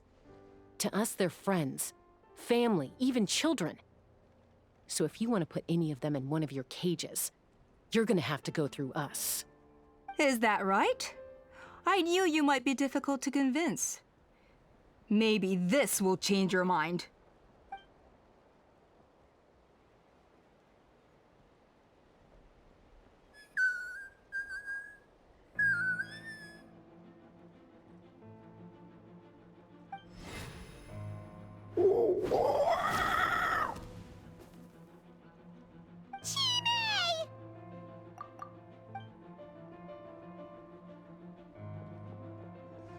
Alpa! Careful! Don't make any rash decisions. Unless you want to see her suffer. Oh no, that's one of the extraction cages! I told my subordinates to take control of the tribe while I was away. Luckily for them, our strongest warrior and our most powerful ally aren't there to stop it. Take control? What are you planning to do with Mutota and his supporters? Merely accelerate their inevitable downfall. They cannot stand in the way of progress forever. It is not the move I wish to make, but I'm afraid you and your friends force my hand. And since you insist on imposing me too, I have no choice but to keep you here until the dust has settled. So that's what you meant by I just want to talk. You never intended to negotiate. You just wanted to stall us. No, Chasca. I genuinely hoped I could win you over. You are the strongest warriors we have. Put down your weapons, and I promise you that no harm will come to this young Saurian. I just need you to stay here for the next couple of weeks or so, while my people consolidate their power. Then, I will give her back to you, and you'll be free to leave.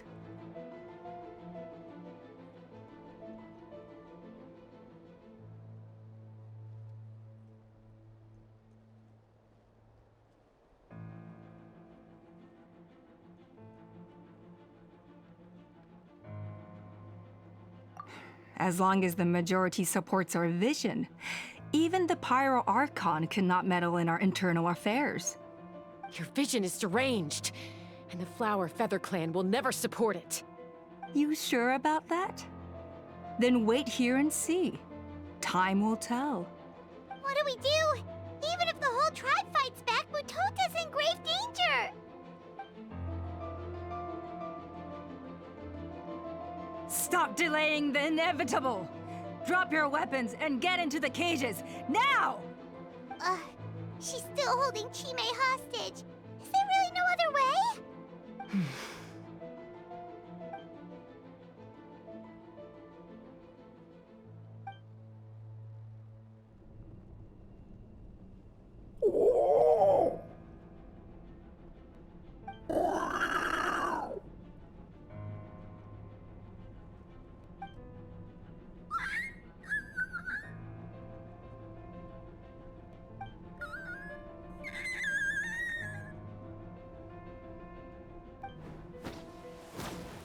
Koya?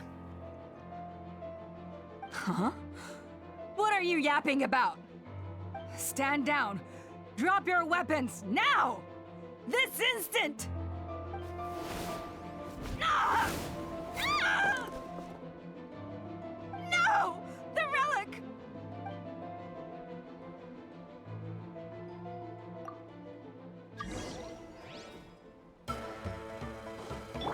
Overruled. We shall Be free! Let's fly. Open, give up, Alpa. We're negotiating. Hey, something's up with this relic! Cool it down, guys!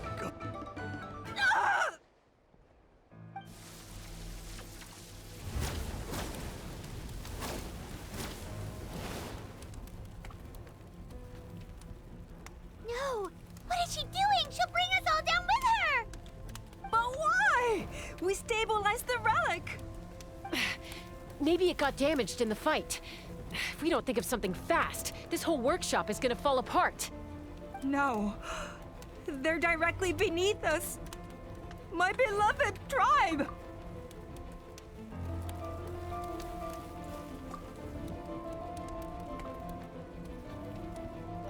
Okay,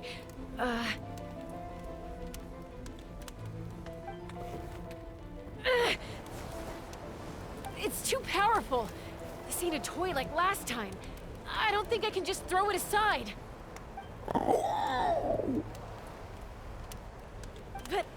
But we need to get it far away before it explodes. Then the tribe will be safe, and so will this workshop. Koya, remember when we were kids? Come on, let's take this thing high up into the sky.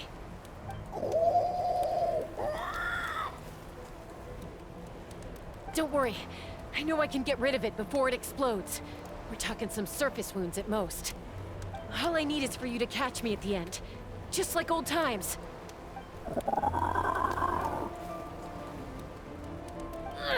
I can't hold it back anymore. We have to go.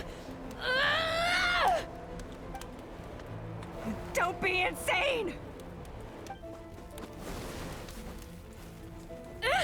Alpa! What are you... You're a fool, Chasca! Why would you choose such a risky solution? We cannot entrust the safety of our tribe to this wild Saurian!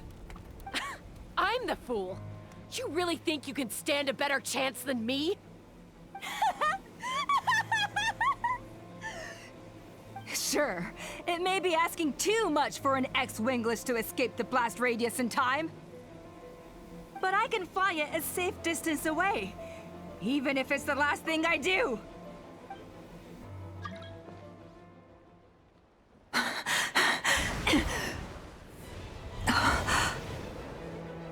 Here, this should be high enough to save the clan. What? You don't get to die a hero today.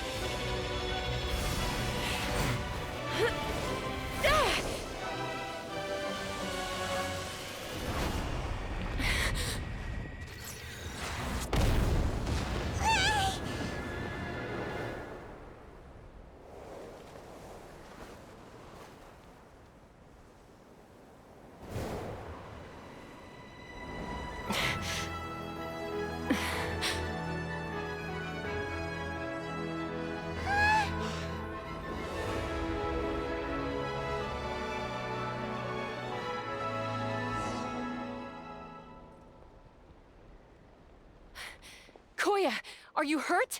Let me take a look at you. What do you mean, I'm fine? Didn't I tell you to catch me on your back? Why did you try to shield me from the blast?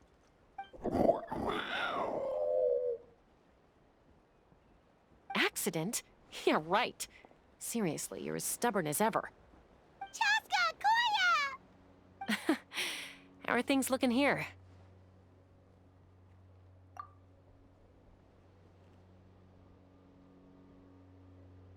I think that's putting it mildly. I owe you one. Again.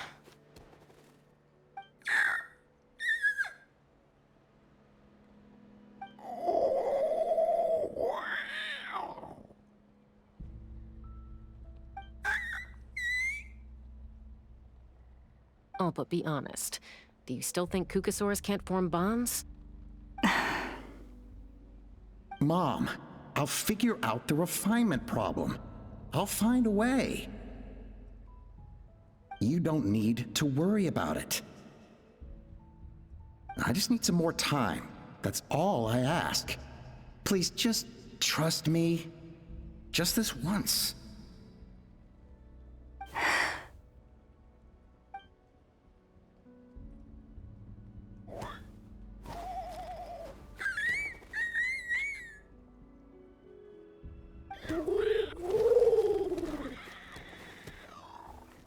The Flower Feather clan yield to the strong. And it's up to the winners to define what strength means. So it looks like it's my turn to yield.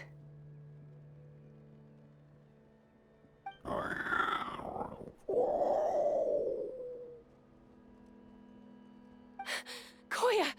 Koya!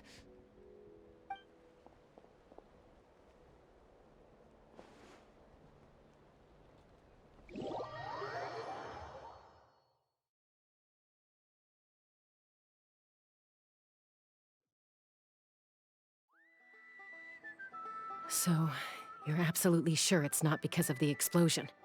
Yes, for the 10,000th time, I'm sure. The blast barely touched her. The reason she fainted was old injuries playing up, compounded by overexertion in recent days. The moment she finally relaxed, all the built-up stress finally caught up with her. And no wonder. Honestly, she's just like you. Anyway, now you know how we feel when you go off risking life and limb. Your mother and I would both appreciate it if you lived less dangerously. You know she wrote to me from the Masters of the Nightwind, just to scold me for not doing enough to keep an eye on you. If she wasn't so busy with work, you can bet she'd come back here and chew us both out in person. I'll find an opportunity to apologize to her. I promise. You'd better. No more avoiding us, okay? And don't get me started on all the checkups you've missed. Got it. Got it. Huh? Koya? You're awake. I'll go let everyone know. Hey, but we're not done talking. What are we gonna do with her, Even after everything that's happened, she still hasn't figured out how to start the conversation with you. She keeps saying, I don't think Koya has forgiven me yet. But if you ask me, she's the one who's scared to open up and have an honest conversation. For all her confidence, she's a very sensitive soul underneath. You'd think as a peacemaker, she of all people would know how to reconcile with her family after a falling out. She must have been a handful growing up. Thank you for being there for her. And of course, thank you for keeping her safe when you were up there in the sky. Koya, Uncle Cusco, we're here! Ha! I was just telling her that she's not to go chasing danger with Chasca ever again. Cusco, I understand how you must feel. But it's all thanks to Koya and Chasca's efforts that the airborne workshop didn't come crashing down on our heads. Oh, Paimon almost forgot to ask. They didn't hurt you while we were gone, did they? Thankfully, when her co-conspirators tried to arrest me, I was out coaching Koya and Junan. The two of them were a huge help. They took care of things while I went around rallying the resistance. So, in the end, Alpa's would-be revolt didn't really get off the ground. And as it turns out, not all of the Wingless want to see our dear Saurian friends replaced with phlogiston-powered gizmos. I'm so sorry you got mixed up in this, by the way. We should have caught on to Alpa's scheme sooner. We could have saved so many Kukasaurs from getting hurt. Most of the airborne workshop has now been dismantled. We've just left one small, harmless part intact, and repurposed it as a jail for Alpa and her cronies. Let's see how they like being locked up in a sky prison.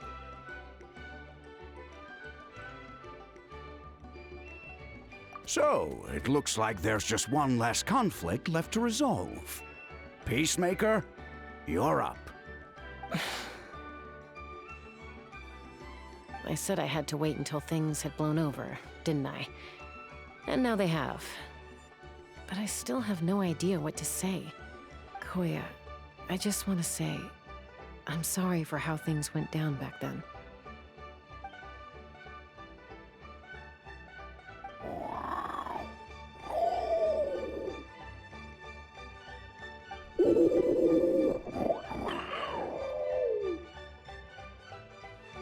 Huh?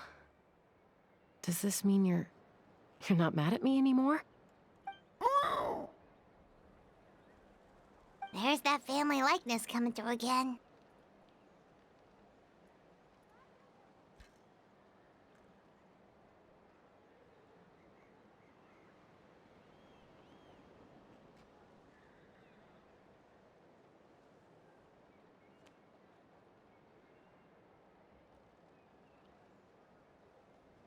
But that day, when we ran into each other...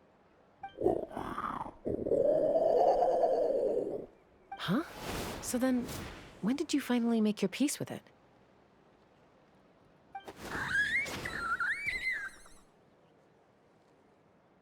Oh,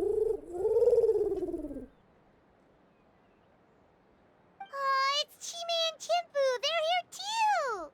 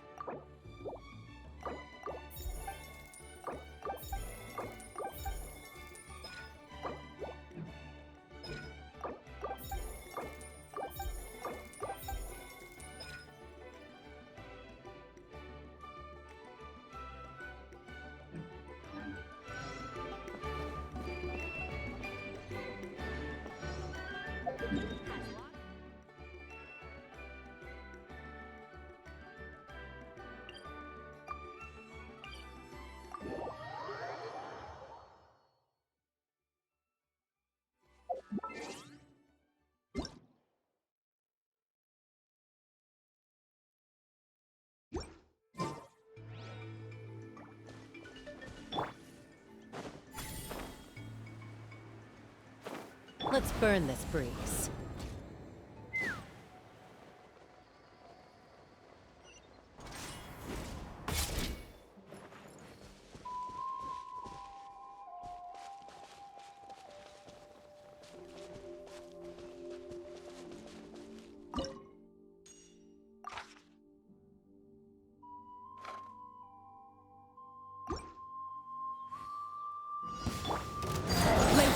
Farewell. See you in the night kingdom.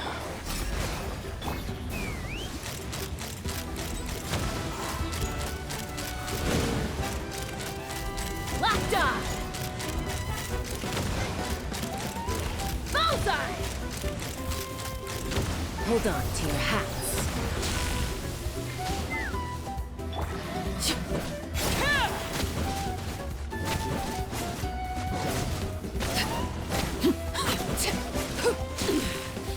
Pitiful. Transfixed.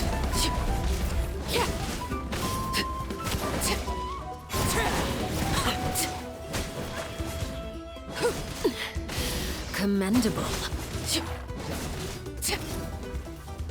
Laid bare, this is where you fall.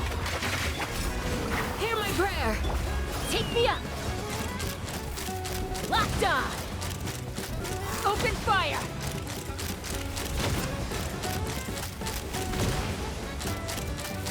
Open fire. Locked on.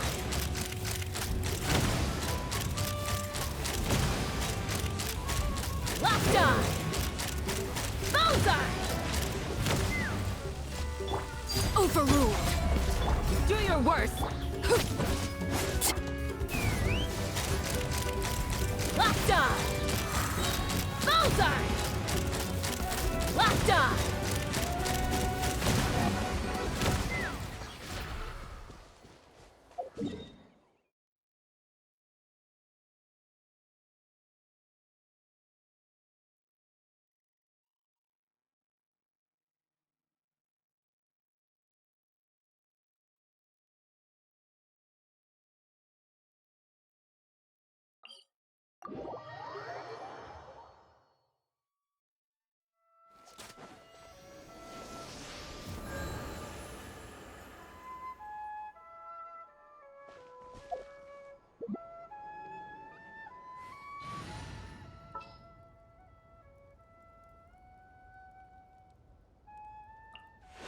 The pleasure is all mine.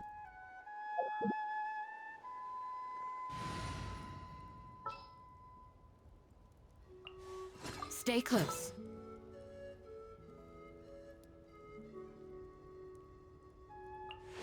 The pleasure is all mine.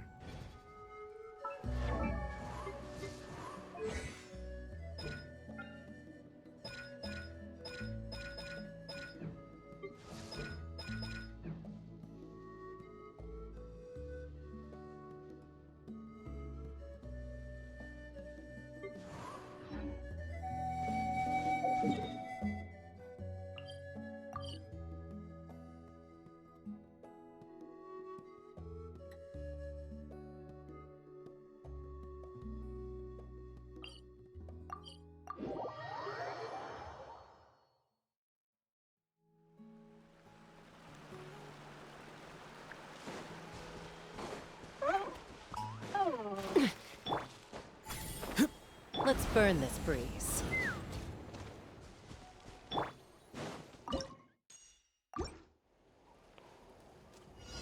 All right, let's finish this fast. Blade!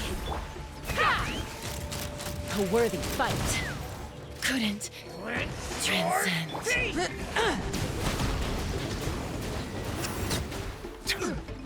Be sanctified. This was new. Can't An hide! oversight on my part. Yield! Grant us your blessing! Not too far now. Justice is blood. Settle down. Go! You're free now! Farewell! Do your worst! Bow your head.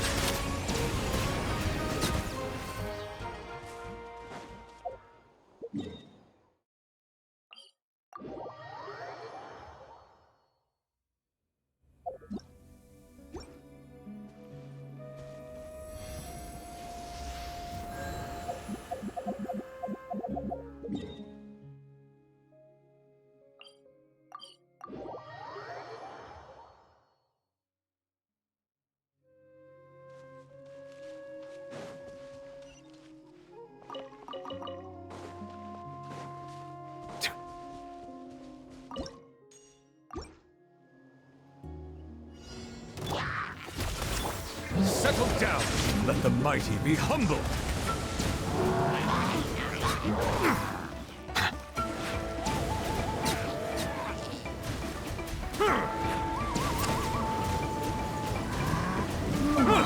Silence!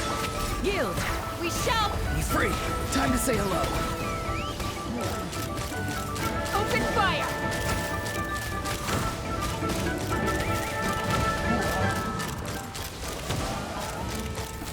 Bullseye!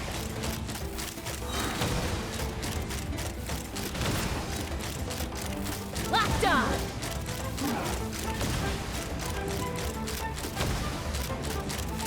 Open fire! Fire in the hole! Bow your head. Be sanctified.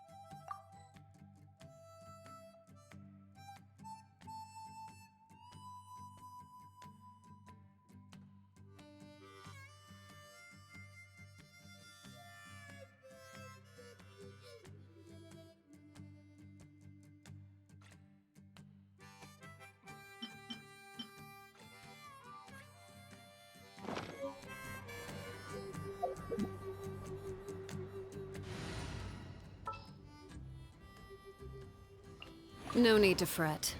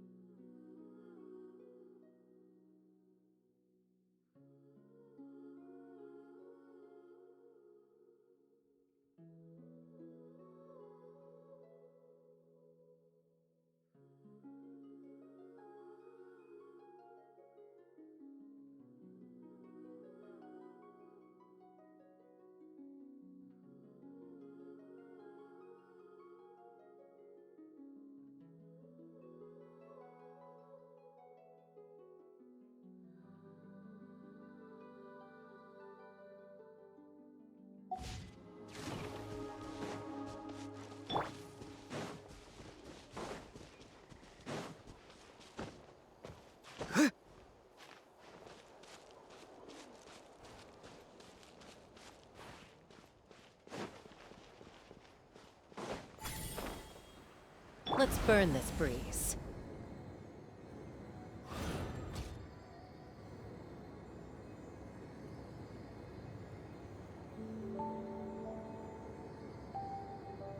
Time to go.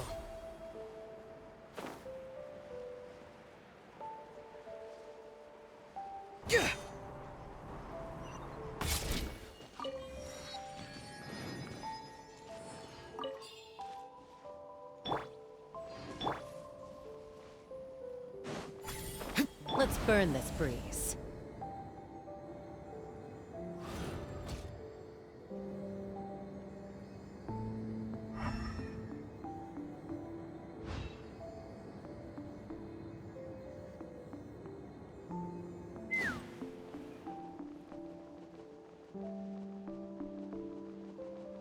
Time to go.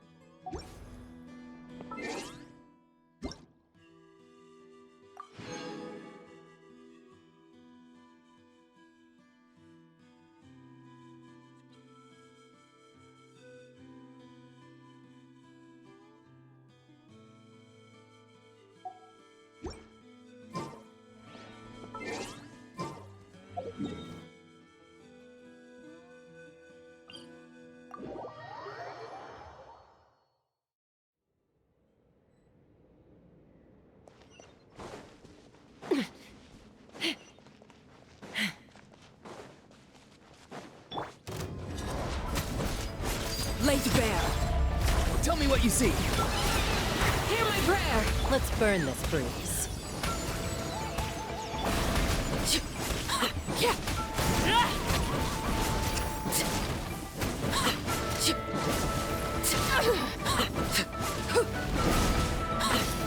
Overruled. Farewell. Do your work.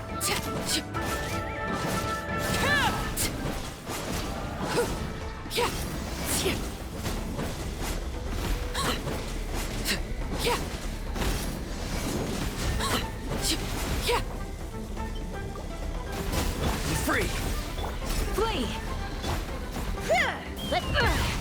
Couldn't transcend.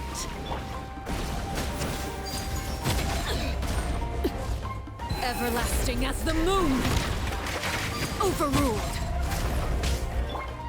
Farewell. Yield.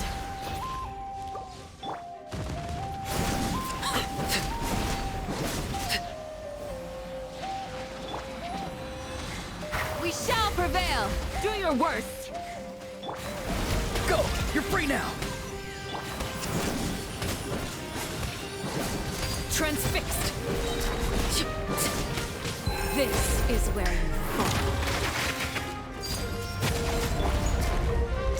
Not too far. Flee!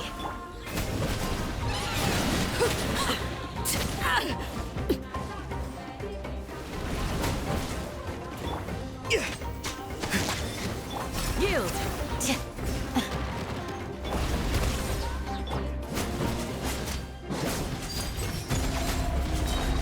Everlasting as the moon! Time to say hello. Do your worst! Farewell. Grant us your blessing! I have failed. I'm sorry. Not too far now.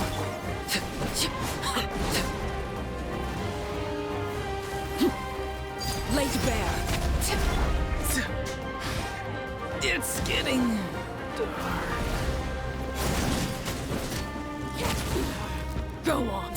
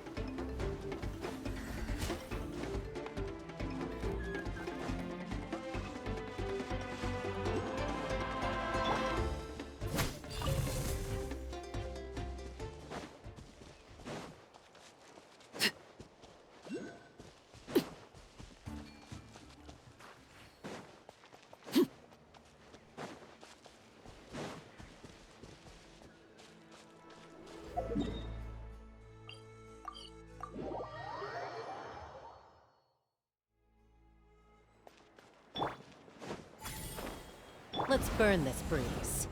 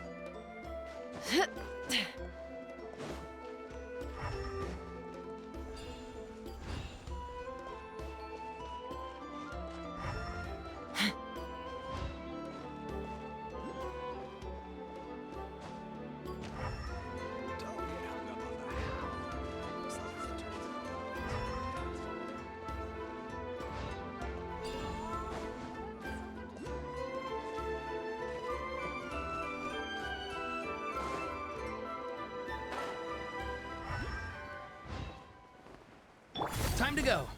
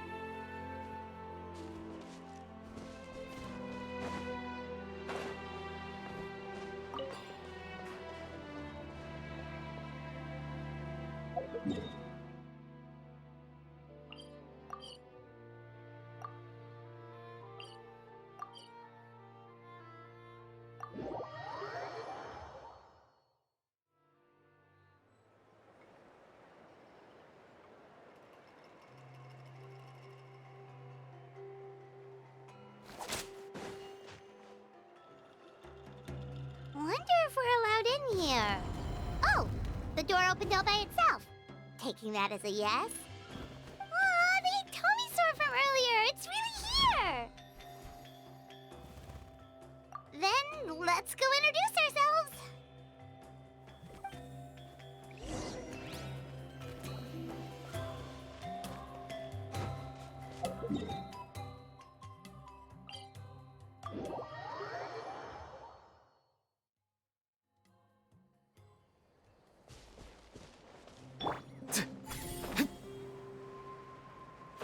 Let's burn this breeze.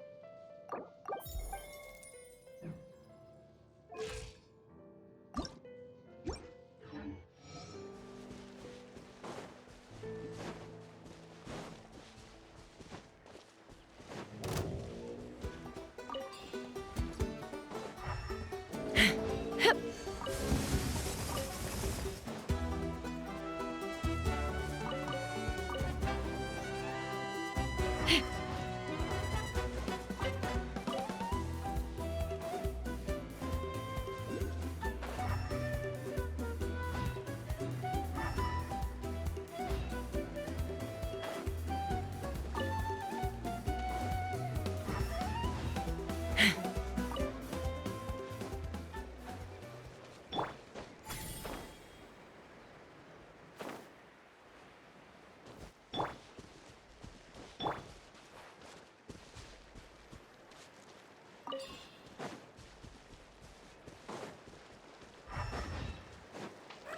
right, let's finish this fast.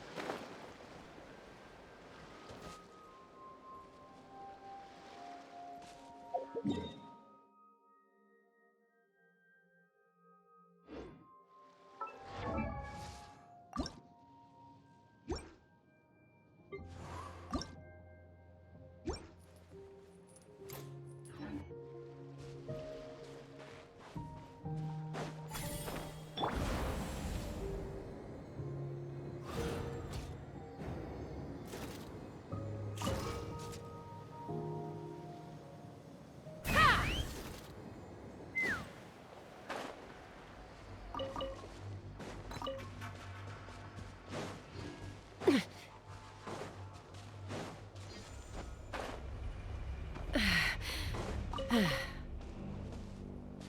me up!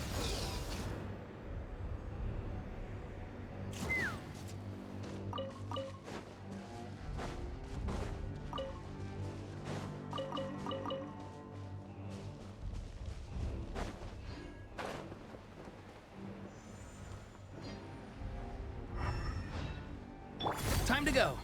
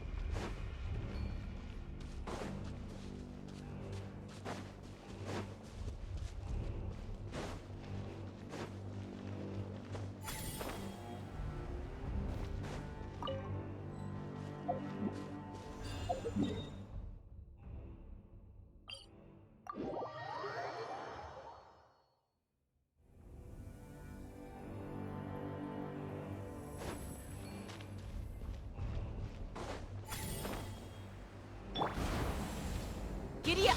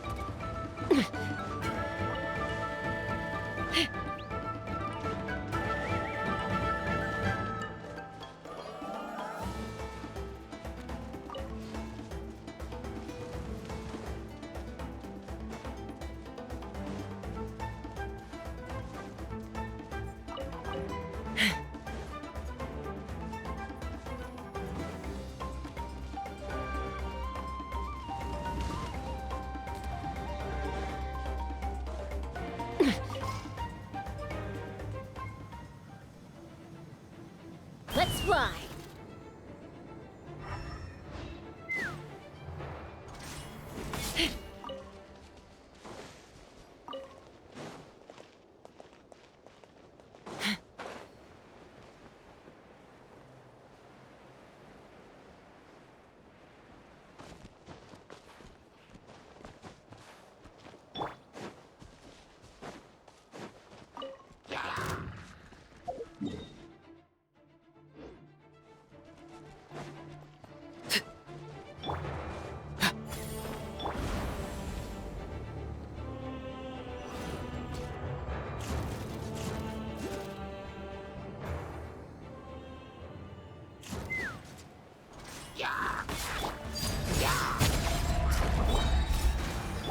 Farewell.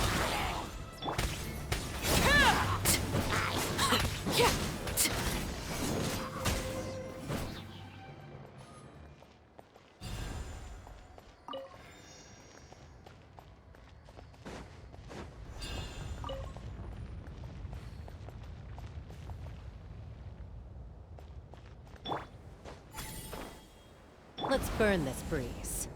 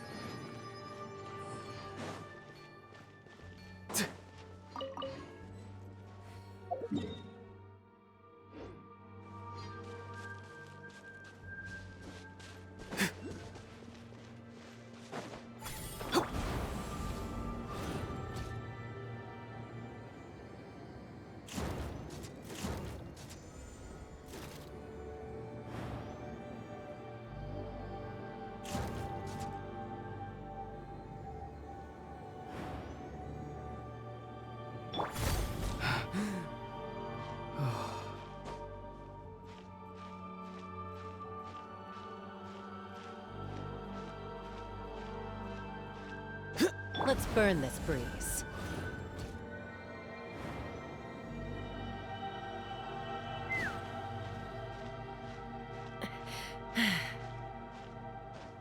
Time to go.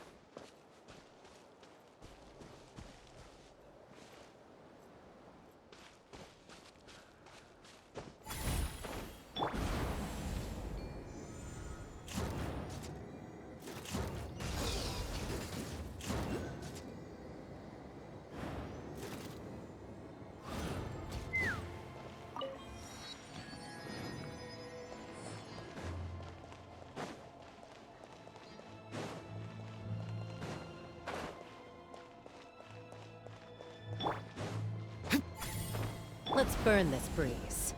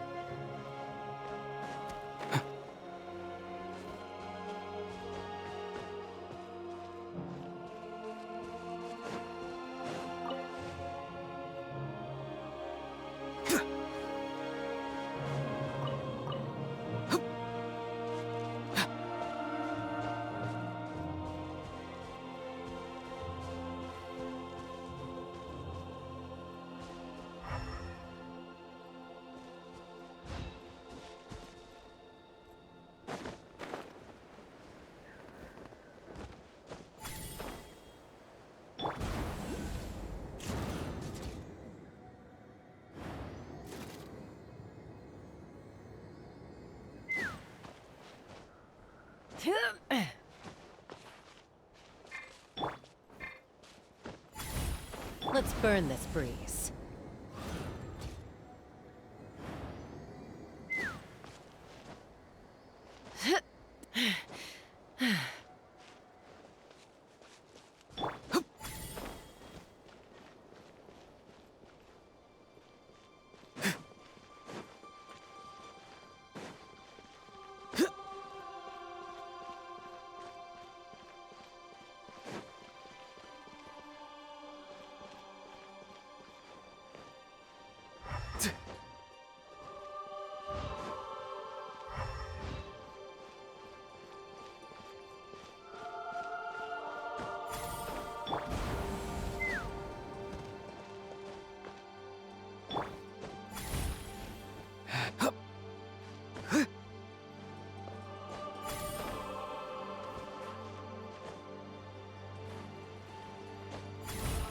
Let's burn this breeze.